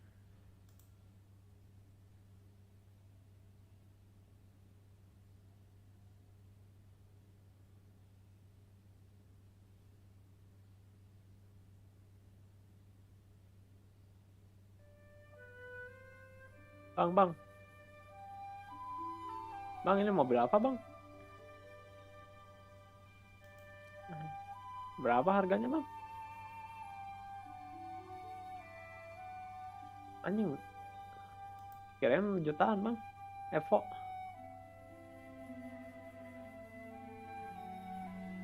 Oh bahaya bro.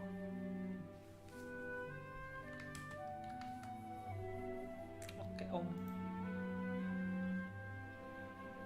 Oke. Jual itu. Eka. Gimana bang? Bisa nggak bang? Ya percuma aing main juga goblok, nggak ada anjing kendaraan aing. Kemana cok? Ternyata bisa login. Ini kenapa baku 2 kali cok, aneh cok.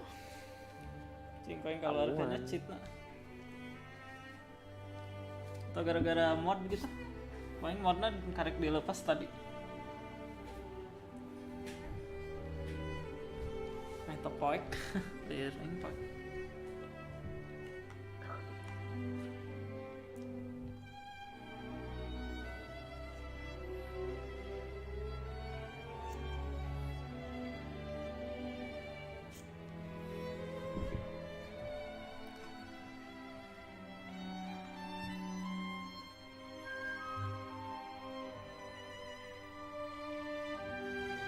Abang terebe ya kan dia. Minum.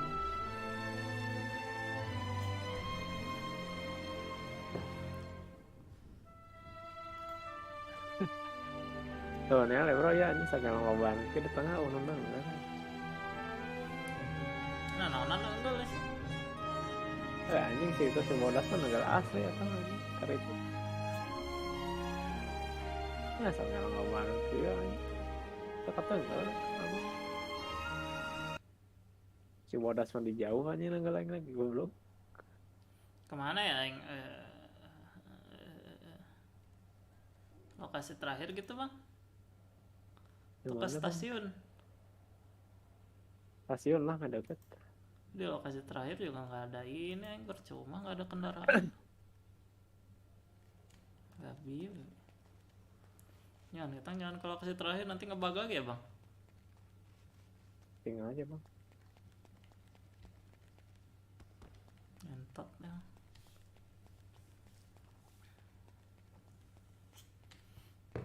Harus install ulang pipe.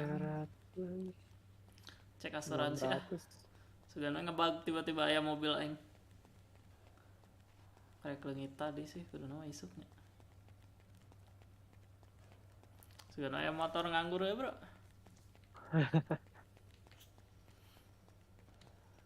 Lumayan apa tapi dah.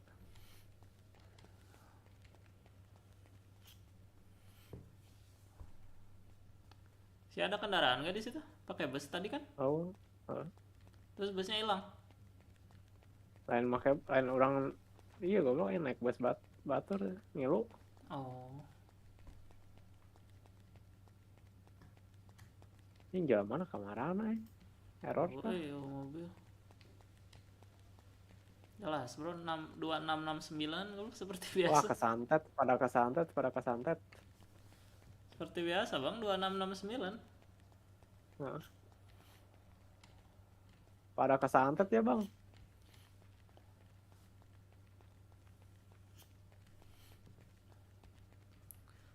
Beli Pajero gitu bang? Gas bro. Dapat Pajero di Martin.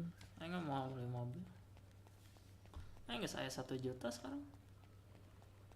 Well, yang di mana bro? Jualan tani jeung tai. Saya nggak jual tani menang 500.000 mer. Ngeri bang. Jualan mentahan 400 lah kayaknya 400. Ngejual ini juga 400. Jual tai. Wah, ini kan ada sih ada itu. Ini 1 juta. 1 juta sabar ya. 1 juta 3 hiji. Duit Gmax 160 nya, berarti 800 duitnya.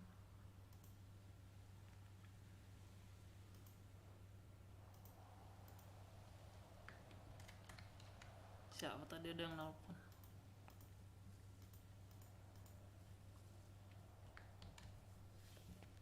Ini ada bus bro. Bus batur. Bus kesantet nih bang. Kesantet ini orangnya nggak ada. Anjing bana bucat kabeh what the ban bisa bucat kabeh gitu dibegal juga kabur dibegal kabur aja ya cek aing dibegal menurut tuh ya atau anjing lebar goblok bus teh sekali gajian mahal dari tengah jalan anjing pertengahan udah capek terus di Paleto cong geus tare finish ya kan tinggal balik deui di Paleto mah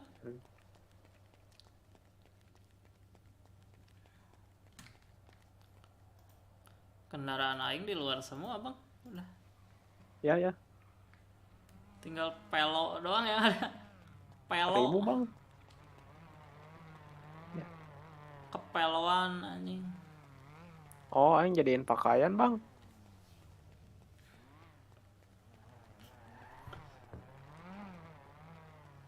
bisa jadi 1200 pakaian mungkin 2809 ya bang chain transfer bisa tuh bulunya bisa 4000 bang kalau soalnya kan gatsa itu waktu prosesnya bisa 4000-an sih iya bisa juga sih langsung dijual aja bulunya cuma murah sih bulunya berapa ya lupa lagi 125 cok 125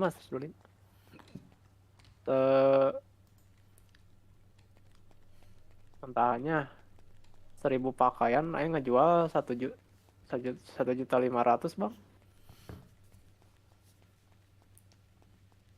1000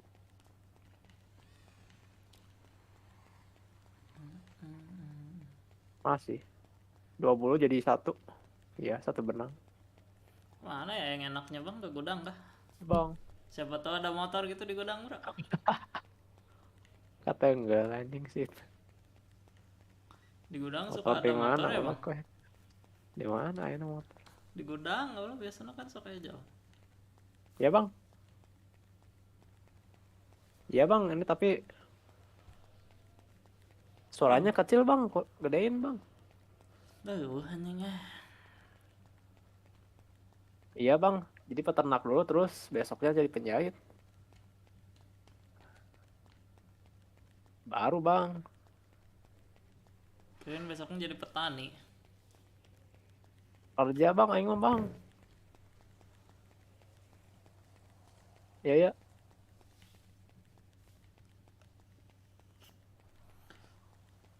ya 1.500 bang ya 1.500-nya bang pakaian nanti izin 1.700 aku udah nama aing pekerja sih bang aing mah kontrak pekerja kontrak dikontrak sama orang ini nggak ada kendaraan gini cok iya bang parah sama geng bang geng fraksi kuning tahu nggak kuning oh apa bang apa enggak kenapa-napa tai anjing nanya mulu Neo gitu tahu anjing kuning si agen Neo anjing ya bang kenapa bang aing udah kekumpul banyak sih cuma kemarin ini gagal mendarat hilang semua nih udah bang waktu aing menjahit ini anjir gagal mendarat lupa makan terus gagal mendarat anjir pas Sunda apa mang naon anjing beak sarua kita kasih itu tuh karena boga mobil tuh sih tuh loba tuh. Oh minta dahar cok. Jelas anjing siapa tuh mau modal kalau pernah. Hah? Apaan memang atau udah mau naon bang? Naon cok sih Nun? Oh sih non ngomong we bang gitu boleh minta makan gak gitu. Ada barager atau Indopride mah. Itu tuh diharapin tuh yang mobil tuh. Ning dia aja lama tapi kendaraannya disembunyikan kah? Soalnya nggak bisa dikunci kendaraannya.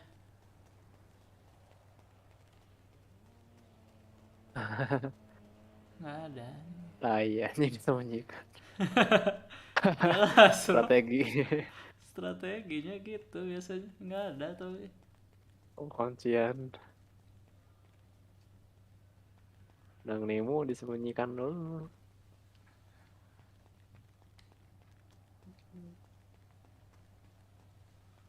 Neo anjing. Kayak Neo anjing tahu si kuning. Anjing. Sunda deh.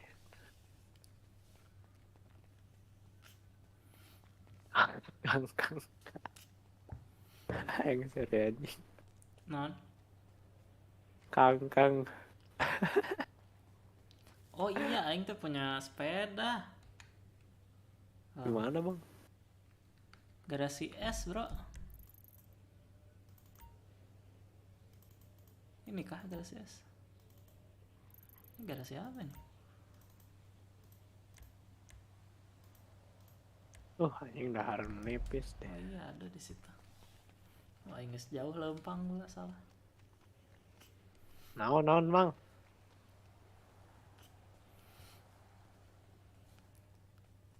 Hah? Kencet berem? Sa ya anjing ngaran sa. Anjing naon yang kata apa?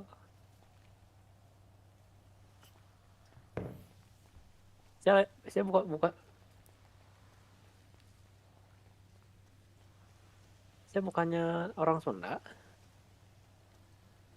Itu goblok mah. Hancurnya pagi nak goblok. Mek. Berem merah.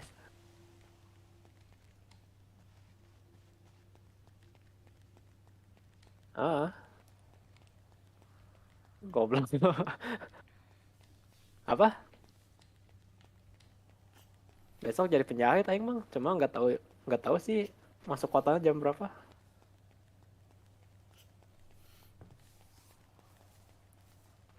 Ya aing juga nggak punya HP bang. Nggak punya, aing hilang semuanya kemarin. Jadi sekarang di push sama aing di push dulu sih ini ngelarin ayam. Fokus. Besok kayaknya beli HP aing. Besok aja bang di Penjahit diam. Semoga aja aing masuk kota bareng. Ya rek naon anjing bareng ngejahit. Aing lagi fokus. Rek nanya paling. Anjing nanya koning gue ini.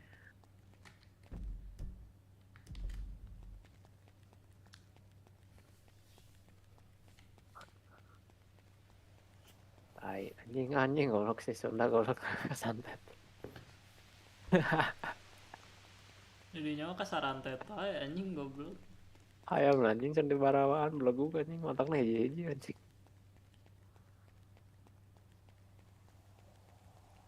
Efek samping deh.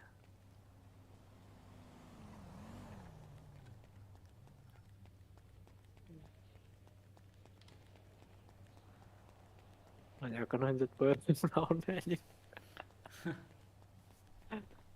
Menang di mana anjing saya ngaranna di website kan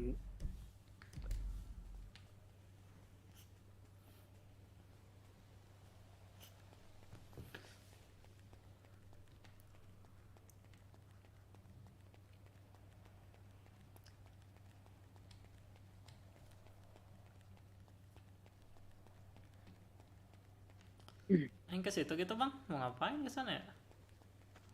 Ayo, uang ke garasi. Garasi. Nyokot golok. Sana yang pakai sepeda goblok. Goblok anjing. Ada kau yang carry deh anjing. Segala di itu aya kendaraan meureun. Deh. Dah anjing ngalir.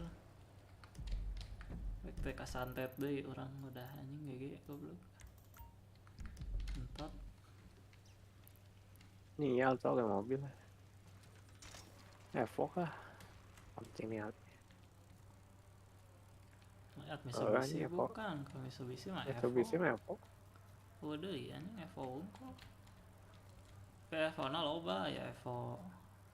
Ada Evo 800-an sana, Bro. Urut. Evo 9.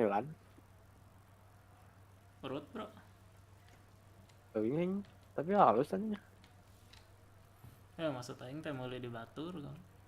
Oh, bisa. Harga aslinya teh sabaraha? Evo teh 1,6 gitu mah teh salah. Oh, di trade-kan gitu. Ya nggak segitu aja yang meuli, Bro. One to boy. Nissan GTR bekas. Paling 2,5 hargana nya mun urut. Tapi sing nipu Wow, ya.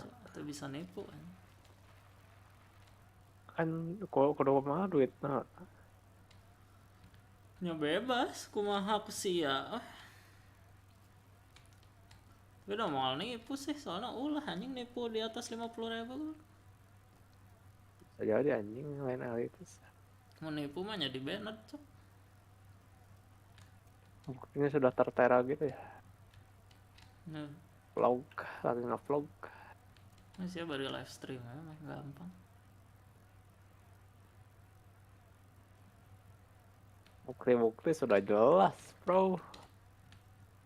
Apa yang terjadi anjing? Tidak bisa dipungkiri. Sudah nangke di refund anjing ku admin, cok. Refund teh nah. Oh, dibalikin edit. Nah, meureun. Maaf ya, itu mah ketipu bang anjing berarti admin. Goblok. Makanya hati-hati. Hati-hati kumaha anjing geus nyawa aturanna. Ulah nipu goblok. Itu mah bukan hati-hati namanya. Harus sama-sama jujur anjing.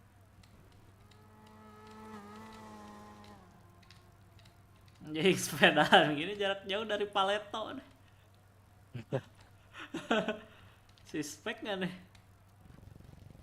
Wisnu gede anjing.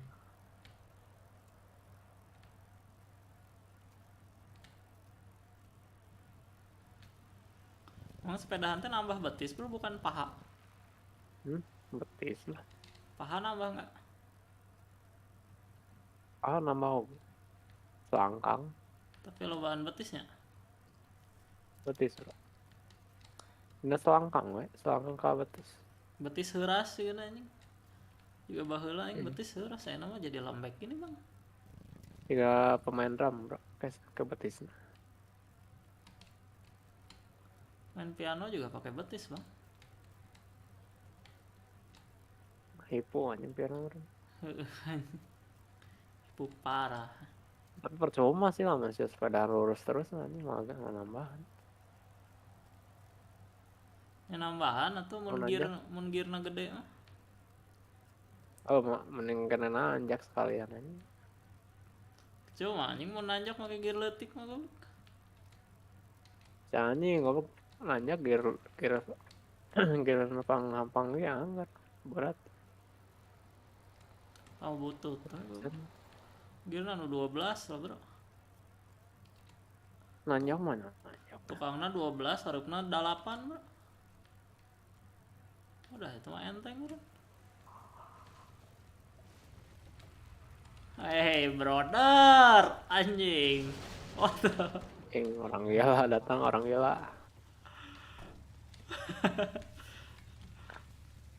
Kunci dulu bang. Kita testing dulu motor. Gak bisa. Coba aja bang. Mobil. Gak bisa. Mobil itu.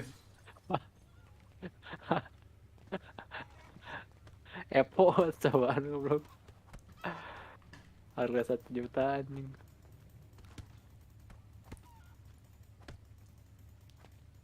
Atau mobil 800 mun teu salah Cak. Mobil hidung eta.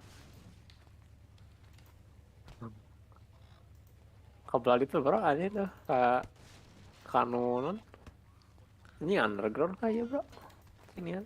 Yang udah rek ngajajak anu kumaha dicopotan. Bro. Nah, bro. Mana? Anjing mobilnya nih bang. Mana sih ya goblok? Dia. Mana? Di sapi. Ah, emang aya mobil. Iya anjing usaha mobil. Itu dipakai tak? Kasantet ya jalan mana ya? Halus aja mobilan itu. Mana? Oh GTR anjing. Bukan, kalau ini mas Nissan Skyline. GTR. Oh Nissan gitu. Kenapa nggak gemuk ya? Nuker itu mah bulat anjing. Ini mah kayak Skyline anjing. Halus tapi. Ini ada jauh ya. GTR mah depannya bulat cok. Bang. Skyline juga Nissan kali. Bang itu mobil lu yang Nissan bukan? Beli berapa bang?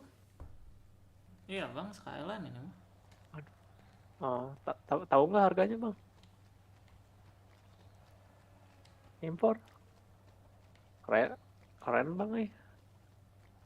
Keren. Mending Skyline, mending GTR bang. Oh orang polisi ya. Oke bang deh. Apa anjing? Sapi teh. Sapi anjing kau goblok. Nah ya ini alas kita Bantu Mas Wanted di jauh. Mas Wanted mah BMW sih. Tiga Mas Wanted nih motif. BMW M3 aja bro itu bisa jadi Mas Wanted. Gak ada nosan bang. Main kayak orang aja punya nos. What the heck, modar itu pakai golok. Nah orang kan golok sapi. Kayak cokot. Awas bro. Gak bisa anjing. Bisa lah. Kalau parang. Oh, ngabelekna kudu make parang nih. Oh anjing. Balik kemarin kayak mah pakai parang pas itu proses.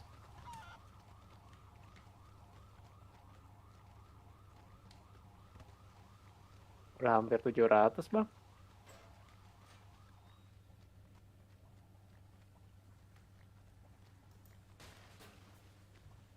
Iya yang teka santet aja lamanya. Jangan loba. Kau yang tinggal dibawa. Tak kok aing ditajongan dia tapi kok aing tadi bawa.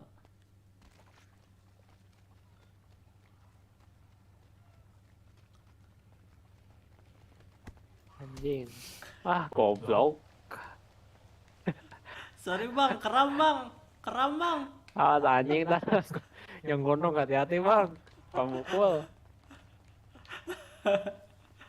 Goblok.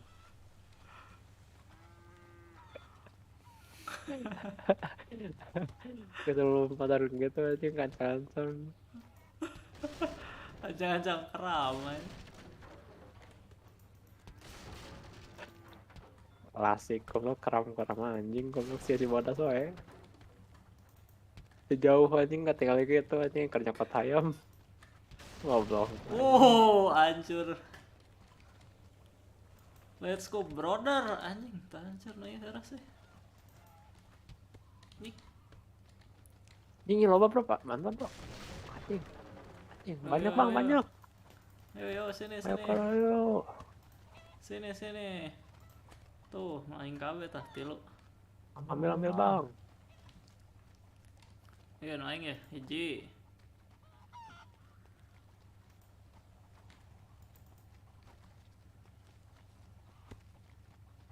Mana bro? Iya. Oh, ternyata si Topi dah mau ngajak bareng. Ai anjing orang yang lain. Serang. Pas bang. Aduh. Oh bro, aing payahan kabeh di dia. Asisten. Tapi yang ya itu kesambut. Faina. Tuh nu payah atau cokotan. Oke.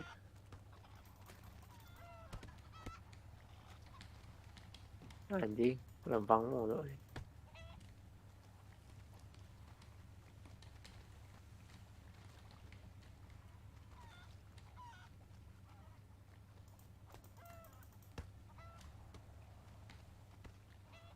Karena butuh Titan di mana, bro? Tuh, Mana bro ya bro? Tilu noing kabeh. Mantap bro. So easy.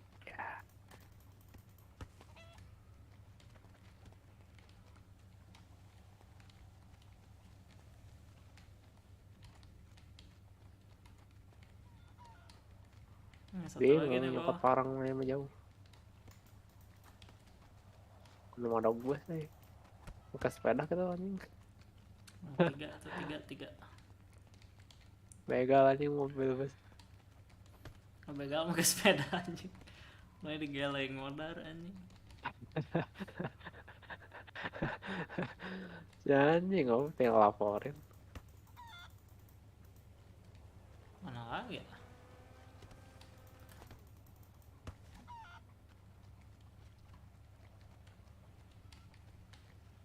Si Topik itu orang tanya ya.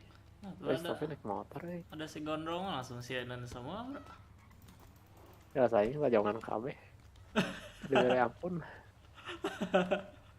Ini dikunci mobilnya. Tidak ada space anjing.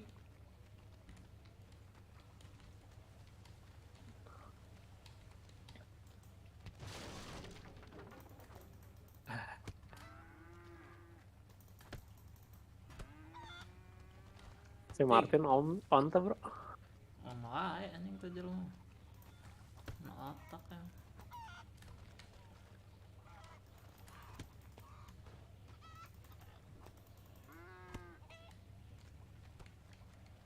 Mana ya no hijau na kieu goblok.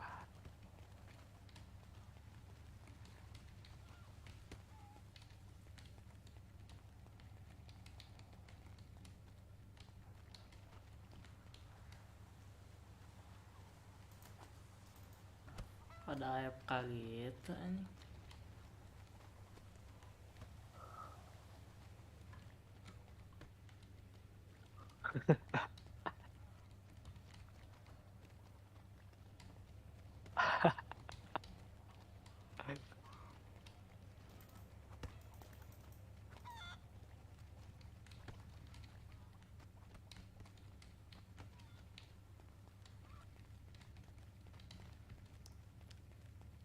Dari sini kayaknya supaya diblokir ya jelema.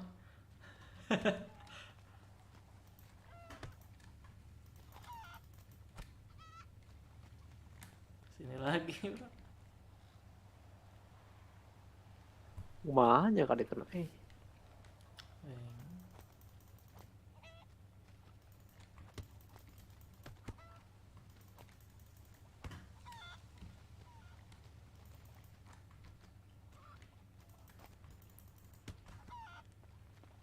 Iya goblok lo pakaian. Nanti midnya diambil orang kan. Itu penting anjing lo di sisi dua siki mending yang di mid lo banyak.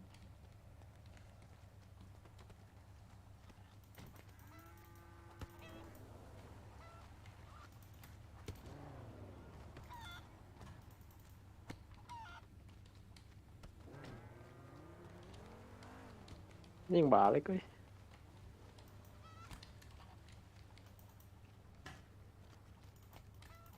Roda mobil bater mah.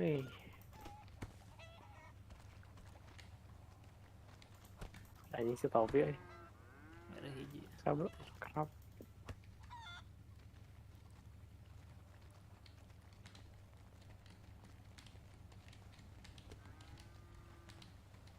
Anjing dicokot anjing.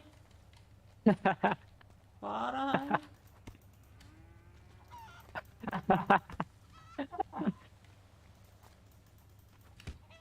Aduh. Kabur anjing kau itu. Lega.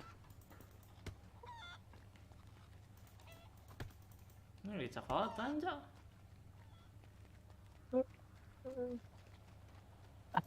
Ini gak kayak lah, ini no kata film.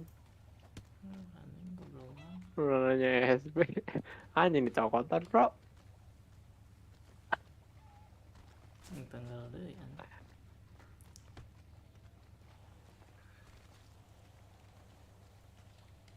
Ah, ini cokot ya. Tanya tuh, kenapa diambilin bang?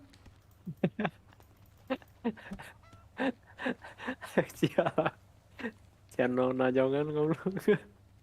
Ya kan sih ya baturan aing ngomong.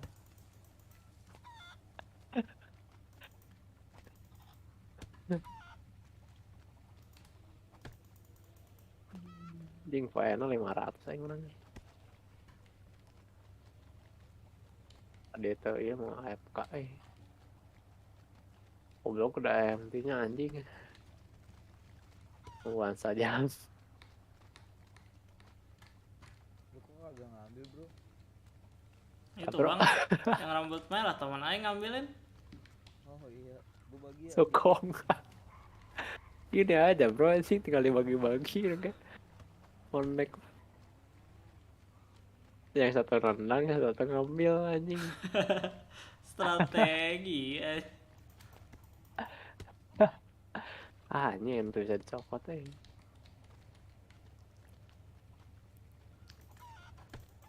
Anjing.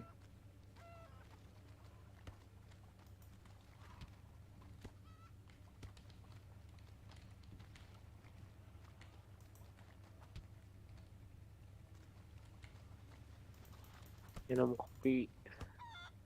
Udah aren 2D.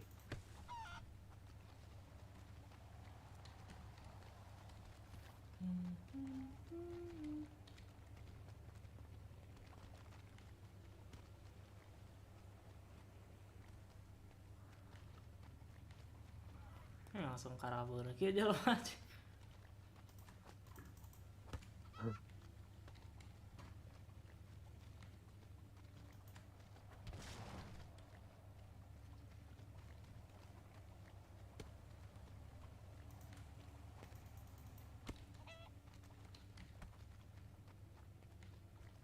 Kiranya bukan teman aing rambut merah.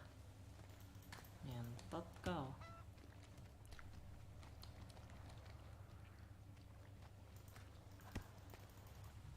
Ngambilin. Aing kayaknya tadi nyokotan kegiatan najongan ini tadi ngali kita.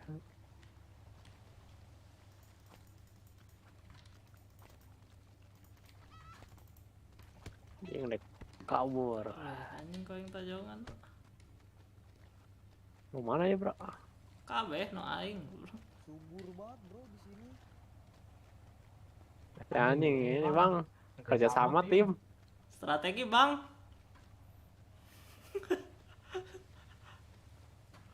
Kerja sama tim bang.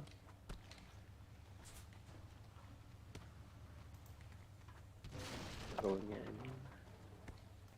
Ngasih dinya anjing siapa maksudnya loba anjing topi. Loba goblok lain aja tilu anjing. Aing nyokot hiji lain unggul.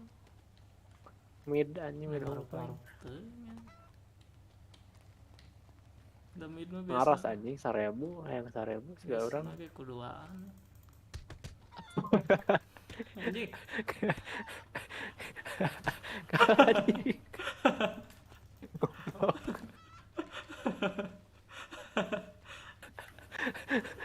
Kok yang sikut anjing.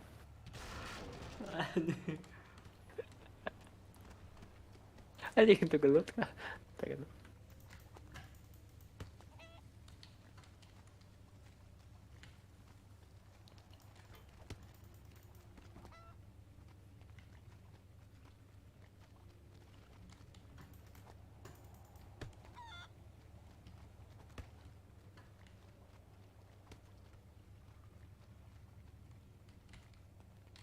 Di bawah ya mah.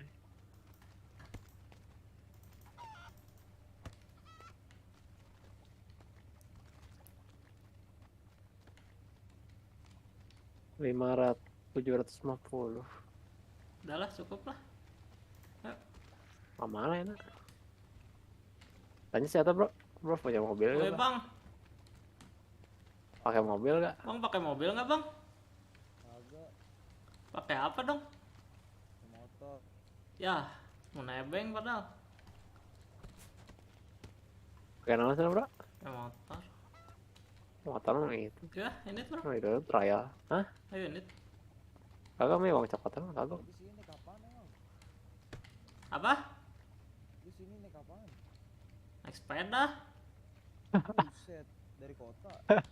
Dari Paleto. Naik sepeda bang. Dia dari Paleto naik sepeda. Ukraine dari kota. Anjing dari kota mah kaki aing. Saudara. Mau naik sepeda bang. Ke mana? Ke gudang.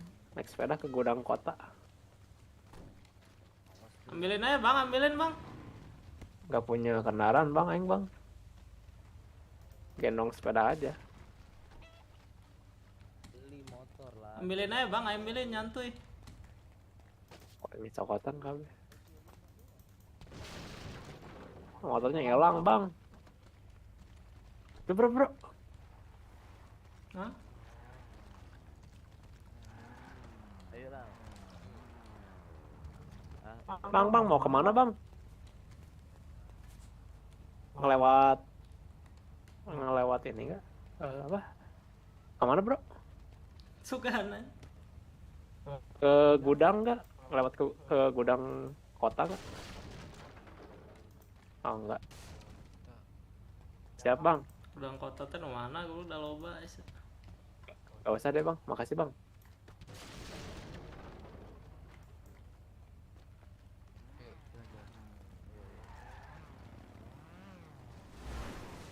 Oh iya anjing sih. Ya mobil sahabat ya anjing. Oh di jalan anjing. Bener. Ambilin aja bang, aing mah penjahit. Enggak, ayamnya pada kagak ada.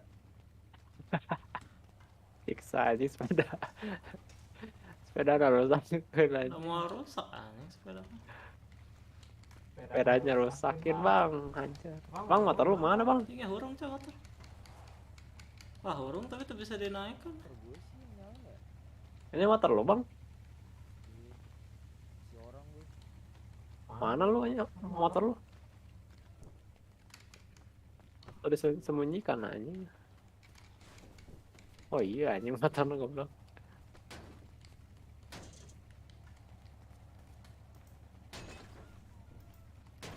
Kalau nu bogana mau siksaan terus sampai hancur cok. Siksa terus sampai ngebul. Bisa gitu luhur lah, tapi bisa. Wah. Siksa pinggirnya aja bang. Ah iya motor terbar. Goblok motor mah halus bro. Jangan nyelap. Nungguan naonnya itu ya bos diguling deh.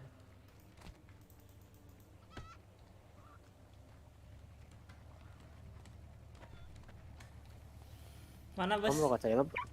Kamu.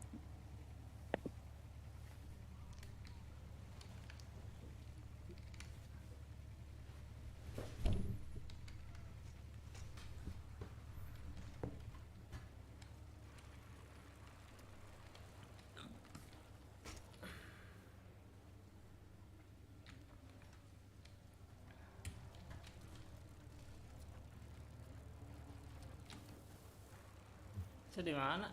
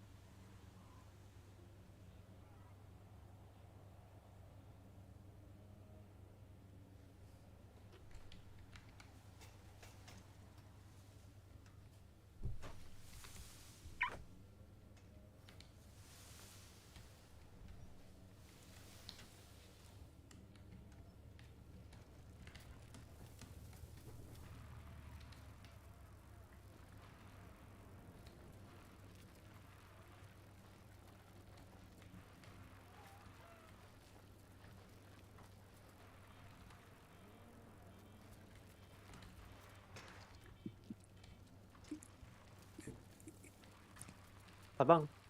Drama.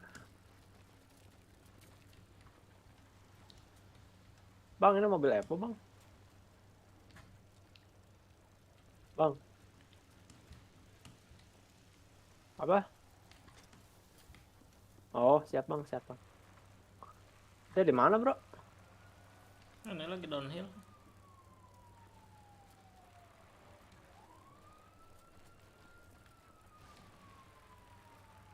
Anjing. Downhill di mana, goblok? Oh, itu bus, Bro. Downhill domination.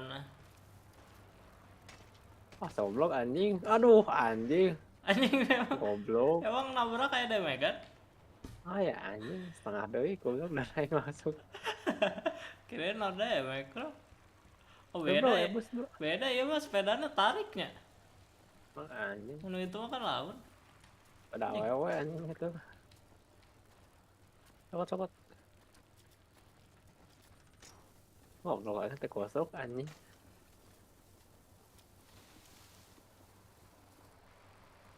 Yang hurung kene mesinnya, Cak. Mas, Bro. Anjing. Hehehe. Bro, Saya udah nyetir lah, Juk. Lihat. Anjing, nggak goblok. Polisi anjing. Kamu mana ya? Ke gudang ya? Lah, kemana deh. Gudang no itu Emang kan nomor rek 11. naon enak. Tangga sepengkan. Ada ya? Golok. Ada mau dibawa, Bang. Si anjing kunaon lu. Lu sama aja anjing.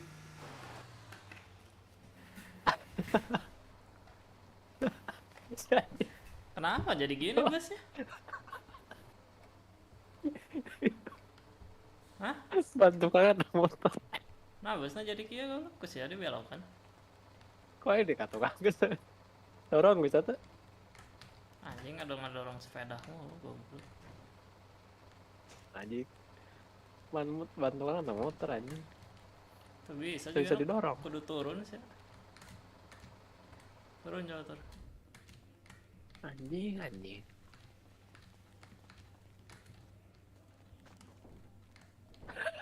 Tuh bisa. Anjing kumaha ini. Kudu didorong kan. Tuh bisa didorong. Sok ya dorong. Dorong dorong lompat kieu. Nah, gak bisa. Anjing bro, si akhir. Sugan si idiot aja. Sama yang mundur kan goblok. Karena ompelan. Belok aja ke situ pada keliling. Bisa meren aja tuh bisa. Tim. Wah, kita mau bisa. Nah, terus. Bisa. Nah. Yes. Oh, belum. Nah, guys teh. Let's go.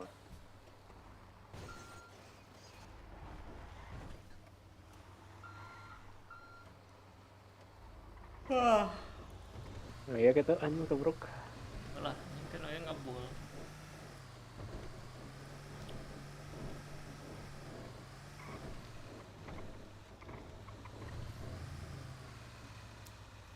Sepeda piceun.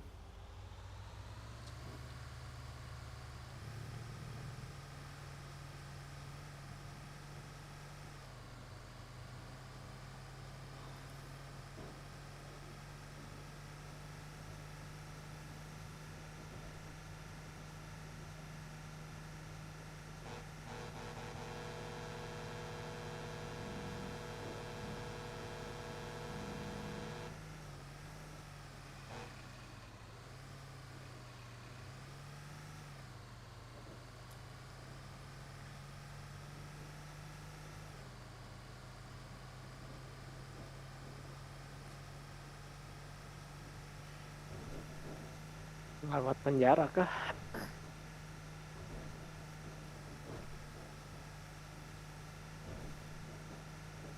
Link ya kayak seru. Off-road.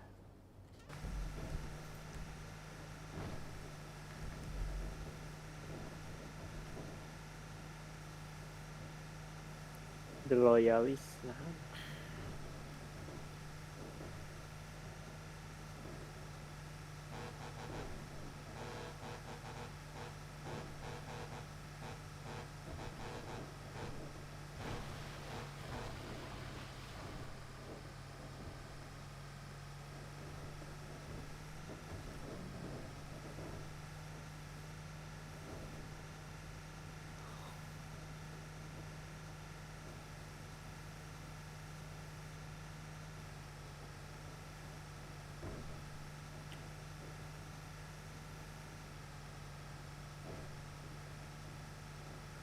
Khawatir anjing nu bogana kasantet ya bos. Kan. Kalau belok sih mah.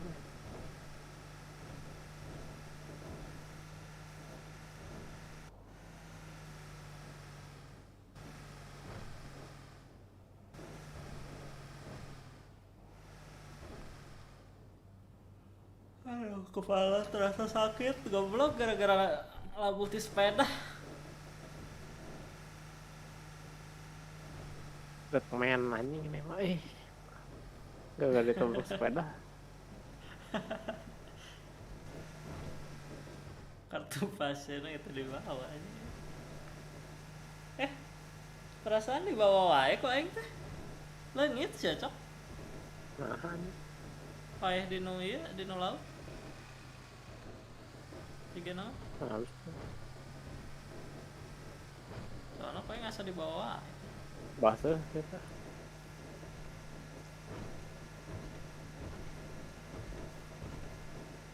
Yang kartu pasien teh sama 7,5 ya? Naon? Mare bu gitu? Mare. Mare.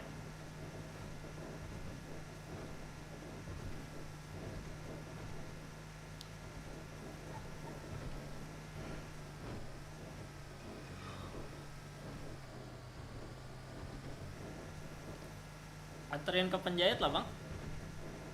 Ayo. Terus nggak di penjahit juga siapa ya? Ke pengolahan ayam. Iya nggak mana nih motor dia. Ngerek nyen benangnya 200. San WS nyen benang.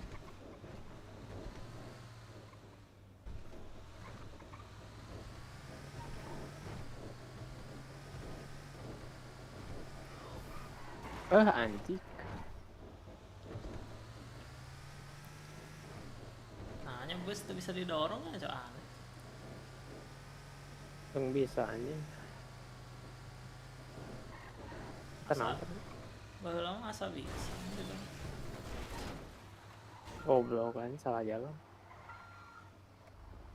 Tuhan di sininya.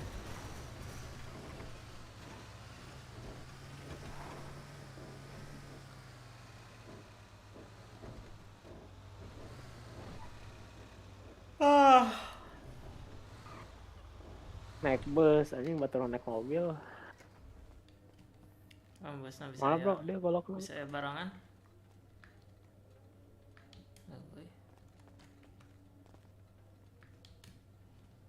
I have it ini. Kalau main nyimpen naon ya? Wah bulu 400. Golok. Kopi.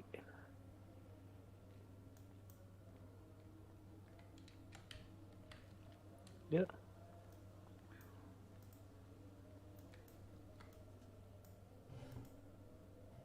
bisa bro transfer teh Tuh. Kudu top up. Tandaan bro. Bisa transfer. Hah? Kudu top up. Tandaan bang. Supaya bisa transfer bro. Anehnya motor aing anjing leungit cok aneh. Padau gitu anjing. Nyentot.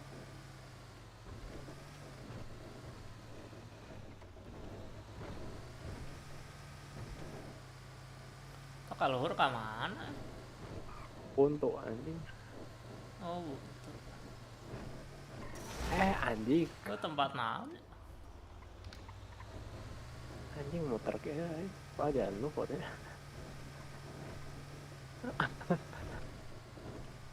Goblok. Wah bro lewat luhur bisa ngaguling. Rasanya saya ngendalikan.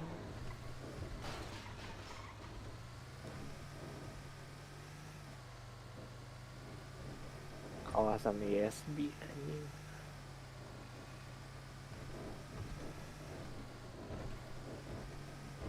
Iya bos. Kalinya lagi. Anjing goblok keras.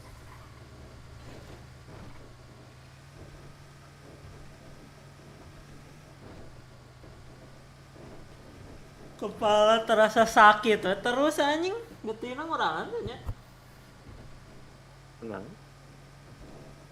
Nabrak pakai sepeda tuh. Aing ditabrak pada. Nabrak pagar anjing.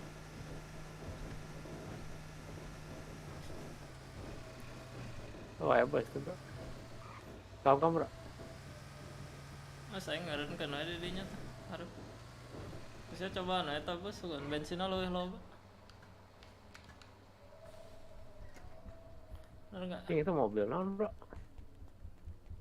Epo. Mana? Iya lah. Ini loba. Iya loba mobil, loba. Oh, anjing tinggal mobil non bos. Bro ya aya nu disembunyikan bro.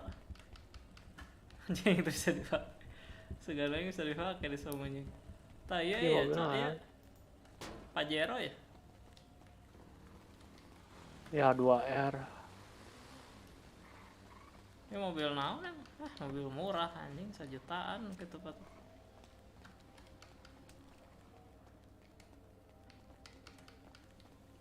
Anjing. Itu gosong atau hidung? Hidung. Kosong anjing. Mau ngapain kau tuh? 40.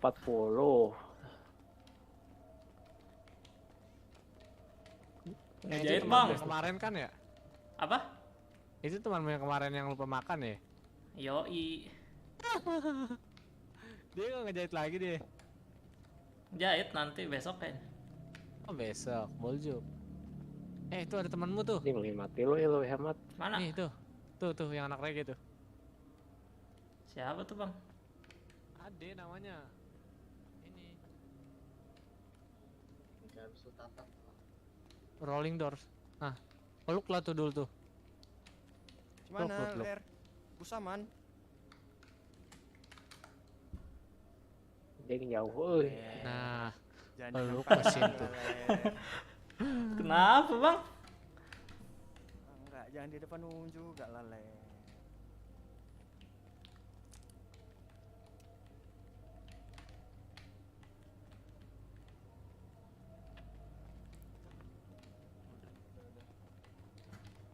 Nah, di sini menyendiri enak.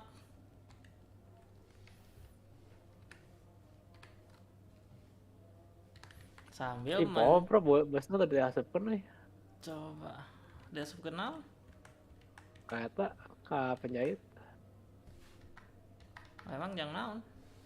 Iya, bisa yang dipakai.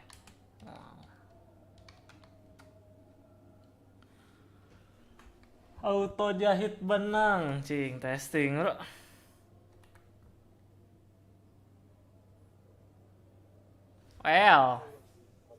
Well.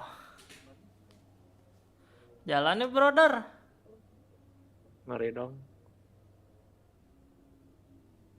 Tapi nggak tahu nih kalau ada WASD-nya nih.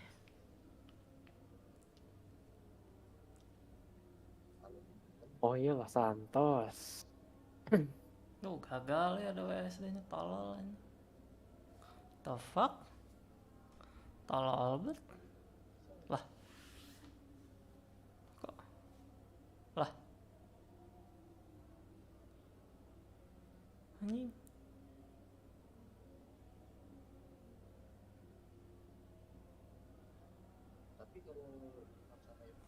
Ah, kok tolol ya, Cok? Naon, Bang? Nge-WASD-nya tolol anjing. Oh, kenapa ya?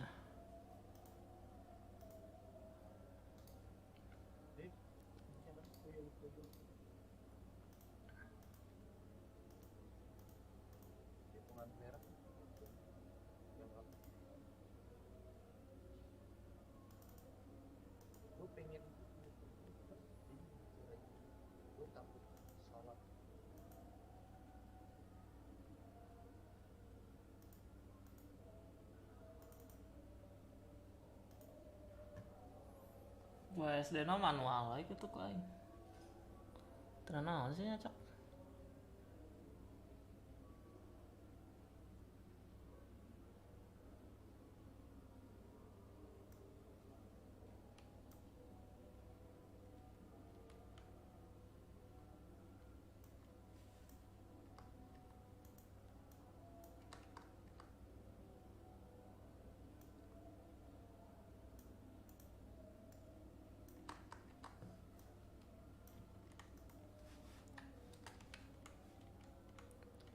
Ngentot. What?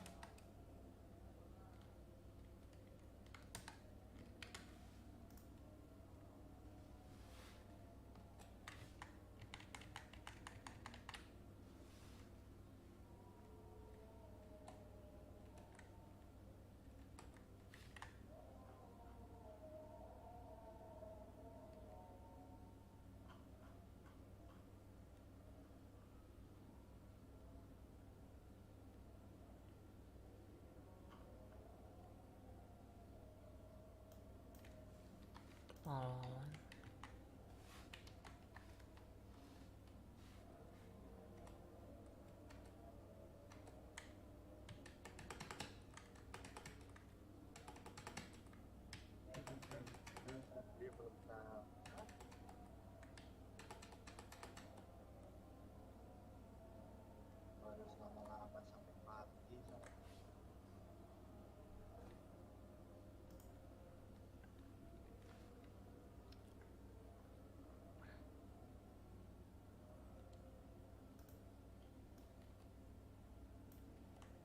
Gimana bang? Apa? Sukses kah? Tahu kan? Belum.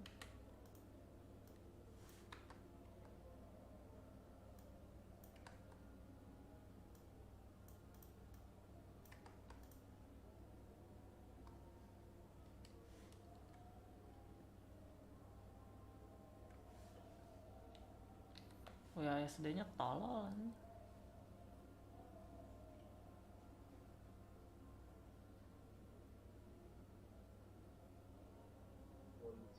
Mana konsepnya? Dari tadi jarang lupa.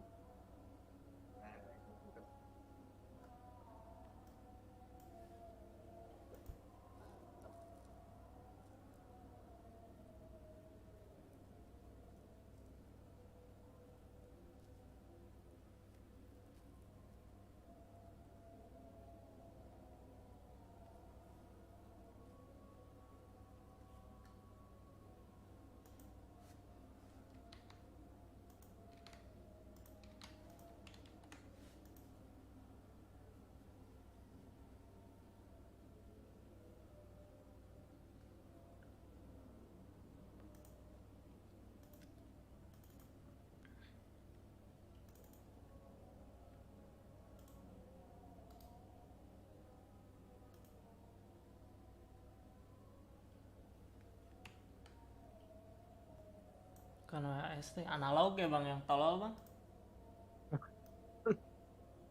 Analog goblok. Ini ngelag. Analognya ngentot gini. Wah anjing. Udah mulai pusing ya.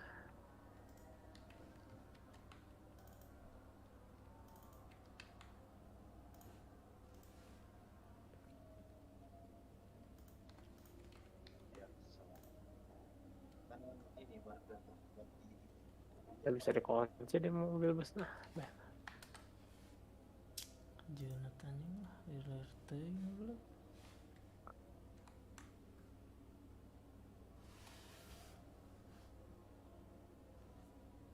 Anjing solo aing.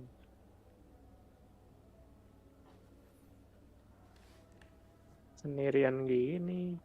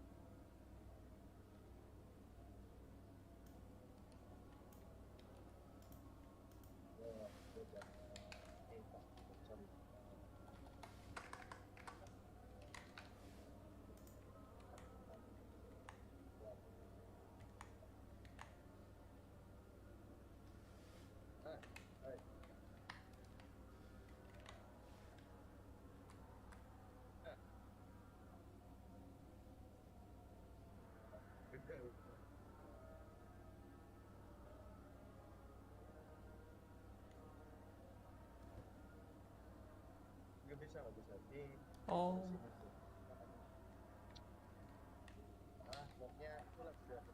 Oh, yang tahu.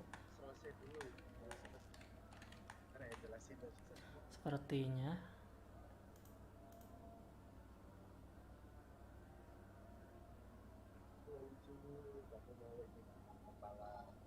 Kepala setan apa?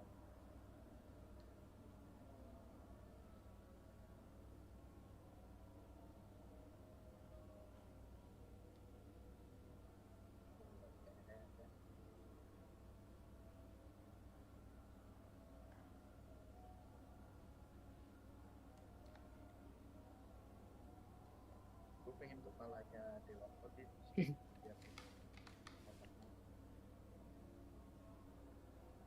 Jadi gimana Om? Tahu bang? Ngerti nggak? ALT-nya mencet mulu, aneh.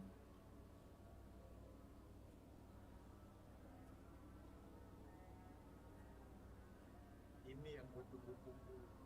Ini yang butuh-butuh.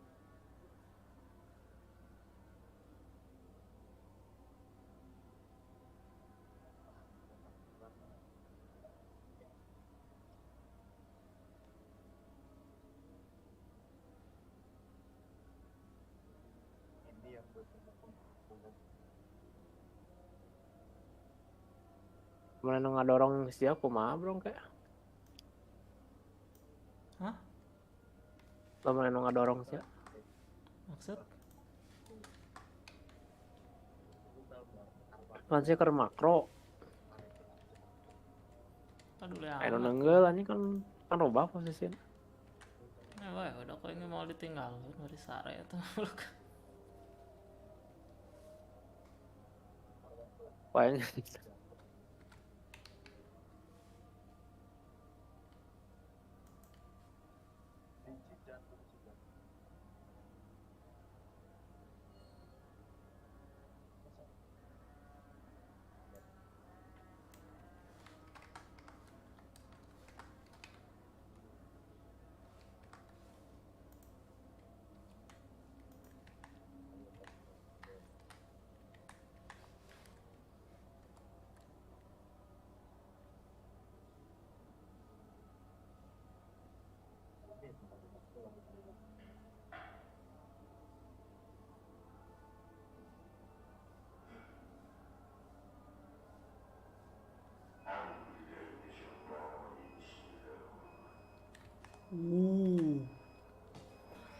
Baru berhasil sekali bang. ngeri dong.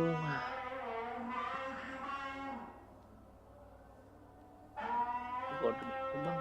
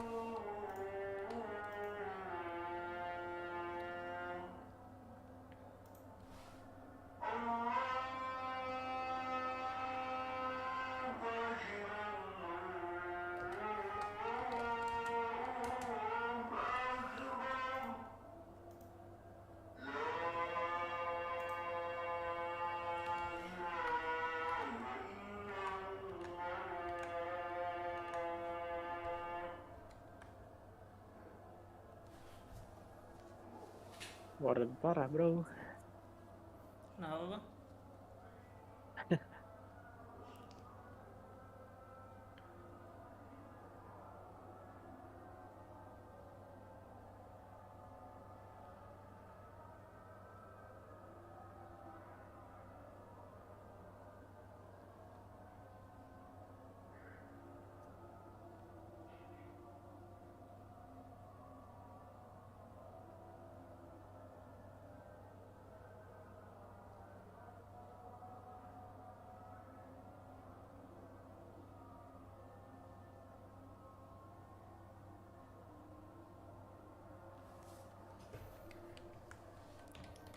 WSD-nya manual aja kayaknya bang.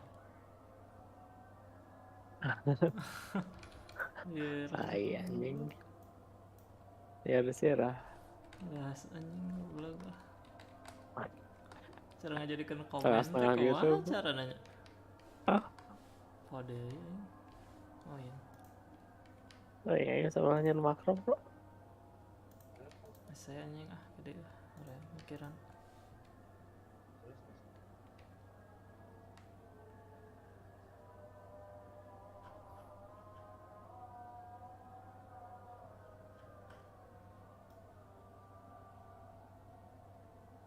Oh pakai pagar jangan komen di Python.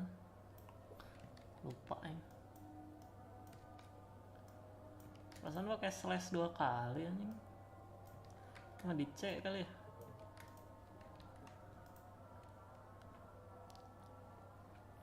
Udah jadi bang. Cuma WSD nya manual. Apa lah seenggaknya dipermudah ya bang. Jelas. Data muncul terus atau analog slow aja bang. Selesai sih aing anjing proses hayam. Oh iya masih ada satu bug lagi. Satu bug.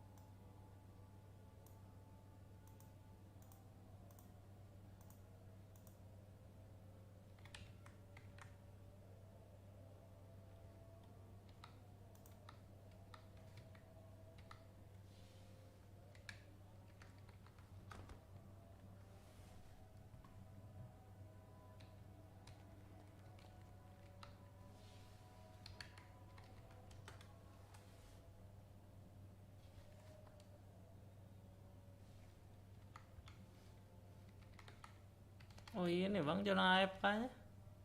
Di mana itu ya? Di mana itu bang? Tahu bang.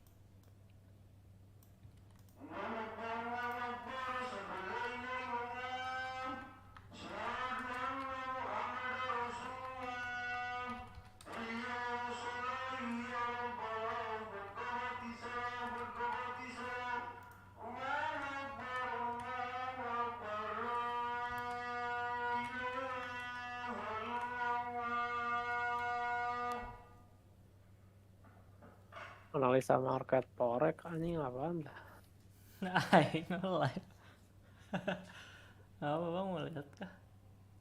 Analisa market code aing.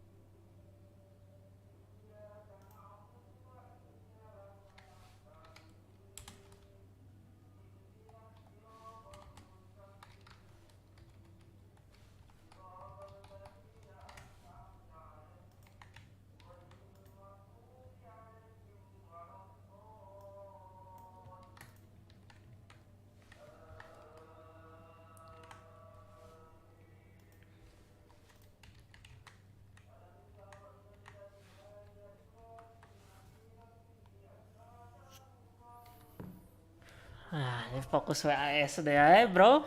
Lumayan. Tangan kanan bisa gerak.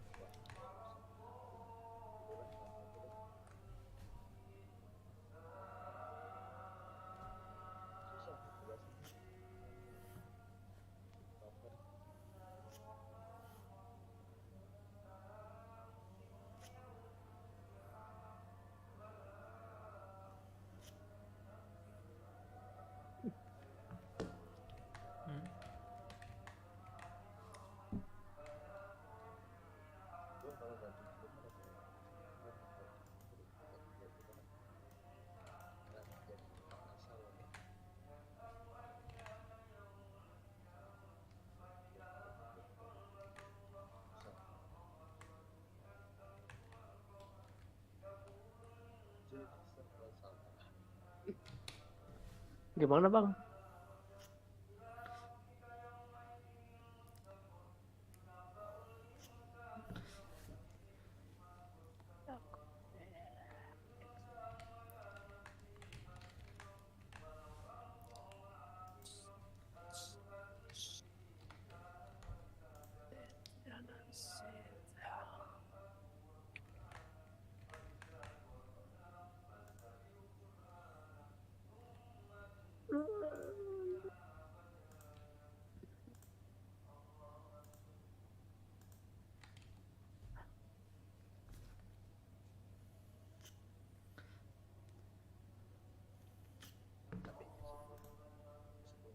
Suara gua apa tuh? Yang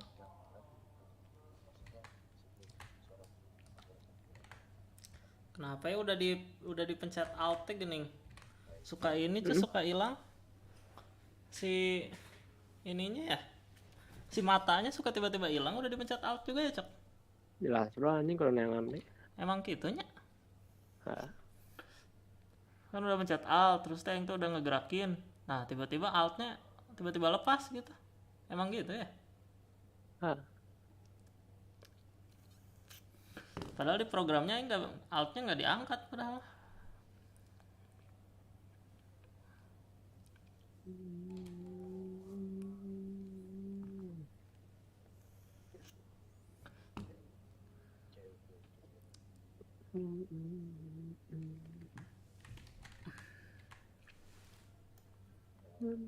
Nah, ini sepertinya langsung saja. Gimana bang? Udah bang jalan. Kan anggar SD masih manual bang. Tuh gimana caranya, sulit bro. Soalnya beda-beda sih timingnya. Terus kalau mau dibikin if juga susah. Tahu gimana cara bikinnya, bingung sih.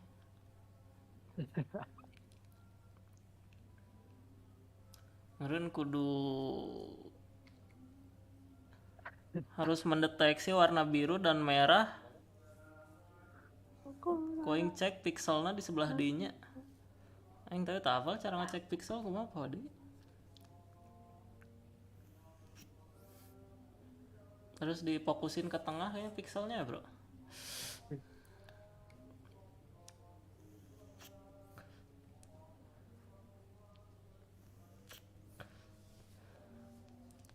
Kalau pakai if gambar mah nggak bisa sih, soalnya beda-beda bentuk si bulatnya, bentuknya beda-beda.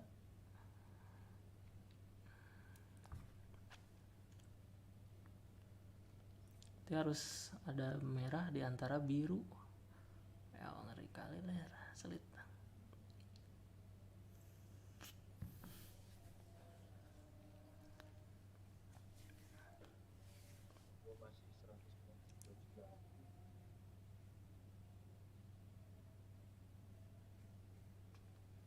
Balik tinggal berapa? Aku masih 149. Terus ngecek dulu posisi pixel birunya di mana. Nanti waktu merahnya nyampe biru baru ngeklik gitu ya, bro. Ngeri anjing bang. Jelas bang. Kengerian gak tuh bang logikanya? Kalian si goblok. Bisa sih kayaknya bang.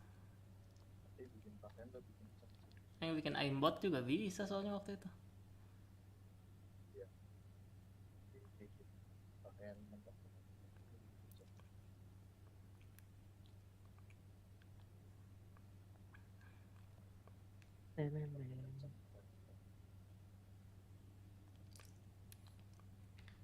Bikin aimbot yang tidak ngotak-ngatik di dalam gamenya bang.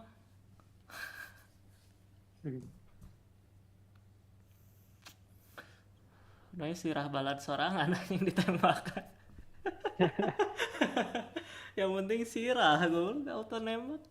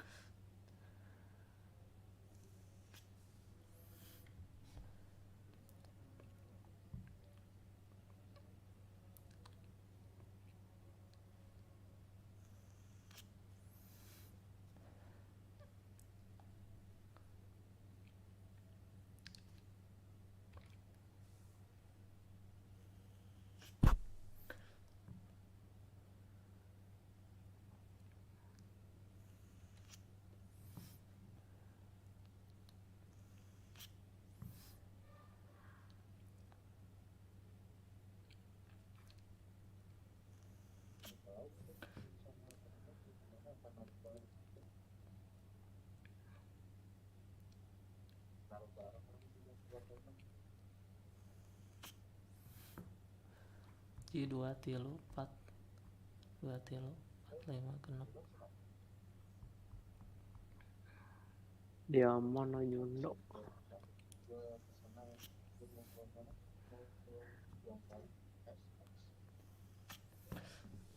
Jadi penasaran apa? Penasaran bikin ini analog Bang. Rasanya gas kan ras. Nanti kalau analog udah beres baru bikin buat AFK. Nanti anjing buat AFK mah rada sulit sih. Terus nggak terlalu penting juga sih soalnya bisa koin ketik sorangan kan. Nah AFK mah jarang. Palingnya seberapa menit sekalinya. Hah? Tulisannya beda-beda. Wah. Woi Bang. Bisa kali Bang. Lagi Bang.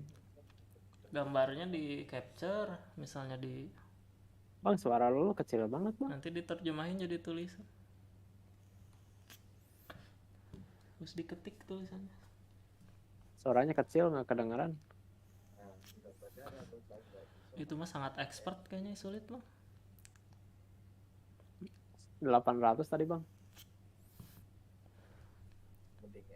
Asli tadi sehari 800. Jet anjing sehari 800 mah. Asli Bang tadi 800 sehari. Ya. Dapat berapa Bang bulu Bang? Woi. Hah? Bulu dapat berapa bulu? Encan kan apa? Yang paket loss 0 gini Bang. Sia 0 gak? Paket loss. 0. Tumben anjing biasa nama aya we nya. Biasa nama 5%. Anjing. Servernya lagi sepi kah? Ping aing juga kecil 18, 17. Biasanya 30 kan.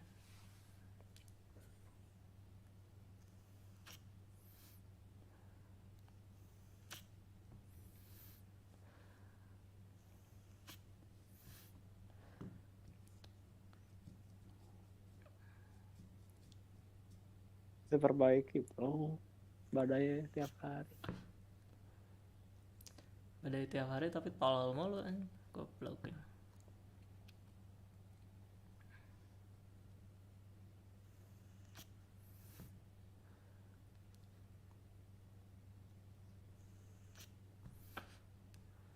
Ya Bang. Ya Bang mau pakai makro nggak supaya di banned? Nggak akan di banned kita aman. Mau nggak? Kan aing tuh nyaho cara ngebikin exe-nya gimana nggak tahu. Tapi bisa kayaknya dibikin exe. Nanti yang bisa dipakai tuh di PC sih ya.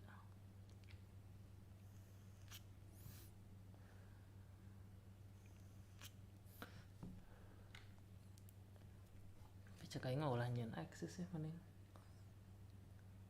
supaya bisa diedit-edit.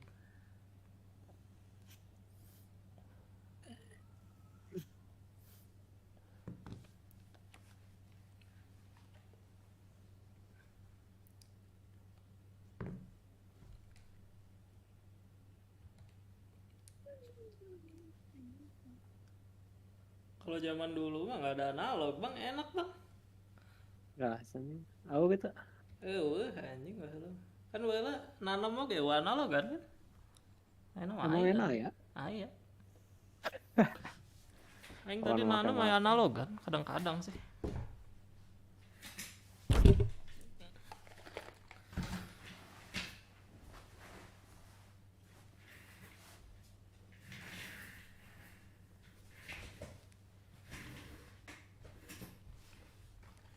Menghindari bot bro, biasa menghindari bot.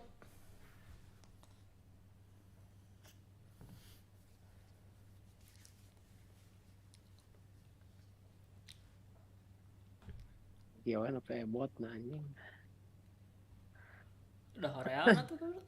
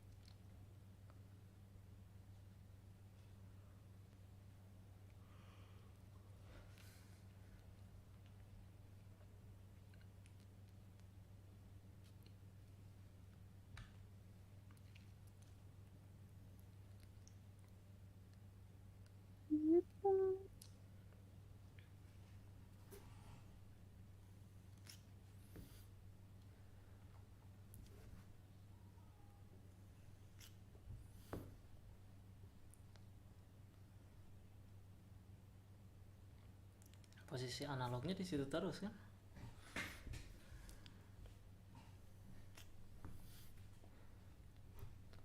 Kan AFK anjing.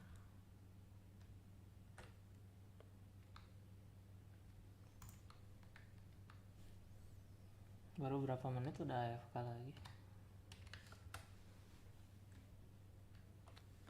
Anehnya teh kalau Nani mah nggak AFK sih bang. Kenapa ya bang?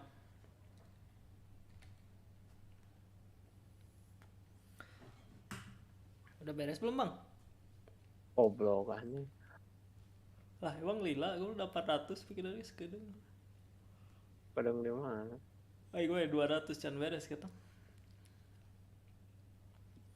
Kita lagi bari ngoding kan.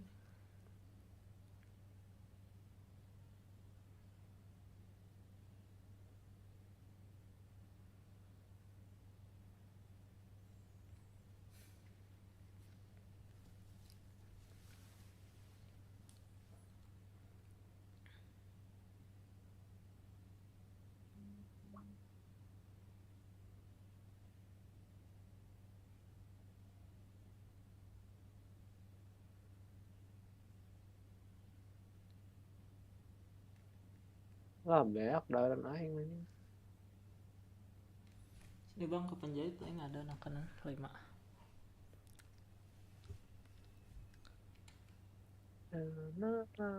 Tadi tali ada beli heula goblok. Enak lah kayak komentar kata si bodas ya. Beli lah bro beli. Motor mulu anjing si bodas ya. Bodas na mana? Anu gak topi. Anu bieu.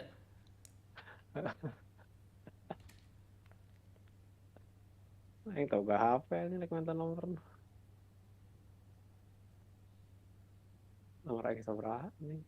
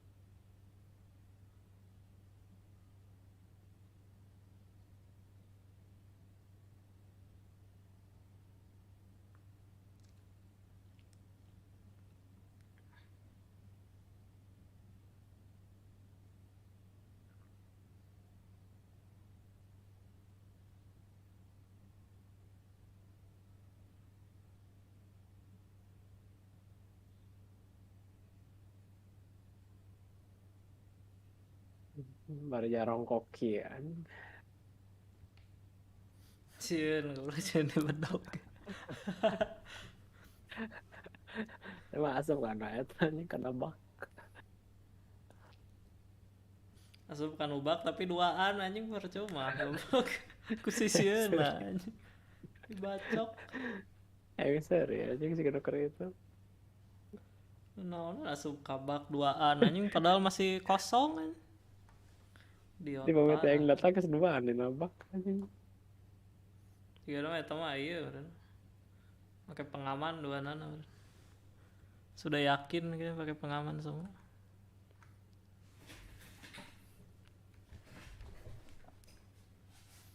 Sisa berapa nih brother?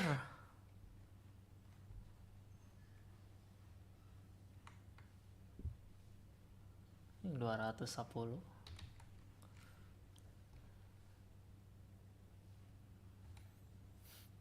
Aing udah jadi pakaian bang, pakaian mentah.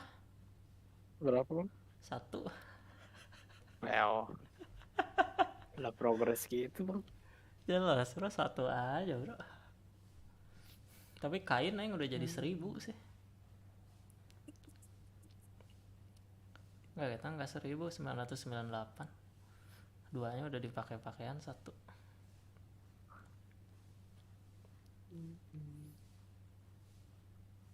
Yang butuh berapa hari lagi ini proses Nggak dari lakiannya tuh. Minggu. Enak hari naon? Kamis. Beres mal bro kira-kira? Minggu, Jumat, Sabtu. Yang libur poin aja. Karena esok.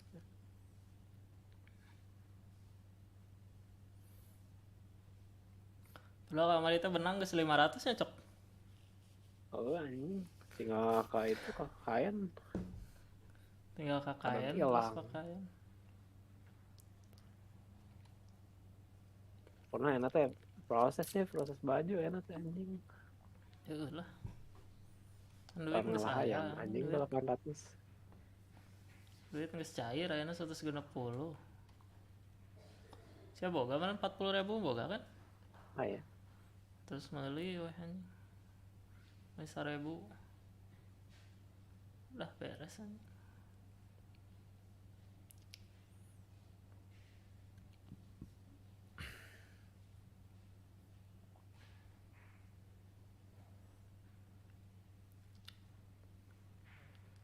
Kepala terasa sakit weh haben anjing ngentot.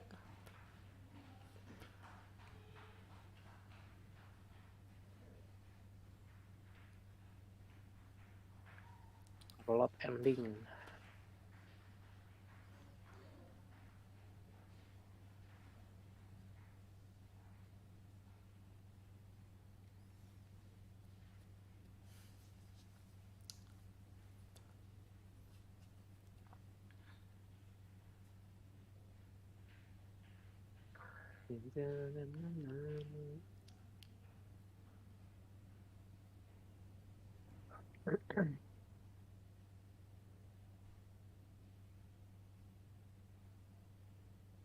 Kita menahan.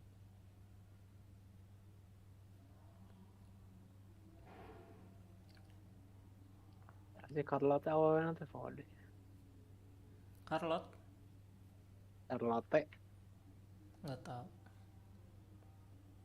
Siapa namanya lupa ya. Mau. Mau taunya Kurisu doang bang. Sama Emilia. Komor ya. Yusarin anjing kayaknya. Yusarin saha lah. Tano. Yusarin. Karin.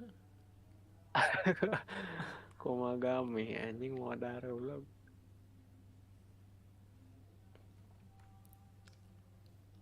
Yuk anjing yuk. Toman aja di sana kah? Belum nonton. Non? Toman. Toman juga goblok. Anjing jauh kayaknya cok males aja. Emang sih Pokemon lanjut judulnya. Repenger. Oh ya Repenger. Jauh anjing season 2 baru sampai situ anjing. Kisakinya aja belum mati cok. Reaman. Kayak Repenger bro.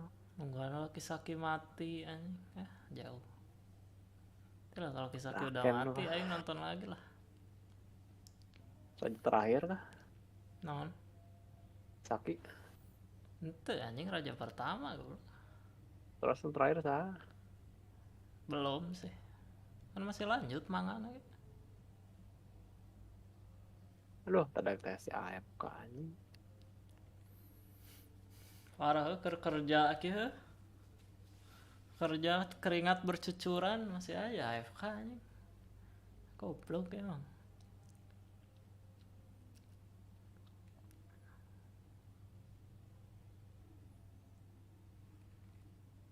Anjing naon teh bisa.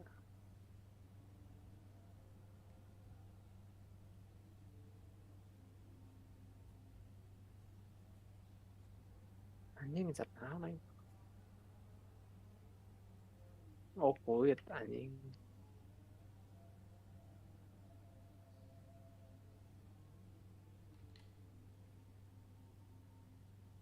Nah.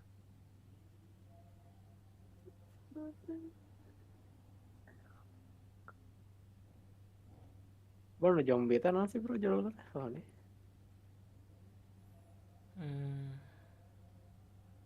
Siki. Hah? Siki. Siki bukan? Yang seri. Seru anjing. Mirip Shadow House. Cuma Shadow House mah versi moe aja.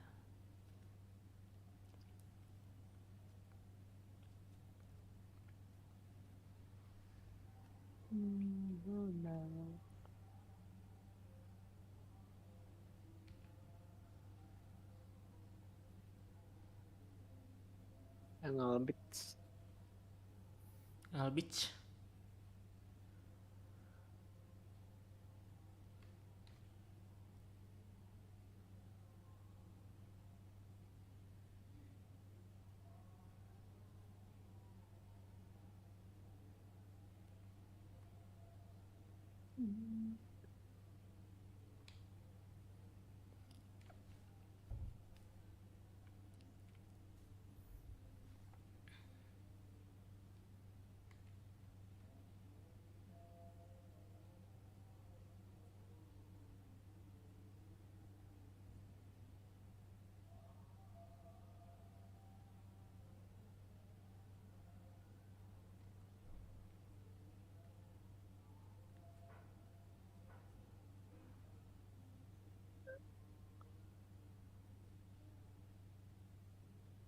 Sering terjadi pembacokan sih di ayam mah.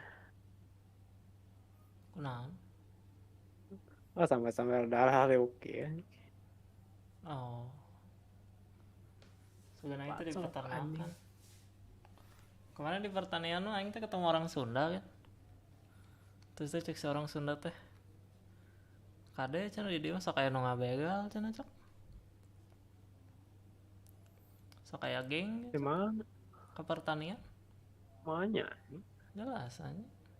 Kayak lah. Oh lah aing main pagi-pagi ya ngeunep. Kumaha carana anjing? Hah? Ya ngabegal ke tempat gawe ya.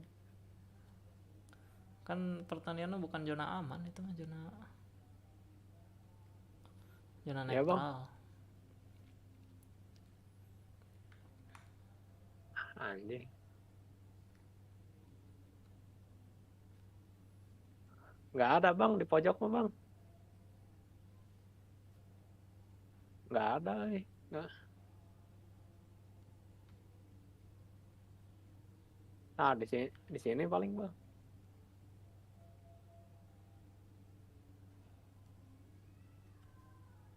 Tai anjingnya ini.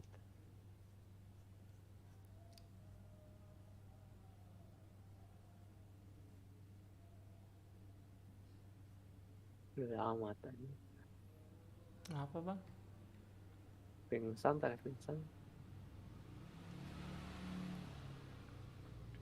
Full Metal Alchemist.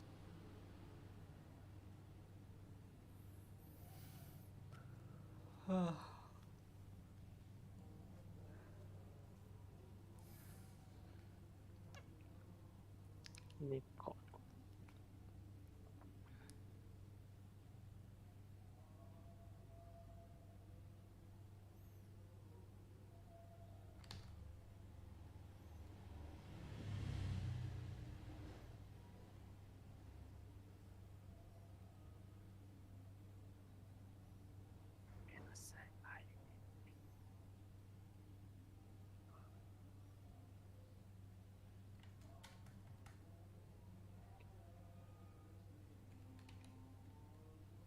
Terjadi aksi vandalisme lagi bro. Well poe anjing. Mana nyoret dinding bro. Geng bro. Idiot anjing. Legal kan vandalisme bro? Hah? Legal. Ilegal lah goblok. Mun legal mah malah aya pemberitahuan. Ya maksudnya terlalu haram gitu. Jika nggak bacok tanpa ngomong gitu. Betul sih. Betul kita di penjara teh kan tuh. Tanya penjara ge meureun sakedeungnya. Daringan atau tapi ngaranna geng meureun anggar. Ini di penjara ge sia rek penjara berarti juga aing pas kitu pakai baju polisi ngan sajam kan. Sakedeungan. Aing AFK modar we di jero cak. Lumayan farming duit.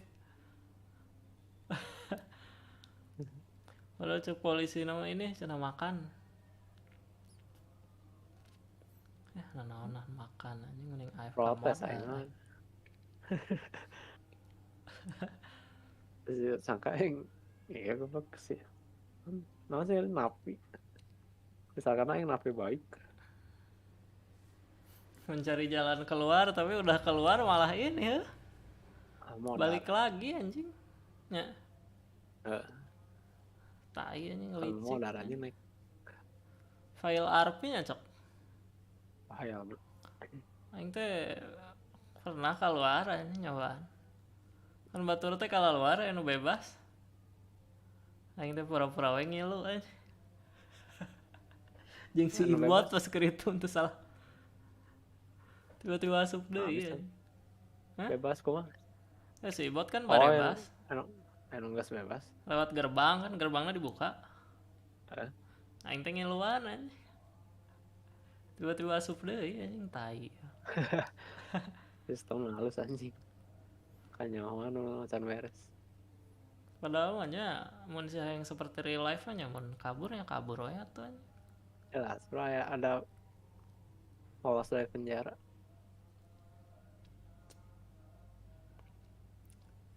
Berarti dikasah-kisah lah. Kamari ge ceuk si jelema hideung cenah. Tenang cenah kalau lu masuk penjara nanti aing bantu kabur. Gimana caranya anjing? Sistemnya aja gitu ya cak. Nggak bisa kabur anjing.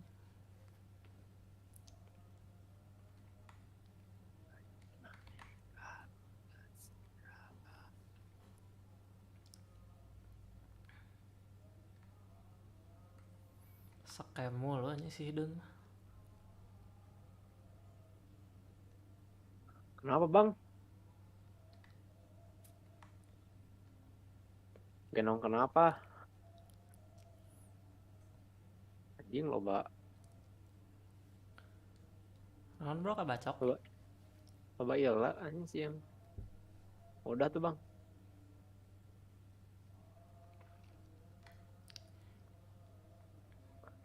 Gak ngomong lu anjing. Endit lah. Bang jemput dong bang di Penjahit bang. Goblok. Saya emang mau ke dede. Encan beres anjing. Anjing beak dahareun. Geus beres maksudnya. Eta ya bos kan eta di luar, bro. Encan beres aing. 62 deui.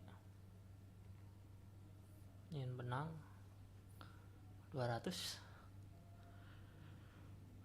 30 benang lagi bang. Ini karek 1.400 bulu naik.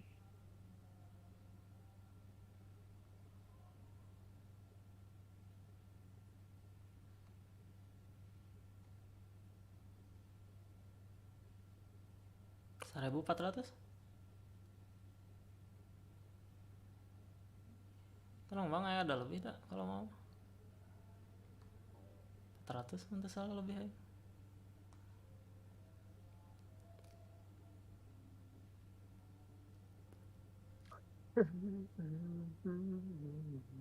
Maki dulu maki.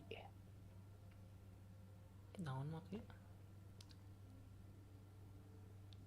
Maki cantonau.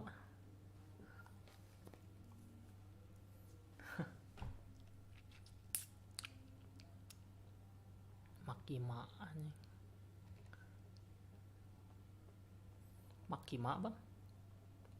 Anjing barusan anjing ini di Parlemen. Masa tak ngomong naon sih ya? Apanya yang dimatiin? Ya headset.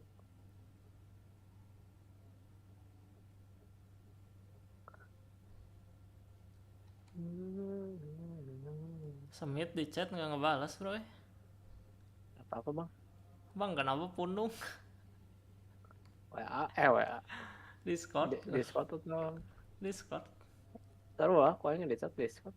Naon sih ngechat no? Kamu nanya phone.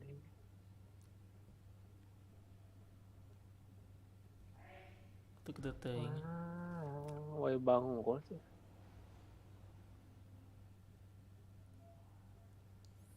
Katanya nyantai ya nih.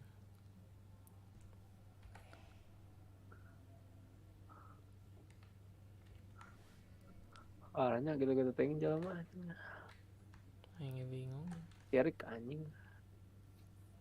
Sirik naon? Hah? Sirik kunaon? Sirik anjing di lama kok OMR letik. 2,5 anjing. Naonan anjing gawe di Lombok atuh tolol. Yang mun gawe mah yang di Jakarta anjing mah gede gajina.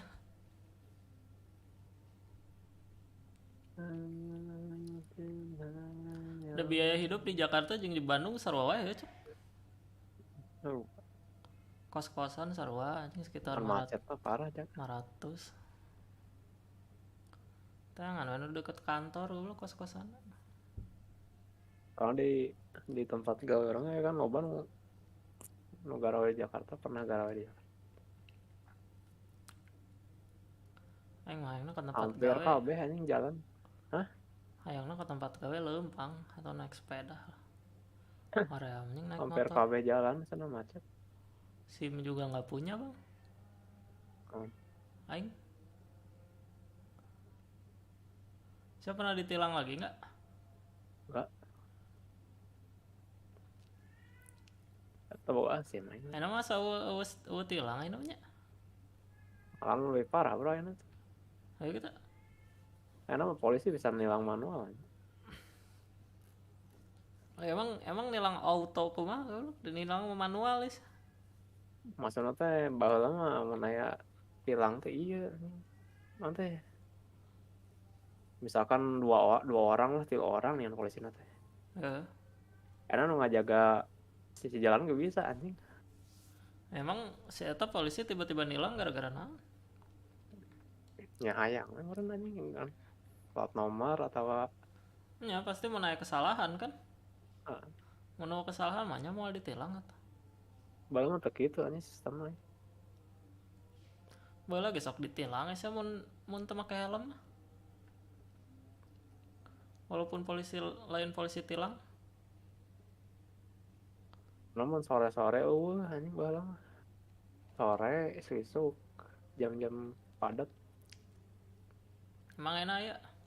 Aya anjing nu bebas kan. Emang kenal posnya gandeng keneh? Gandeng. Etanya gara-gara nya cok. Jelas anjing.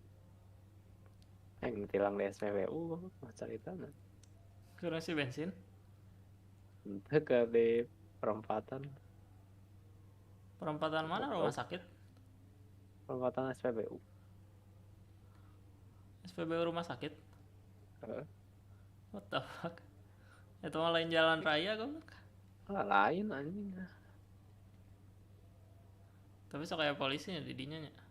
Oh ya anjing bisa. Mun aya mah anjing udah geus aya lampu merah.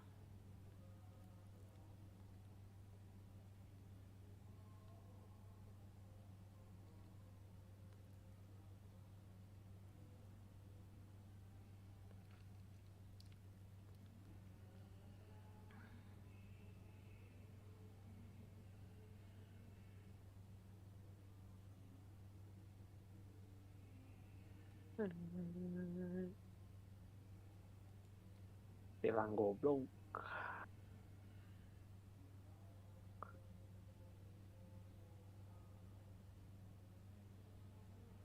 Wih, beres brother. Anjing lupa beli makan, aduh suwe. Beres nih brother, 200 brother. Nanti bang. Ini sih ya tangan. Woi bang. Bang. Ini masih ada bis cak. Bang. Ini bis ya? Dia bang.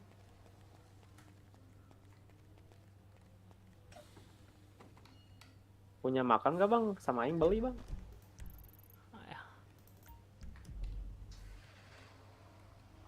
Makan minum 2 aja bang kalau ada mah bang, sama aing beli. Berapa bang? Nggak bisa. Hah, berapa? Ini suaranya bang nggak kedengaran bang. Oh gak usah. Thank you bang. Bang beli saya mau duit ya bang. Ini suaranya bang bisa gedean nggak? Sok. Oi. Hah? Emang saya mau duit? 3.000 deh anjing, udah beak anjing. Jangan mulai bensin anjing. Bensin bus anjing mahal kalau. 1.000 anjing kalau bisa dapat pin loh anjing.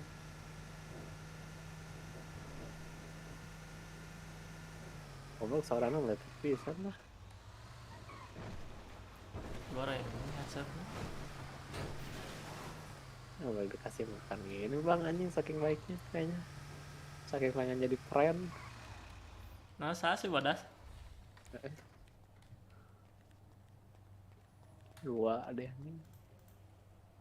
Podo anjing. Kau yang tinggalkan kadang lagi.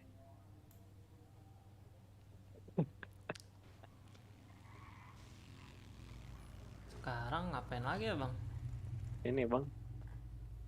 Hah? Kesini. Ngapain? Si anjing duit aing. Ya kan aku. Tuh anjing kartu pasien aing hilang goblok. Oh ya. Lagi kirain hilang. Ngentot lah kalau hilang. Masih ya yang mereka balkot bro. Kenapa? Penjahit lah, ganti jadi penjahit. Kayak ngajahit aja nak. Nggak akan Dota kah? Yang Dota sih. Atau palo gitu, palo. Ke balkot lo tapi lo ganti lah. Hah? Ganti lah aja. Saya kendaraan kan? Ah ya bos, tapi nggak ya karena anjing belum ada. Kau semput kan sih.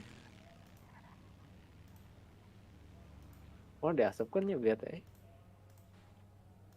Sumput. Supin garasi. Kita diasupkan ke dia tak kata ke ayam. Supin aja. Ayam elitis anjing deh. Elitis salah. Oh ini bos siapa? Anjing. Tahu bang? Gitu ya aja. Tahu bang. Nggak diparkir ke kesehatan anjing di bawah. Ini rekam mana nanya? Ngajahit deh gitu. Hoream eh. YG semua. Goblok. Satu kawan. Beli mobil lah kan? Beli motor gitu. Mana kendaraan pisan eh. Ah, sebalikin mobil lah baru itu 1 juta. Beli motor aja.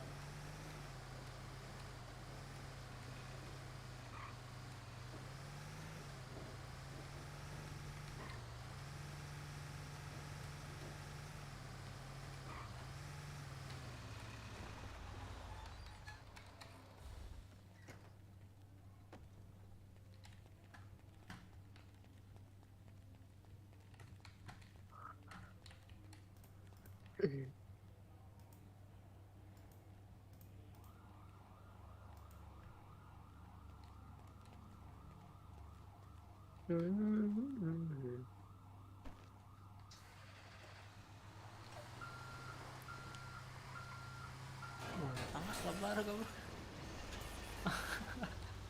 Bro. Saya manisan bro. Bro lebar udah jangan beli mobil. Oh kayak mau dibayarkan duit aja. Mau pensiun dini aing sorry. Dia kan anjing lah. Nah. Duit aing. Nah, ayo tuh orang ranting. Orang COD-an di mana ya? Beresan sih ya? Ya ya. Hah? Atau di balkot. Beresan? Acan anjing. 150 deh.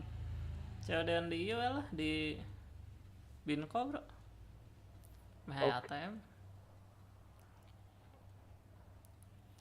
Ngisi bensin bus lah anjing, daripada meuli motor mending pakai bus aja. Yang ada aja, brother. Aing ngarea make motor teh enggak guna anjing. Jelma elitis mah neng kenen lempang daripada naik bus cenah. Blok bus batur. Emang kunaon? Atau trans anjing nelpon trans. Mahal anjing trans 1 mil aja. Sebenarnya 6.000. Gak pegawai kantor wae anjing ngapain trans. Aing hoream anjing pas kitu aing naik trans di Paleto ka Balkot 20.000 cok. Marah bang. Marah mahal pisan bisa beli motor goblok.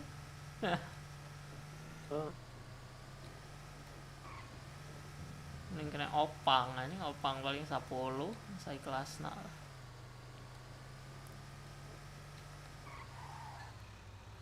Temen di mana nya busna? Panggilan pada warga atas nama kan. Romelo bos. Federal dalam meonet. Matiin dulu anjing. Nggak tekannya mana? Bos federal. Aman lah bahasa aing, aman.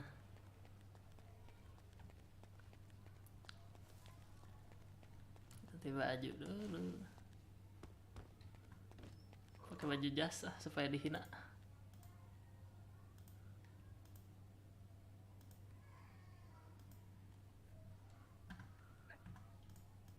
Pakai jas bang supaya dihina bang. Jelas bro. Aduh lagi anjing dihina ke si Martin kayaknya. Wayo. Itu kan renten kan. Nah, jelema teh meni arahan TV san kan ujas kunaon sih? Sekedar kayak baju atau Genggol, lo banyak genggol kayak jas. Baju atau dasar wae. Sia kira Yakuza nggak pakai jas sih. Yakuza pakai jas hidung gitu.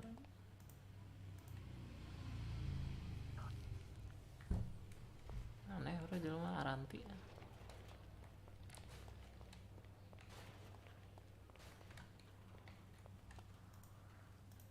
Terlalu arpi ya bro. Ke sarung ulah anjing, pakai jas ulah cok. Bulu halus.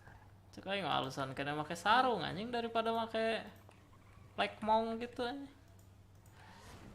Bener gak bro? Geng sarung anjing. Pakai lekmong, celana pondok anjing. Gembel kah? Nah awal pakai sarung ya? Ngomong gitu Ada kamar alasan kah? Kelek mau goblok, gembel kah kau anjing ngeri. Langsung dihina aja.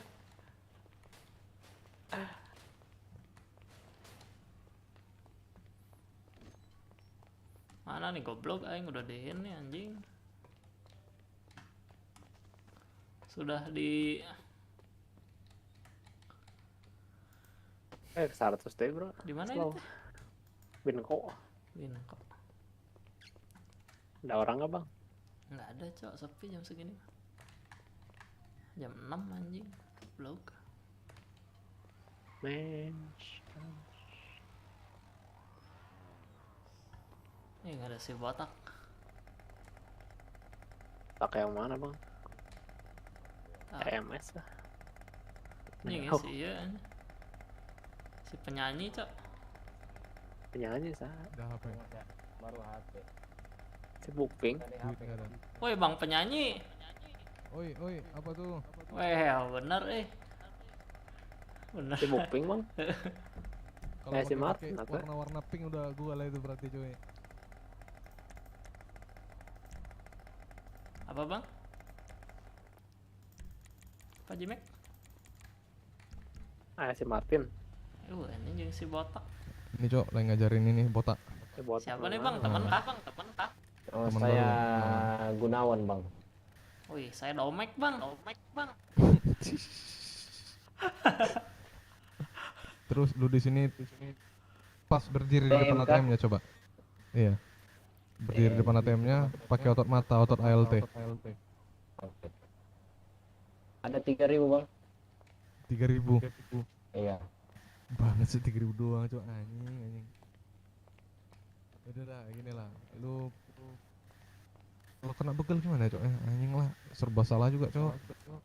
Kenapa bang? Jangan begal aku lah bang. Bukan, maksudnya gimana lu nanti kalau narik bus tiba-tiba kena begal di jalan, itu maksudnya. Gak apa-apa bang, yang penting mah turun aja. Kalau nggak punya mah nggak akan dipaksa dah. Ya, lagi nyari backingan juga nih bang. Mana bisa gitu anjay. Kalau dibegal kita nggak kenal yang begal kita siapa, kayak mana mau backing. Itu. Abang ini udah lama kah di sini? Nggak terlalu, masih ada yang lebih lama lagi. Ini namanya siapa bang? Domek Bang bang. Domek. Bang. Halo bang Domek. Ini abang namanya siapa nih bang? Oh, aku namanya Taka. Halo bang, Taka. Saya namanya Gunawan bang. Oh, salam kenal lah Gunawan. Itu nama panggilan saya bang. Salken Bang Gun. Oke bang. Panjang saya mau tahu kak bang? Apa nama panjangnya? Gundul dan Menawan. Anjing. Ngeri kali bro. Kan saya ini botak bang, dari dulu bang. Panjang-panjang rambut saya ini bang. Nggak tumbuh-tumbuh ya. Jadi di kota sebelah kerja apa aja emangnya?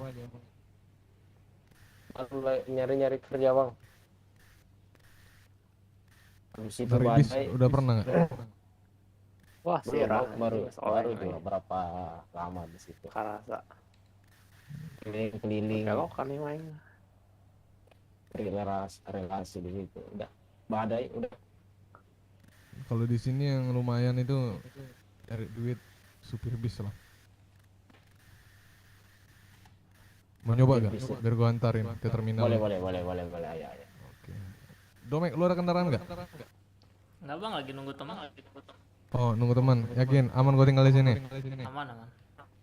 Oke, gua lanjut dulu lah, Mek ya. Oke. Ayo, gundulan Menawan.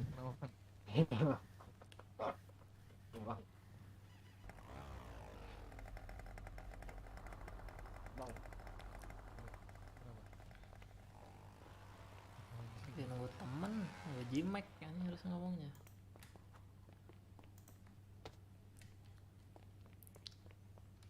Ngeri gitu bang, ada penyanyi bang. Woi. Hah? Ada penyanyi. SB oke lah. Juga nama. Tanya. Bang lo SB juga bukan? Keburu ini tanya. Juga nama lain katanya. Lain aja. Lain juga. Karena ini pas Loading screen. Pas di balkon kayak terbareng awalnya kan tiba-tiba datang. Baturan namanya. Baturan si Tens.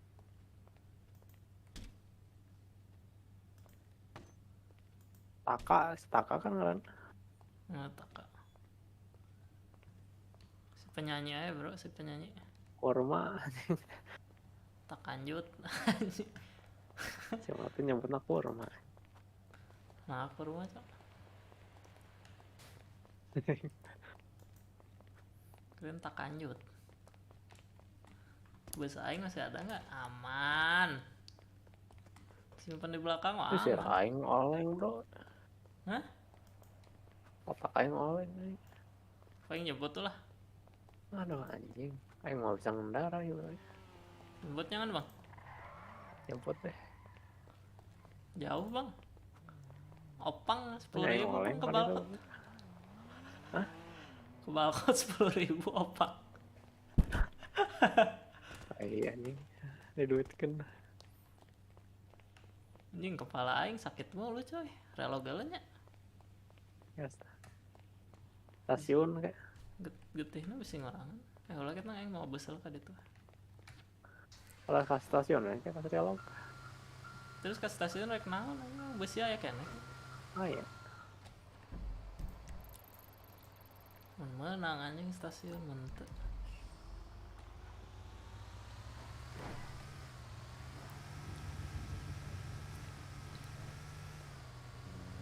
Baik gitu Bang Taka. Nah, Lagi mendidik orang baru. Boren tadi. Gunawan namanya. ini ngaran nih Indo goblok. Banggun sebetulnya. Ganteng dan menawan katanya bro. Guns.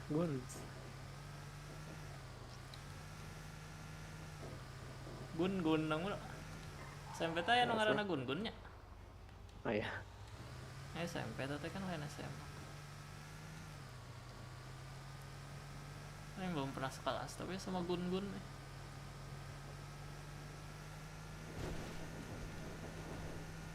Dua kali lagi yang udah. Berapa? 2 kali di.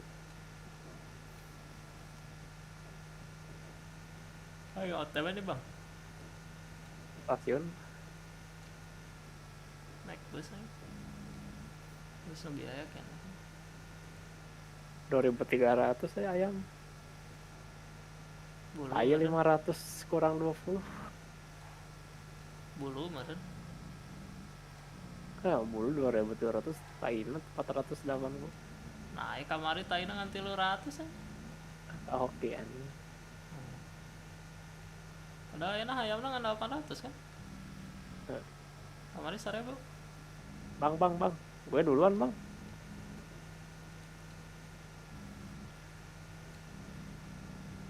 Mau nge-game dulu, bro.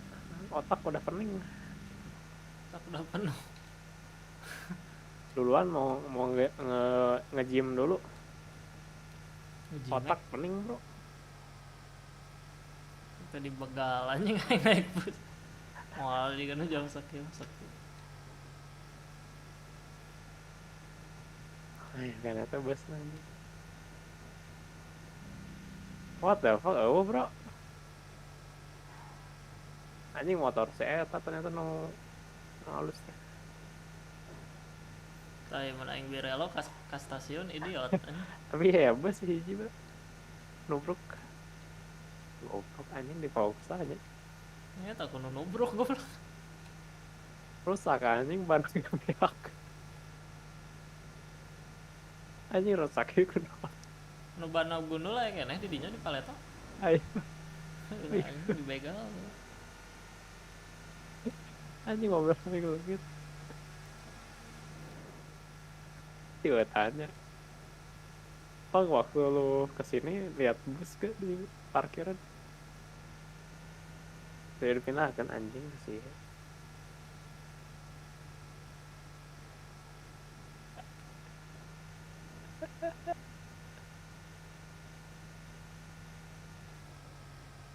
Pelan lagi ya bus.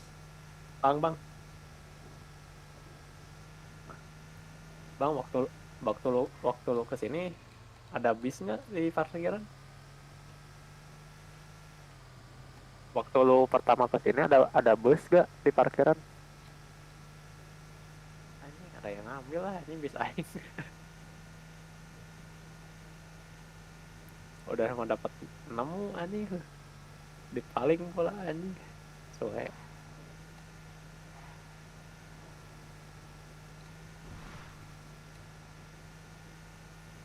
anjing mesti jijin anjing. Siap, ade bro. Pak, sekalian mulai darah sih. Gila tapi jauh. Mau goblok. Anjing motornya halus sih. Hampir guling. Dia di pinggir jalan bro, ayo nggak tahu. Waktu itu bro.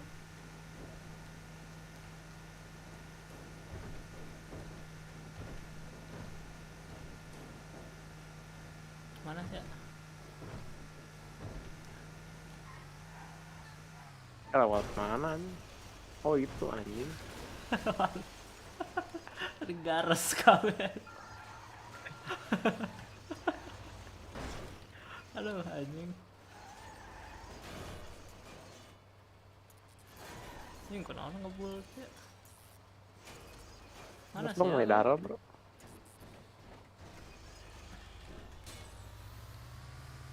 Mulai darah bro. Oh. Alons.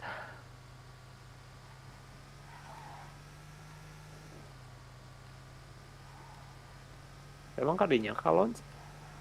Nah, emang kemana?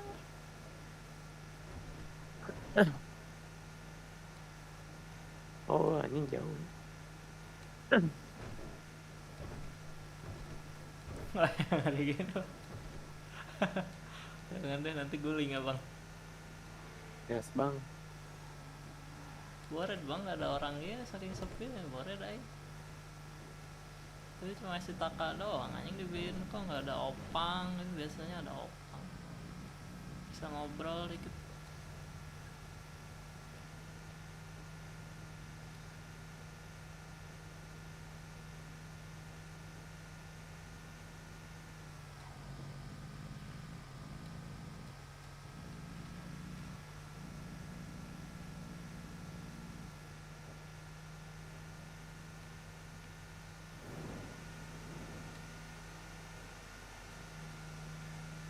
Goblok.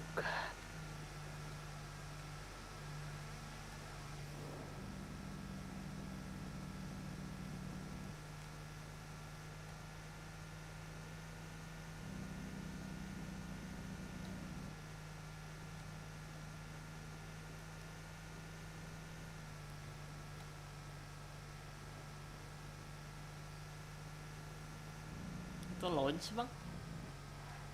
Jelas bang.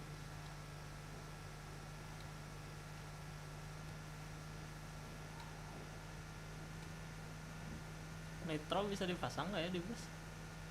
Goblok banget. Ah, maksudnya nitro tabung. Kan bisa mati. Mobil butut juga bisa di nitro.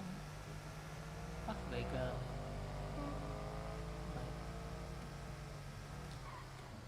Oh blok anjing belok. Tuh bro, ngamuk kan dia. Mobil butut atas 1 jutaan. Lawan gitu kan.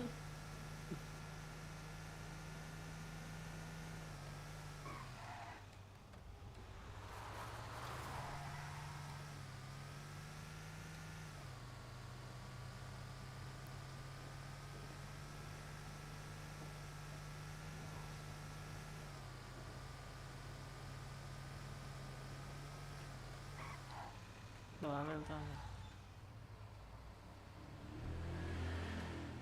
Ambil bang.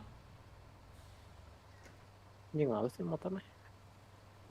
Polisi anjing. Gak bisa anjing. Polisi anjing. Nggak. Wah, Polisinya setengah dia mau nyokot. Oh, baru tengah jalan pelanggaran. Dia tadi anak.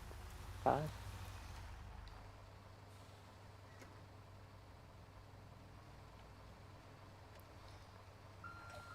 Yang parkir di dia.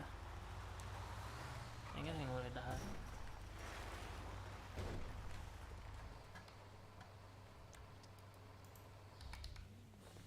Bayaran aing sisa 2 anjing. Isi itu lain. Hah? Woi bang. Saha? SB. Kenal aing enggak?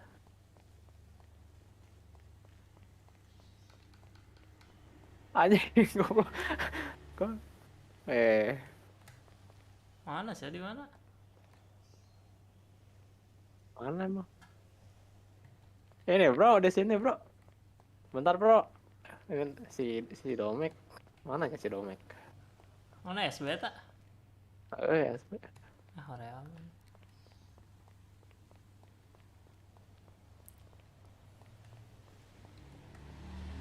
Ini keren.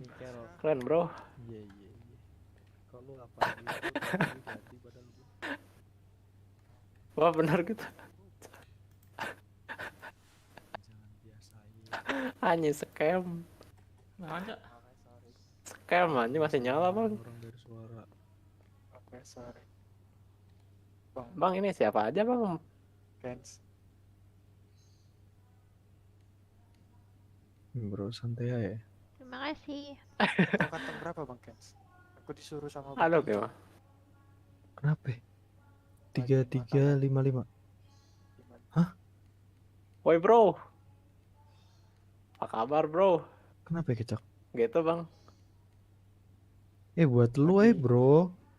Masa? Nih ada 10 bro di sini bro. 10 gold. Oke. Lagi apa nih? Ini mau beli makan. Bu, paket 10 bu. Boleh. Siap. Di 2847.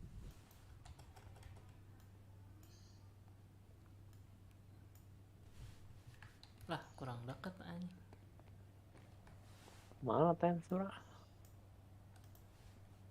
Bentar saya siapkan. Ini mobilnya halus bro. Biar kah? Iya di jero sih Tens. Ini bayang-bayang naon bro. Mana Tens? Iya di jero. Iya. Eh, Punya stance gitu anjing stabil masalahin ki.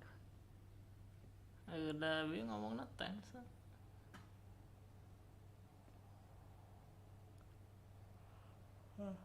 2847 kan?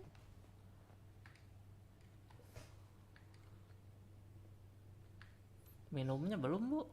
2847 kan pak? Ibu itu pohon wae anjing deh. 3194.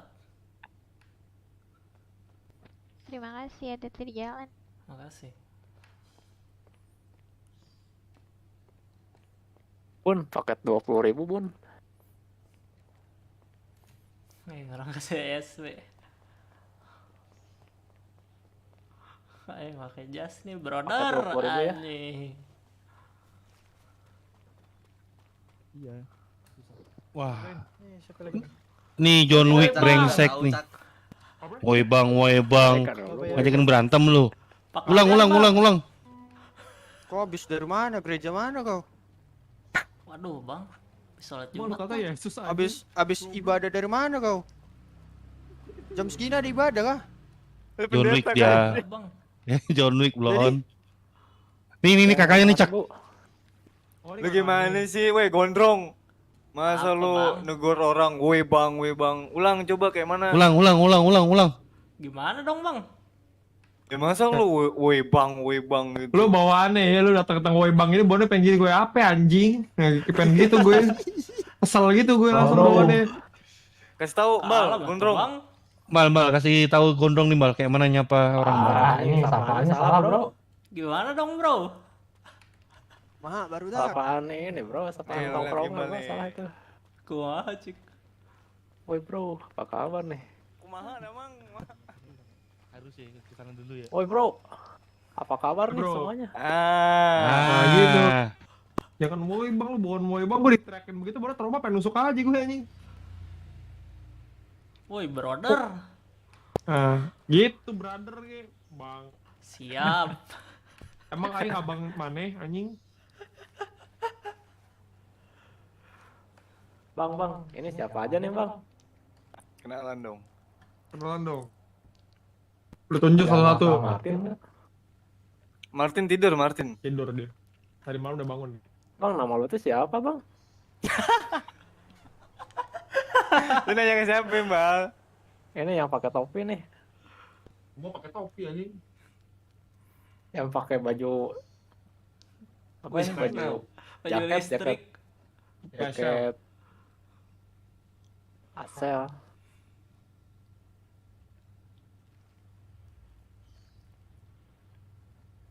Kenapa, Mbal? Enggak, pengen nanya aja bang. Itu kan kemarin dikasih tahu old man. Oh ya. Old man itu maksudnya apa bang? Aing belum ngerti. Iya, patua. Patua. Dia panggilnya patua. Old man. Oh, orang tua. Patua kalau orang tua enak bikin mabuk. Old man bro. Kayak gitu ya julukannya. Apa ya anjing? Kok ngeri kali bro. Ngeri aja julukannya. Gimana kalian berdua? Drong, Bal, kerjanya? Aman Parah bang, bang. aing kemarin sial mulu bang. Sial. Yang atuh aman Iya, apa sih? ini orang udah dapat hampir jadi pakaian anjing. Malah gagal ini. Gagal apa? Gagal mendarat gitu.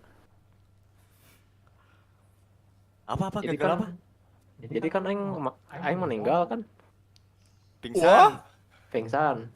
Ya. Nunggu EMT lama. Aha. Terus ada kan udah nunggu 20 menit. Ya, terus Terus ada apa otot gitu. Kepencet aja otot E. ya lu manggil ini pihak swasta. Manggil swasta lo bet. Respon ketekan respon aja hilang semua barang bang. Bangsat aja. Tuh, Bal. Namanya dijemput pihak swasta. Iya, rumah sakit swasta, Bal. Ya. Kimbal. Salah kesalahan. Iya bang. Itu namanya dijemput pihak swasta bukan dispon. Ya, oke. Oke. Kemarin inget gak yang kemarin gue bisikin terakhir? Udah dilakuin belum? Kalian berdua? Non bang, baca peraturan bang. Baca peraturan. Udah bang, tapi otak aing nggak kuat bang, terlalu banyak. Ya enggak harus langsung hari itu juga, maksudnya cicil-cicil aja.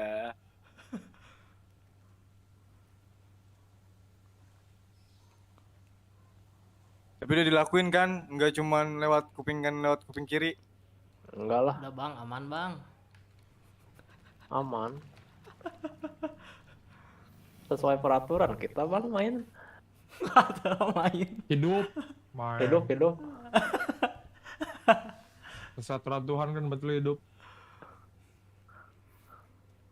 Aman. Tiap hari aman mulu. Aman brother, aman. Kalau katanya di isi itu udah ada gangster yang baru ya? Apa? Gangster kecil gitu. Yang tapi di bawah naungan kalian. Nggak ada. Lo maksudnya Katanya buatan apa? Siapa? Aku belum ada jumpa si Oliver Set. Apa? Bang ada kok. Nggak tahu dapat info dari mana, Lin? Dari si apa? Pino. Relasi Oh, Jimek, dia apa gitu? Dia mau gajian nggak? Hai bang. Kesana dulu bang.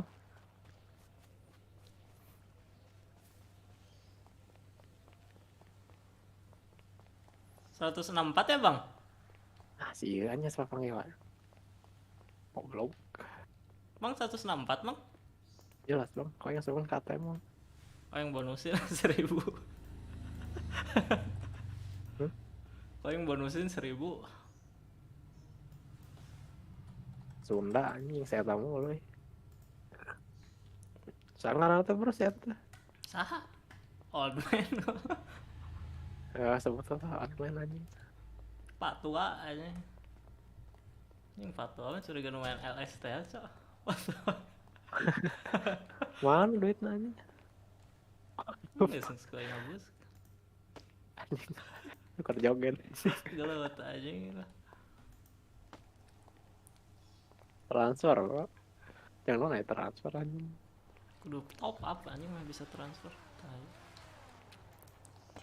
Anjing duit 200 emang. Ngeri.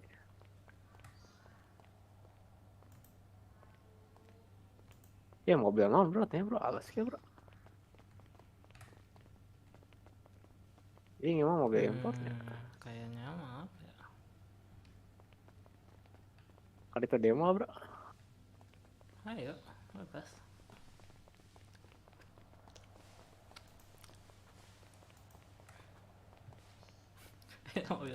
mobil Pak tua. Tadi tadi naik non. Bro tadi tadi naik non naik bus. Itu bus aing tuh kan itu. Oh. Ngera ke dan. Emang kenapa bro?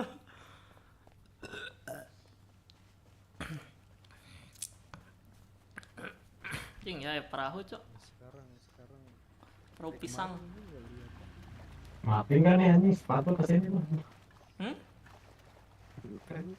Nah, bang pamit gitu mau ganti job. Di skateboardnya, tahu bang? Skateparknya. Woi. Iya skateparknya. Anjing udah masuk ke deadline bang, mau pamit dulu bang. Pamit mau tidur kah? Bukan, ini mau ganti job. Oh. Iya iya iya. Kan janjinya hari Minggu udah beres bang. Karena naik ke Emang potensial beberapa hari. ya, berapa lagi emang? Kurang. Bukan masalah bahannya sih, ini tinggal prosesnya. Ya, berarti belum ada sama sekali yang dijahit ke pakaian. Itu tuh si Kondro mah udah. Sisa berapa lagi dong? Si Kondro. Baru jadi kain bang 1.000. Ya udah deh. Ya udah kalau kalian mau kerja, ntar kalian kontakin Martin lagi ya. Siap bang. Siap bang. Duluan bang. Ya Ayo ya, bang, nanti kalian. outman. Ya tadi. Yo. Bos sih kurang.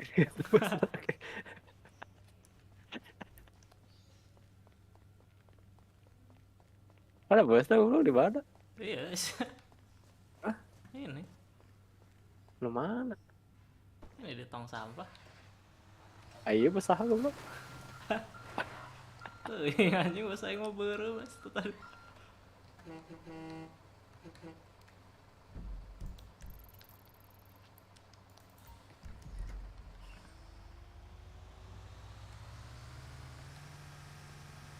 Oh iya nih karena ngomongin gangster anjing. Tahu kan gangster. Gue tanya lah gue, bang ada lowongan gangster nggak? Yang bawahnya ke situ. Terus kemarin itu, jangan papa gitu ya anjing sih teh. Ada gangster sana, tapi naungan ESB nggak ada.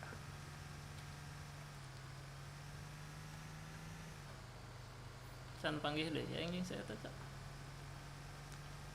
Kemana deh ini bunga panggil?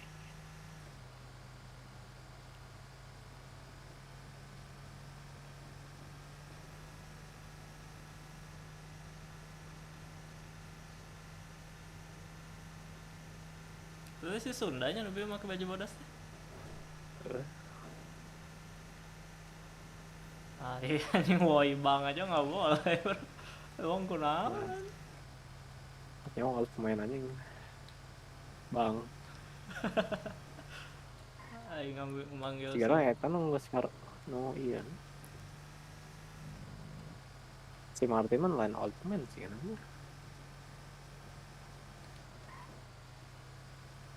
Martin mah anyar ya ketinggalan.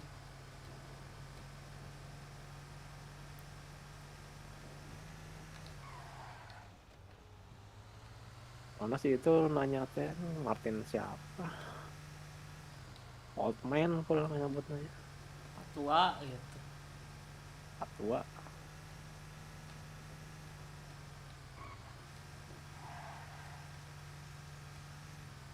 Saya tahu kita nggak old man atau KB ya ini. Biar oke ya.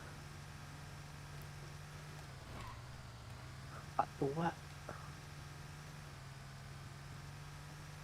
Ngeri anjing old man.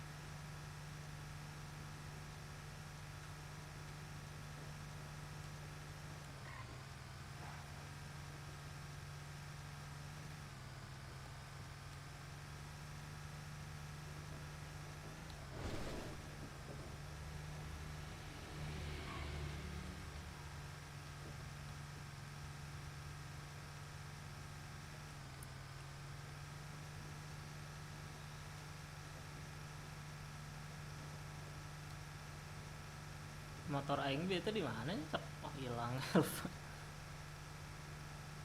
DC aing, bukan DC kan beku. Beku dan hilang ngentot aing. Mobil baru diservis tadi kok aing goblok. Hilang enggak? Enggak jelas. Parah. Motor ya tadi baru diservis anjing 10.000. Aing DC hilang pula motor. Goblok emang. Ayo bensin lo bakal. Testing.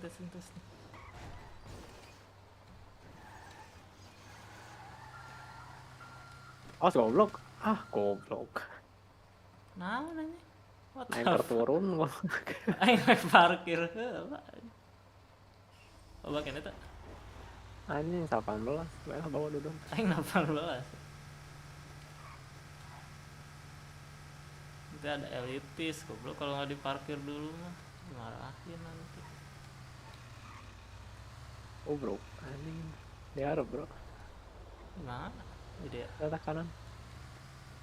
sana Iya, lah gede. parkir dia. Anjing nggak belok. Jurang ya. Dilarang parkir di sini tuh goblok sih. Waduh lihat. Biasanya malah kiri dinya.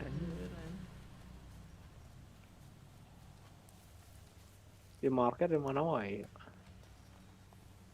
Ngarumpul di dinya wah, juga na SB nya. Oh, Bang. Bang, ini mobil namanya apa, Bang? Berapaan, Bang? 4,5 juta. Oh, kian 4,5 juta. Buat apa, Bang, biasanya yang kayak gini, Bang? Gede gini ya, anjir. Oke deh, Bang, makasih, Bang. Sebotak kanan yang botak.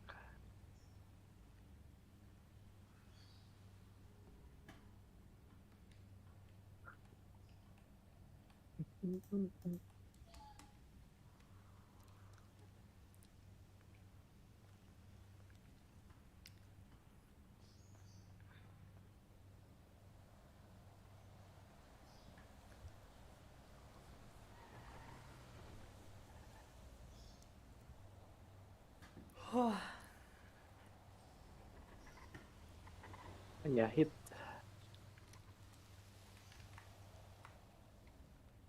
Coba main lagi atau mau udahan bang? Orang tak main apa bro? Hah? Udah terus main. Mana mas karat sih? Telat main iya no. Coba. Game.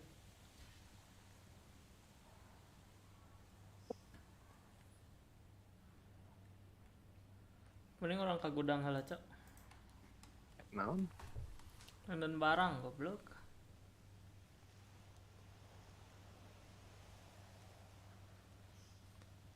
Oh yuk. Mati iya deh lagi. Hilang.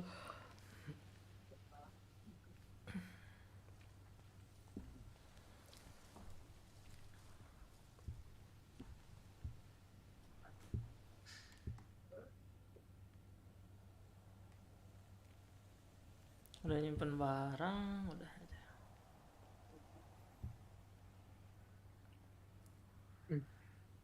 Naungan SB gangster kecil. Geng gimbal bang.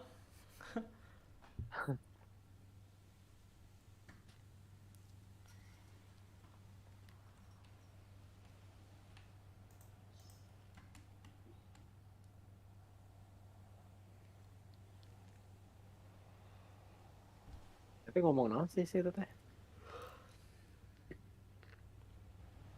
Tugas pemerintah. Dijemput, gagal dijemput.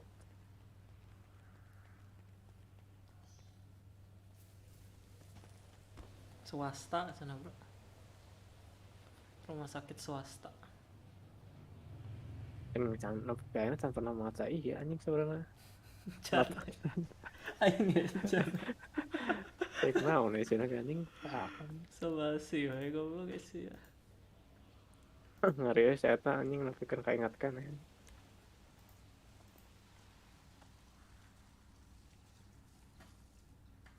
Anjing nodasi.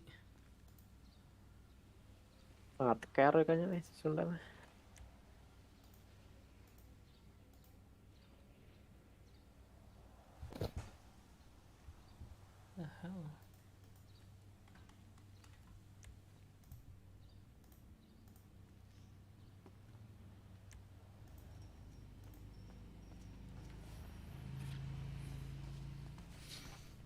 bagus gini menurut aing mah pakaian rapih teh. Aneh ini menurut orang aja jelek nih.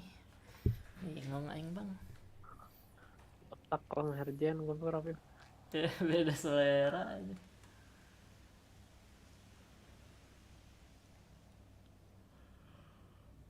Aduh, buat kita. Padahal cik si old man kalau lu ketemu gua lagi masih pakai jas kan. No. Bakal digimanain gitu lupa. Banjur. Pukul kayaknya nggak tahu ditembak. Tapi kenyataannya enggak sih tadi. Kalau serius ya.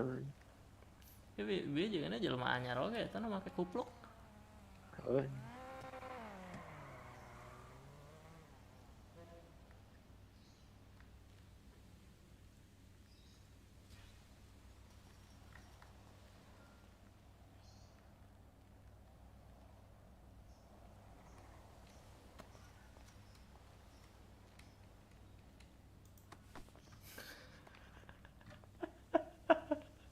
Goblok.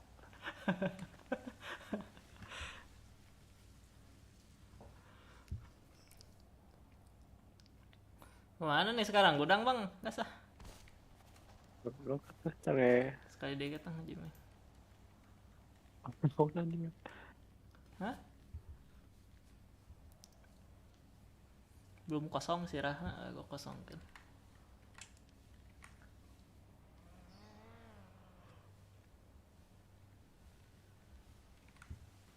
Hah.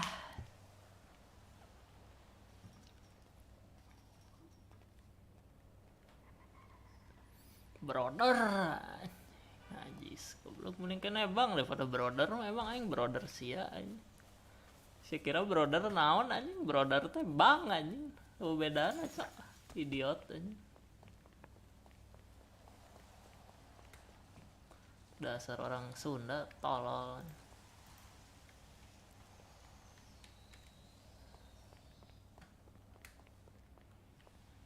Perannya ada yang itu najina deh no ketop. Kupluk. Kata mah iya anjing montir anjing sama ya. Make kupluk. Lain make topi. Oh. Asa montir anjing. Si eta bieu anjing si penyanyi Tens lagi sibuk. Tadi aya si Tens di jero. Teuing ka mana? Ting on Tens Tena. Oh nih ya mobil nu cek si alus sobrek. Mana? Iya. Mana goblok? Ya mobil hidung ieu hareupan aing.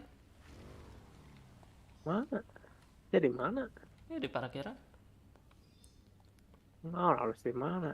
Goreng kieu goblok ketai ya. Oh, nah harus maaf. Kram.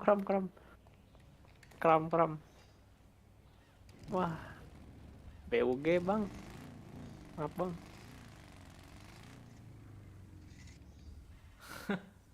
Bana botak ya.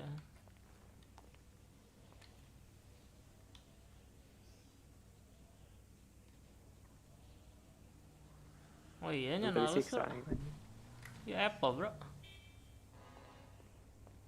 Utah. Ya Apple halus ya.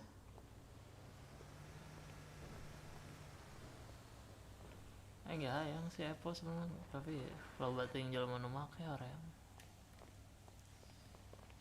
KBW Apple. Bugang. Najis anjing. Ya ada motor. motor Di, bro. Yang di SBT di geng dewe anjing jerona teh. Ya. Tapi saya tuh ngomong nahu si Sunda. Iya nahu word mah bugang word matking. Bang. Bang tadi mobil apa bang namanya? T20. T20? Di dealer ada? Ada di dealer itu. Di kategori apa bang? Apa ya, super sport kalau nggak salah. Kau mau beli? Apaan bang kira-kira? Aduh aku lupa berapa ya. T20 kalau nggak salah 1.200.000 kalau nggak salah ya. Oh nggak tahu sih. Pokoknya 1 juta lebih tapi lebih sedikitnya. Mau beli kau? Ya bang lagi nyari mobil yang di bawah 1 juta sih pengennya mah. Oh bawah 1 juta. Itu aku jual itu kalau kamu mau. Bagus nggak bang? Enak nggak gitu? Coba aja sini sini. Coba.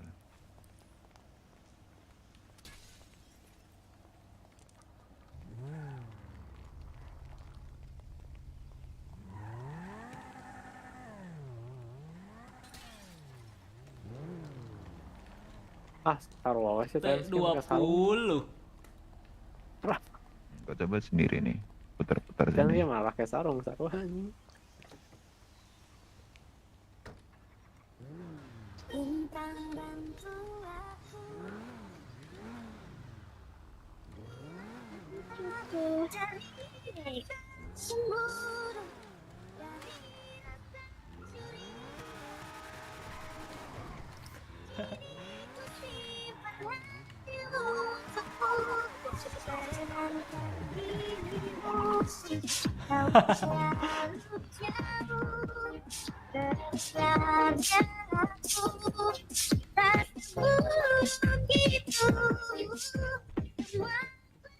Lumayan juga bang akselerasinya. Iya. Enak nih mobil-mobil ini. Kalau top speednya berapa bang? Top speed 180 kalau nggak salah. Oh kirain sampai 200. Kalau 1 jutaan mah nggak ada yang 200 ya bang? Nggak ada sih kalau di bawah 1 juta. Kalau M3 juga pelan ya? Sama aja itu paling 80 mentok. Itu rata kiri ya, kalau rata kanan 200 Ya kayaknya nyampe. beda kalau rata kanan. Ini bisa dipasang nos tabung, bukan nos tabung, nos tanam. Kalau itu kayak kurang tahu sih ya. Kalau yang kayak gini ya. Belum pernah lihat soalnya aku juga ini. Belum pernah lihat. Kita pengen Ada yang mobil pakai yang nos. bisa dipasang nos sih. Cuma Evo Iya kalau bro, anjing ini barusan si pakai pasang gimbal nos. kan mirip aing. yang paling murah Evo gitu yang bisa dipasang nos. Ini pakai Nissan. Kurang tahu tapi setauku sih iya. Tapi Lebih jelasnya sih ini. Evo teh banyak banget yang pakai bang. Iya banyak. Bosan liatnya juga.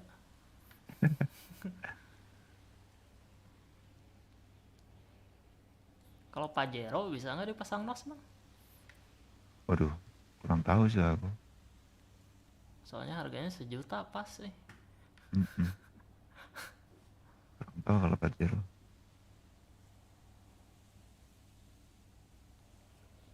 Kalau dijual berapa itu mobil bang? Ini. Iya. Ini aku jual 850 aja ini. Lagi BU aku.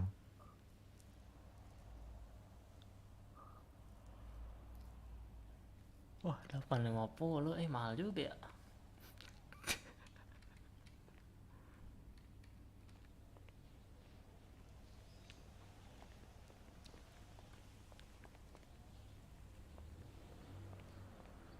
Nah bro, mobil bagus bro, harga murah 800. Beli gak? Oh beda perkumpulan mah ternyata ini. Non. Kita mah ngumpulnya tuh yang kari itu yang old man. Yang Nanti old man tuh. tegawe sih. Itu yang saha? Yang iya anjing, yang nomor pakai baju SB bro.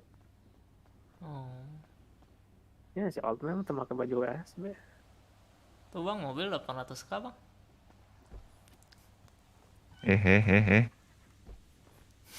Mana yang ini bang?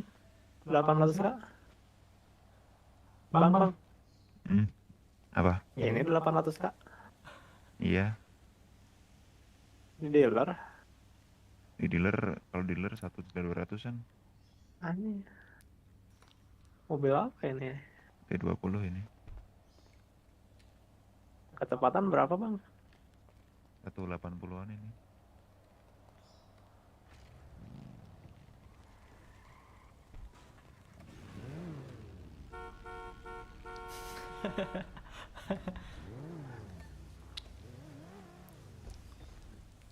Yang bagus deh jalan sini.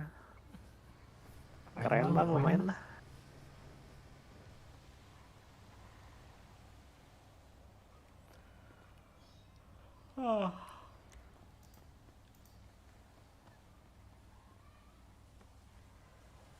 Ini apa bro?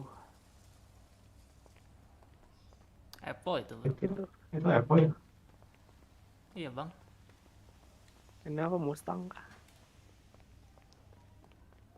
Wah cuma Ya lah, ini mobil apa bang gitu. Goblok. Bang. Nge-lag. Apa bro? Mobil apa ini bang?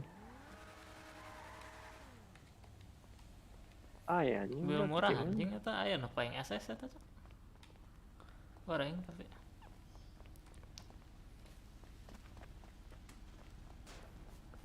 Gas bro lah. Wah. Gendong dong bang. Gendong goblok. Tiba-tiba gendong. Kepala terasa pusing aing goblok. Ya guys, naik bus goblok. Guys, ya nyetir ya. Area. Motor naon anjing gede ya. Kasihan anjing tadi aing ngarkosin mau beli tapi enggak. Yang bawa padahal. Bawa we tuh. Wah kata enggak itu jalan itu tadi. Nyantai gitu nya kok yang dibawa dek dibawa kan. Tiga mah. Ya oke guys. Goblok dikunci si anjing. Ngentot. Kunci naon goblok. Tabus no anyar goblok guys. Mana sih nu anu kadua ya. kiri? Tengah. Tanai Bang, gudang. Terus off, bensinnya hiji goblok. 14. Oh, deng hiji anjing.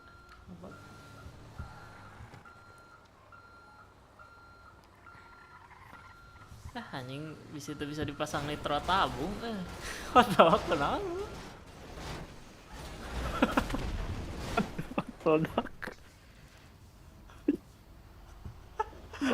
Ganti mas aja ngebul. Ente kok. Waduh. Lu boga mana? Ganti cok ngebul. Oh, tuh tinggal tukang ngebul tuh.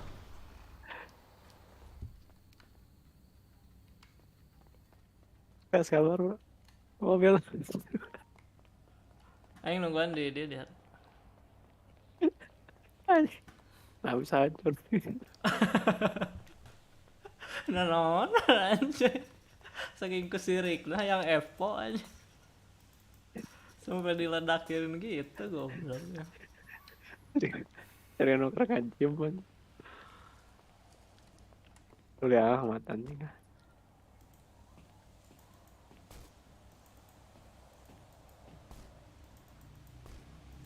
Oh, tapi orang aja. Di mana sih? Iya di parkiran ada. Mau di dia mah buat tulisan dilarang parkir. Oh iya kita seru. Sebentar. Iya, ini 14 bensin. Wah, yang pada itu ngebul. Untung bos na tengah beledak goblok, tengah beledak teh udah itu bulu 2000 bang. MS tuh efek tuh jam sakit udah anjing. Anjing aya ge aing tara didatangan. Oke ya aing kalau aing didatangan.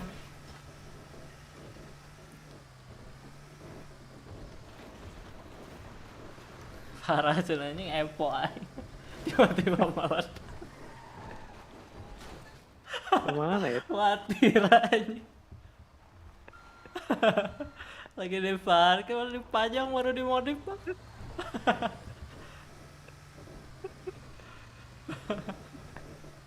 Dia ledak tuh. Emang meledak gitu kumaha cok? Iya anjing. Kan nyokot di asuransi meledak kan? Ya tadi bisa dipakai. Hangus aja. Oh ya asli lah goblok. Berarti jika nama montirnya perlu dibawa ke asuransinya. Ribet. Mana di pom bensin aduh ngelima dari goblok BA kan. Bisa maju. Nggak separuh.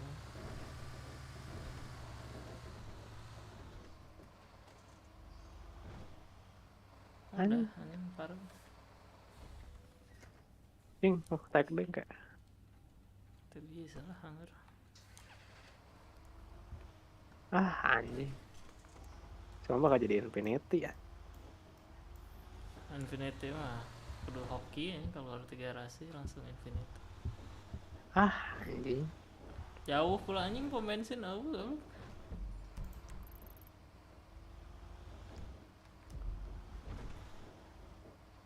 Yang geus tinggalkeun aja. Ya nya hubungan mudun.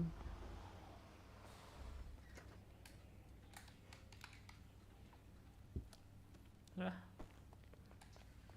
Lempang lah. Lempang ke toko mobil aja orang beli sepeda. Gas gak? Yes. Karena bus tiar. Beli sepeda we lah deket kehendak.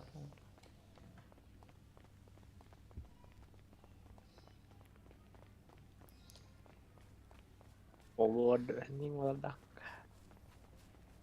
Ya gak ditejek aja saya tik. Eta motor goblok nu meledak teh. Nyebar kana mobil anjing motor geus ieu geus ngebul anjing. Untung teu nyebar kana bus anjing, kalau nyebar udah kayak mana ya? Nih Bang, ATM dulu Bang. Naon lu kata? Aing teu mau duit, yang beli sepeda nah. Kan ya di itu. Wah anjing di tukang mobil mau ATM.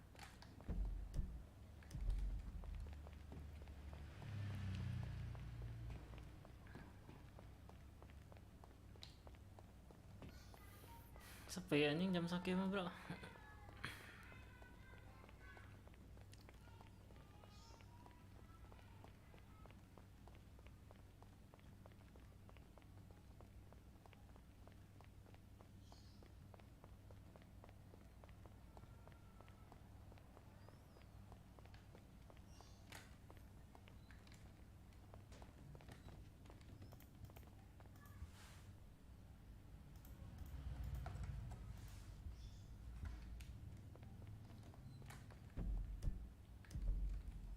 Let's go brother.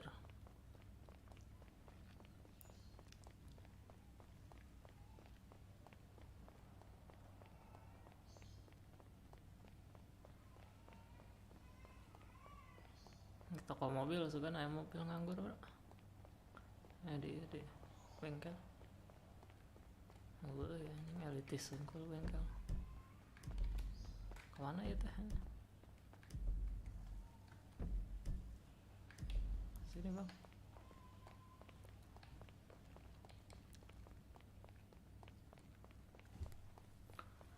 Aneh nanti lempang, mepan lah.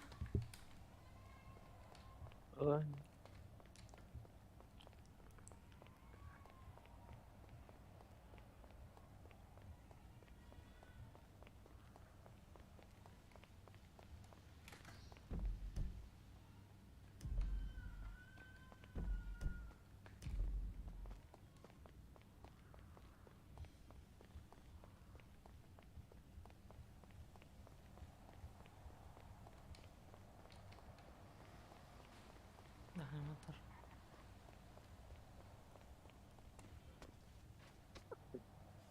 Anjing kepala terasa sakit deh. Sulit lempang setik ya.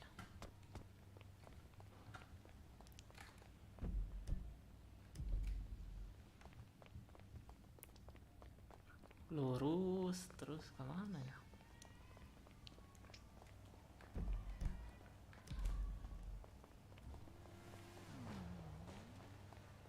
Tarik tuh.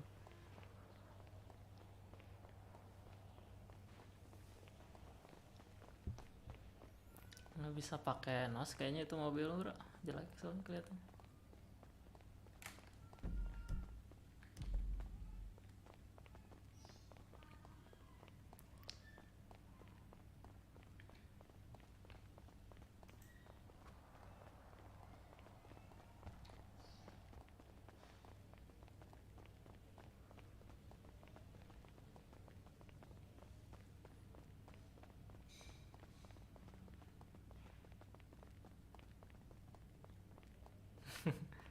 Jadi inget sama Ah, coket ini ya di oke. sini.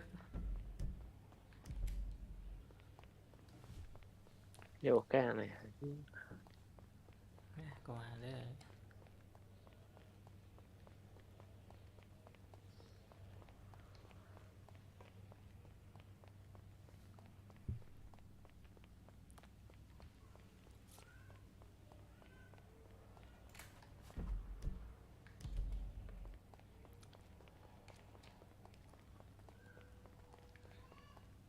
Ya ATM padahal.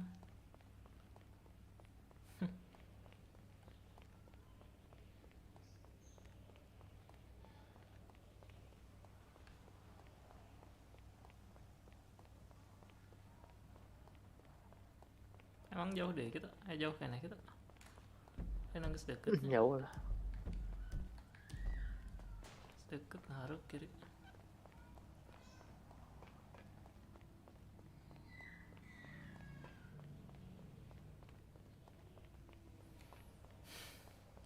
Tadi bosnya dikunci segala, ini halus kan ya.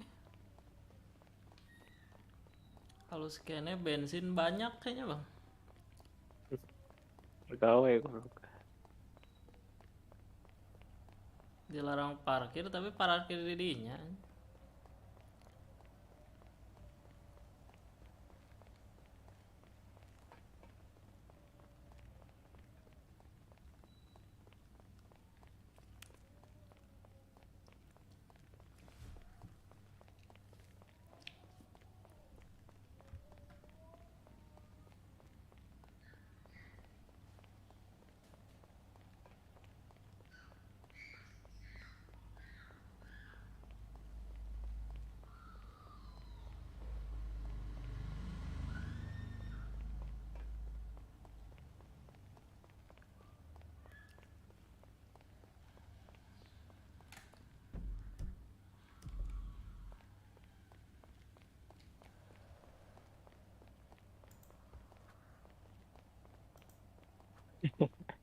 Tareng ke dua-dua, nah ini. Emang sih cingklet. Cingklet. Ntar apa ya kalau yang tabrak pakai mobil. Ya sepeda banget. Malah jeroan kita pakai sepeda. Jelas aja setengah gue. Gak Ya. kesancan di tenggelan ini. Kan kemarin naik sepeda no damage bang. Malah ini sepeda naon aja tuh. Kontel gue. Mulina velo coba ulah mulina lain. Lain lain.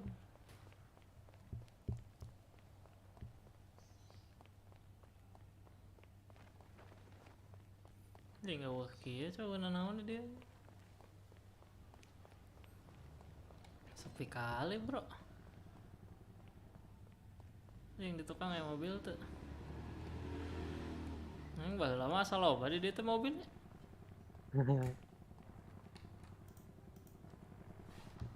Seberapa kalau bro? 10.000. Asap anjing karongan.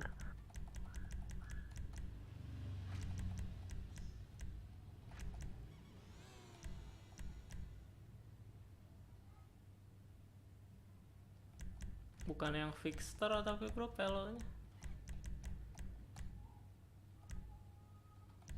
Yang mana ya? Tri bike pelo. Ini 4,5 juta BMW bio. Ya kok cara milihnya bro? Di motos. Gitu mobilnya T20 sih. Yang tinggal harga. Oh iya kemarin tadi.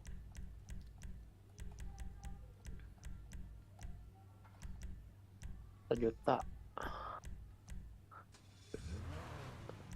Itu 1.000.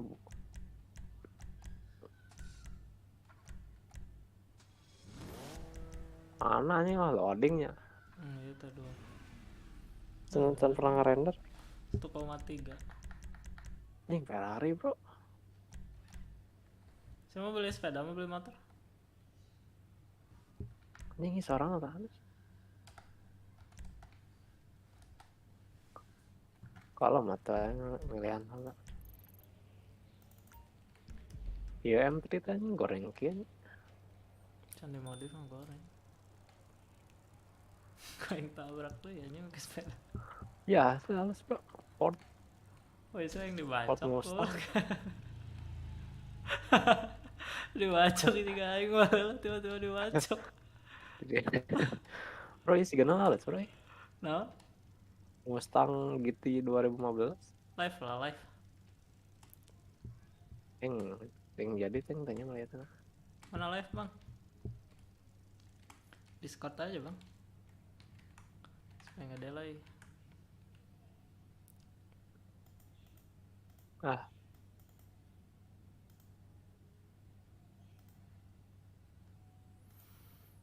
Mana?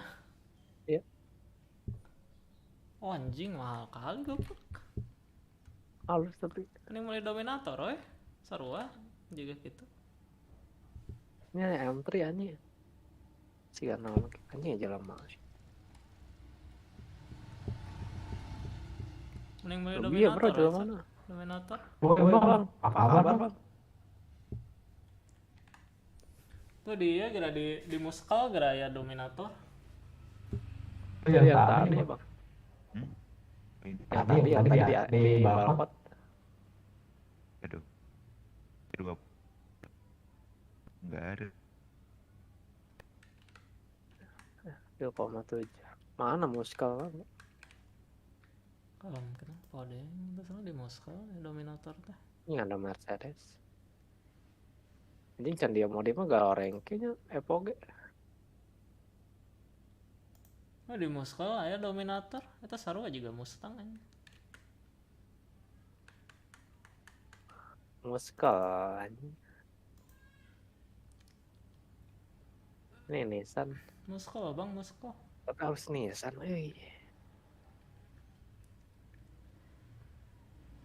Sorana anjing.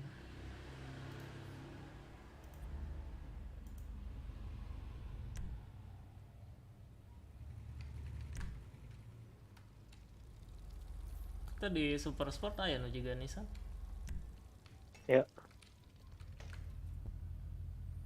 Lain. Butuh.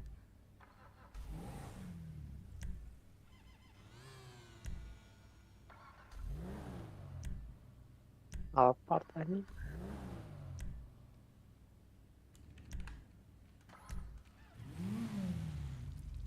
Pas lah bang. Mana bro? Ke gudang bro. Gimana mobilnya gas beak kemudian? Nah. Mana? Ya? Di Moskow. Moskow. Ya. Terus kanan, dominator. Terus halus dah. Enggak orangnya. Ya. Oh iya. Kita tes sarua Mustang. Kan Mustang versi butuh. Yang lebih anjing. Di gerak super sport aya nu juga ieu cok. Juga Nissan. Aing mah pengen. Pajero teh iya Mitsubishi. Sejutaan.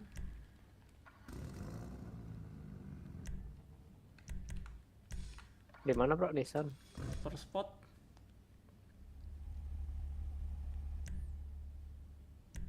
Sports. Di sini mobilnya bagus-bagus semua, harga murah-murah.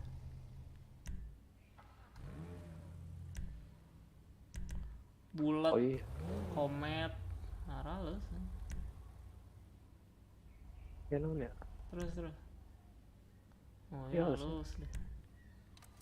Oh ya halus. Seru aja gak? Harap nama jariga Nissan kan?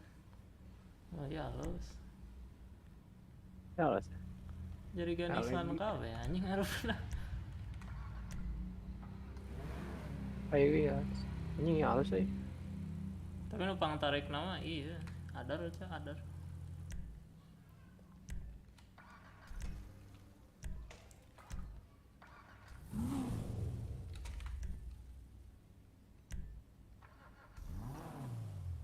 Ya juga iya kuruma be juga iya no.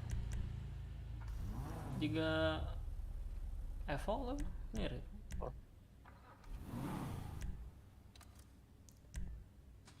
Iya motor sih ya. Ini mobil lain til setengah.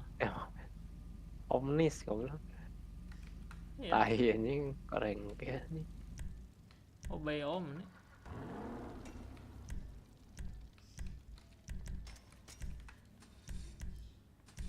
Goreng bro aing hayang iya ya.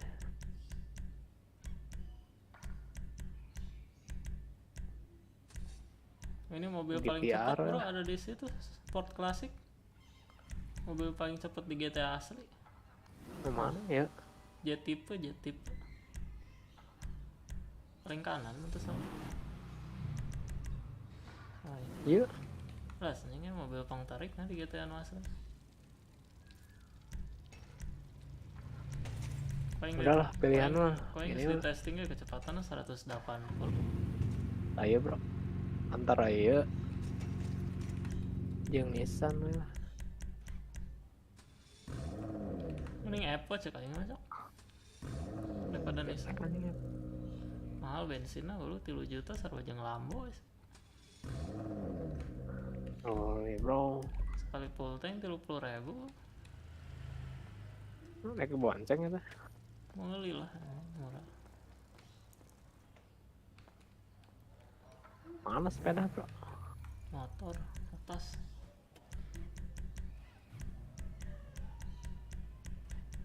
Motor pangkanannya terus ke kanan. Berapa ya teh? 10. 10.000 sepeda teh? Beli motor bang.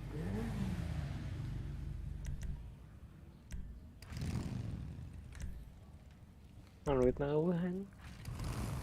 Sama sepeda we. Motor mah rusak kan. Mana ya? Ya. Ya. Pelok. Tribike guys. Terus? Enter. Enggak sih enter. Enter.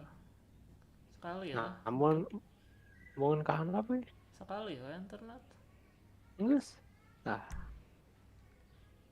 Nah, enter sih anjing double tap lu. Double click enter sih. Kencang ya cek. Nah. Lumayan kecepatan 70-an. Mana lawan kia anjing? Spasi. Makasih tuh. Hah? Kudu makasih. Terus spasi.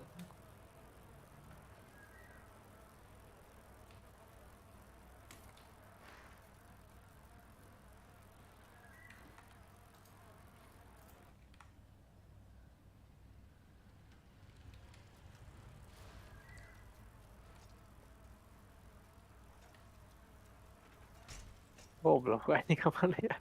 Nyolak anjing. Kok lihat sepeda teh? Pendarahan. Ngelawan kia. Sedang pendarahan. Parah ini sepeda teh ngelawan.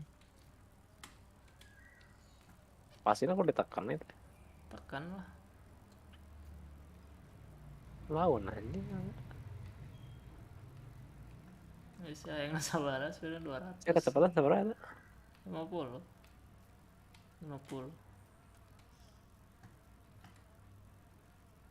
Lumayan daripada lempang dulu kan keluar 10.000 kan. Asuransi murah, segala murah mungkin. Mal rusak pula. Mana? Lu anjing ngobrol. Ya bos. Santai bang santai. Lah harus ngikutin sepeda kan goblok. Kanan.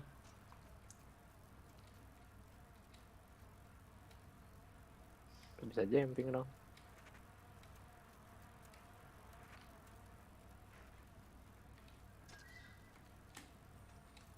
Oh lewat mana ya teh? Ini bang jumping. Wah downhill nih brother. Oh itu 75 kecepatan. Tarik kian. Ini ESB kah? ESB kah? Brother. Mana bang, golok aing bang.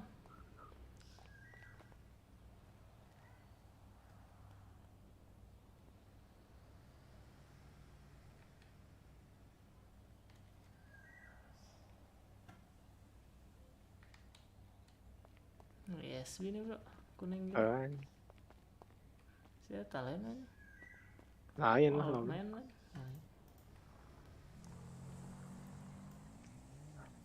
Cara makan oke tuh hanya main. Cara makan motornya. Oh, kok udah pakai motor. Mas bro, kita ke pelabuhan.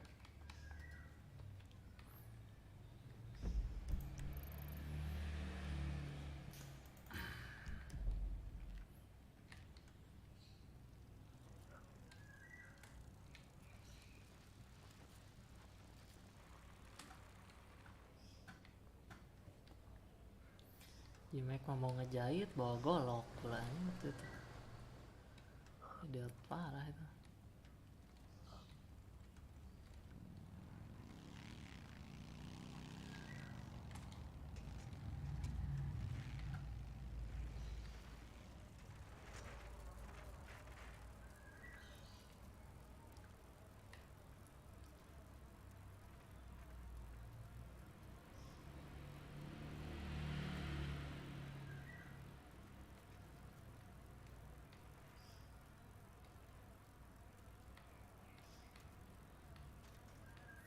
Nah, asa kasusul wae sepeda sih padahal sarua anjing sepedanya.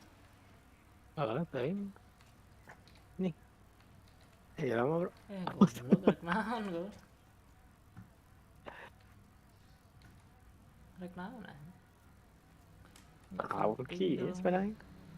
Aneh, cek aing kasusul wae koy. Padahal sepedana sarua. Beloknya udah butut kieu akselerasi nanya. Hese bro, memakai spasi belok. Mode balap yang spasi kayaknya. Anjing ketinggalan jauh anjing sepeda sih. Setara lah harusnya bang. Sini bang. Ini sampai sini spasi balap kan. coba balap. Gas. Ting, susul guys. Ini gak susul tuh sih. Saya nyawa pelabuhan ke tandaan. Anjing belok. Kudu namanya mau ke susul tuh. Kamu tandain lah. Orang cicing lah, orang balapan. Ini sini diam. Tandainya jangan pelabuhan ya bro, ininya garasinya. Garasi gym tau kan yang di bawah. Apa? Gas bang. Gas gak? Gas. Jadinya saya teh lah ya. Banyak auto ku aing. Kudu nama henteu sih.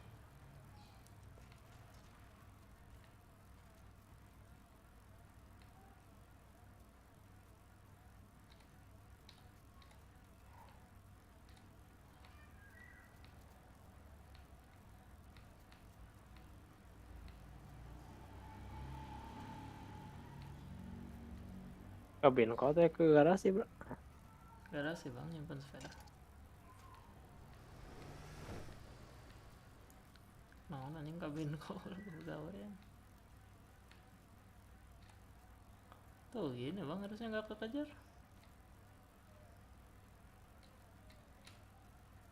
Oh ini udah bro.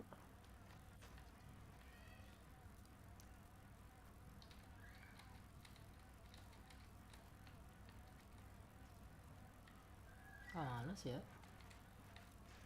Jangan mau jalan bro kalian.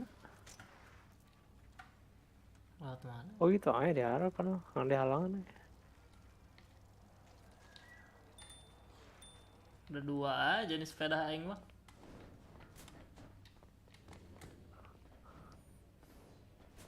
Udah ini tinggal op.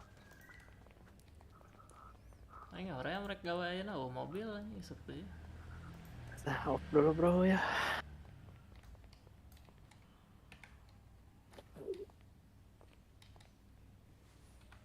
SS nih goblok, file RP ini. Lapor jangan bang. Bang. Woi. Lapor jangan. Non. Lapor non goblok. File RP kalau tinggal we ngarang ku aing. Naon? Bener gak bang? Anjing nyok keluar. Alasannya tinggal ngarang aja bro. Nipu gitu. Dah nanti kalau login lagi tinggal ke situ bro aja. Ayo pilihan aja. Tinggal relo ke non-SN.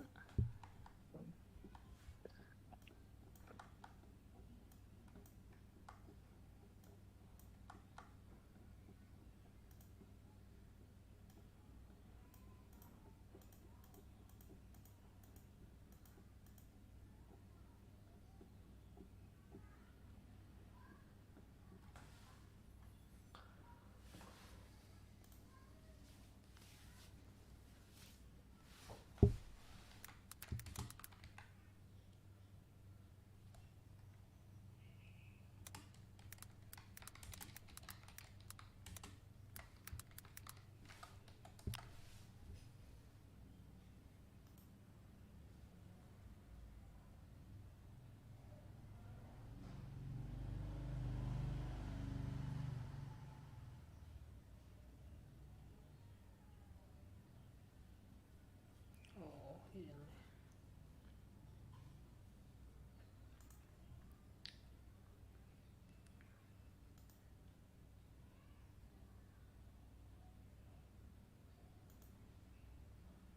Tidur bang. Oke.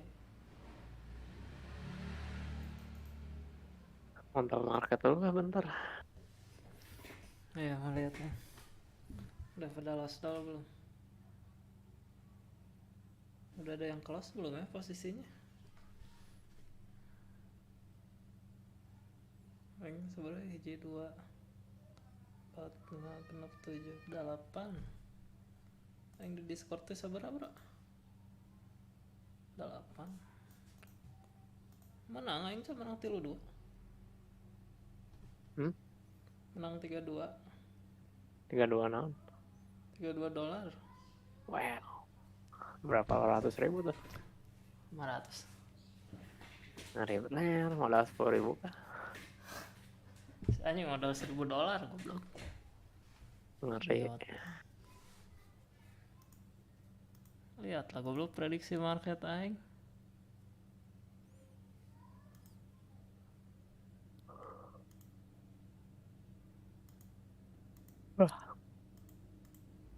Oh.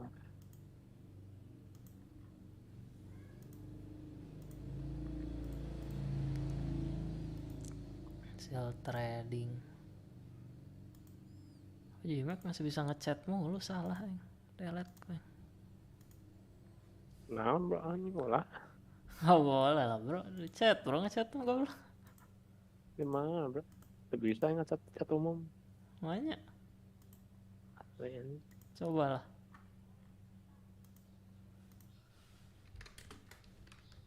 Masa nggak bisa bang di situ? Enggak. Masa?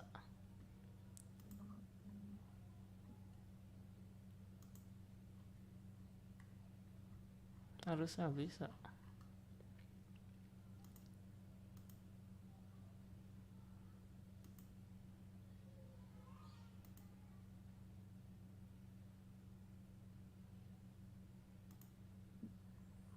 Win rate gede gini bang.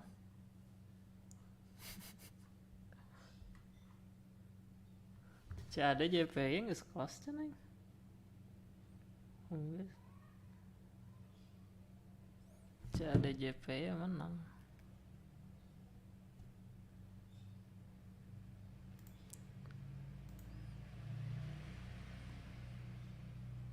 Euro JPY belum.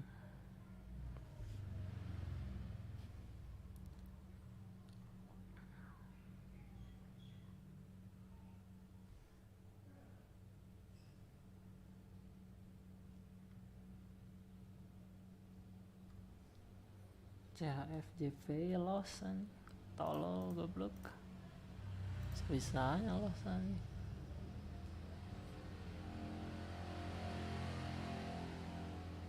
Udah sesuai prediksi gitu udah.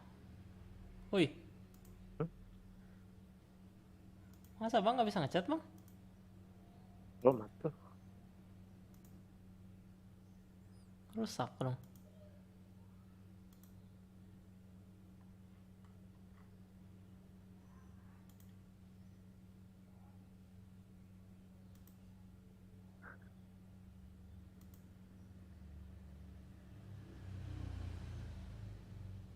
Bung.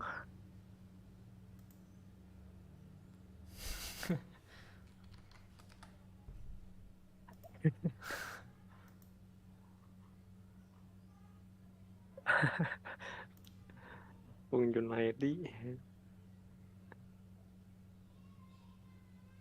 Nah kayak gitu aja prediksinya.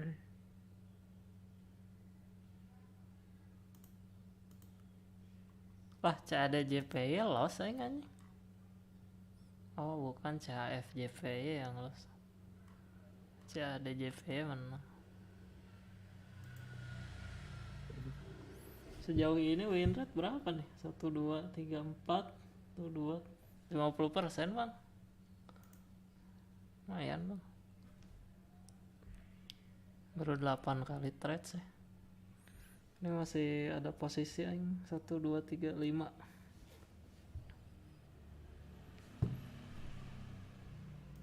5 posisi lagi bro.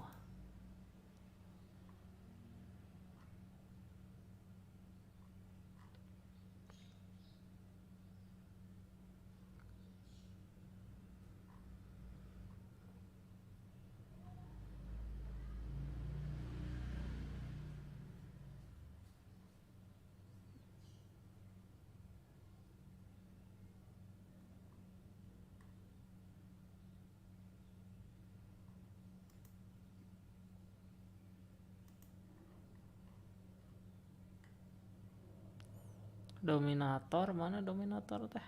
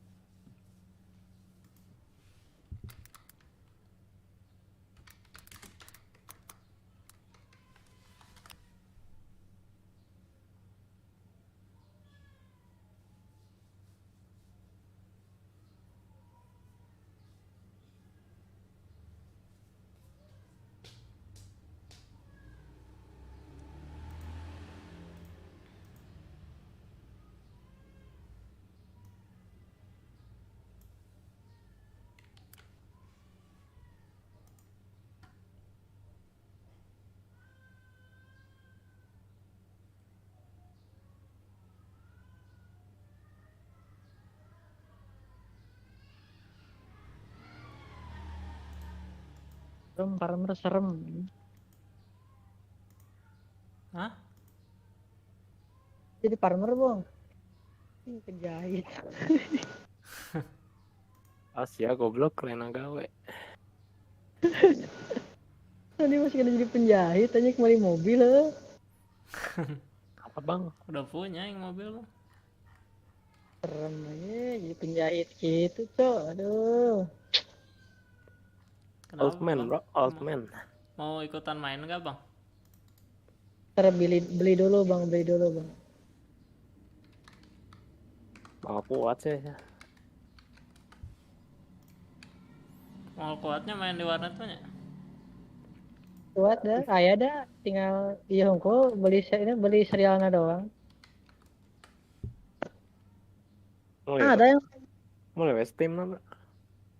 ya kan gue ntar beli Steam aja.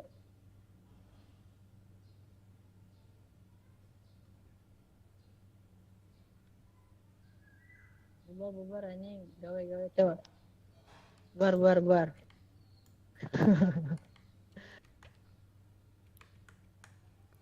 RGB.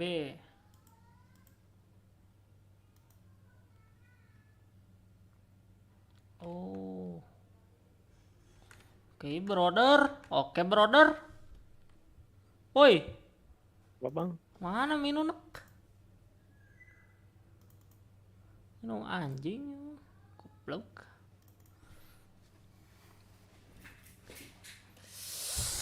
Udah dapat nih bang cara ngedetek RGB.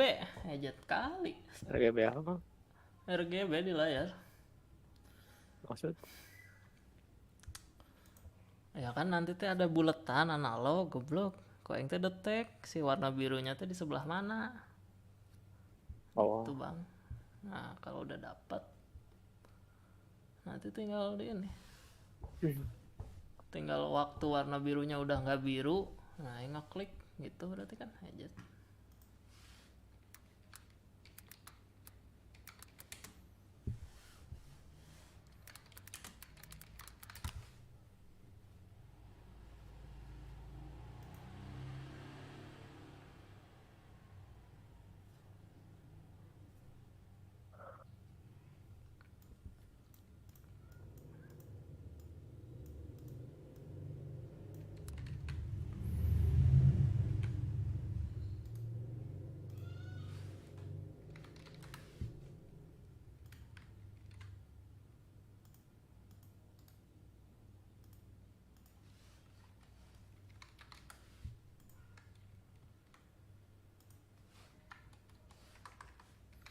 Sekarang hari apa sih? Kamis bang.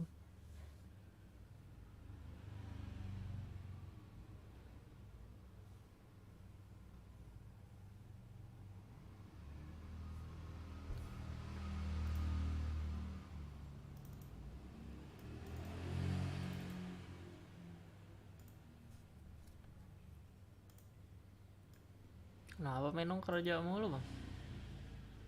Tanya lah goblok.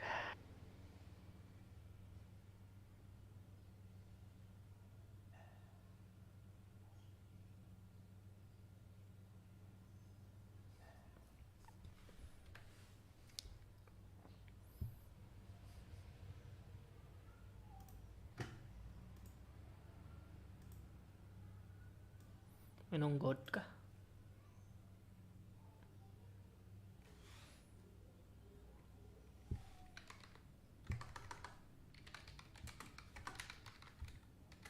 Analog biru 25 13 94 merah 255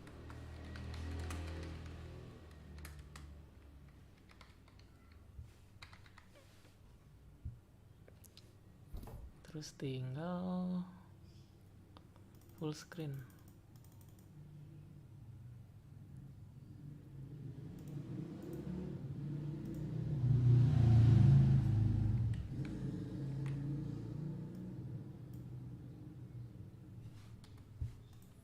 Ngentot.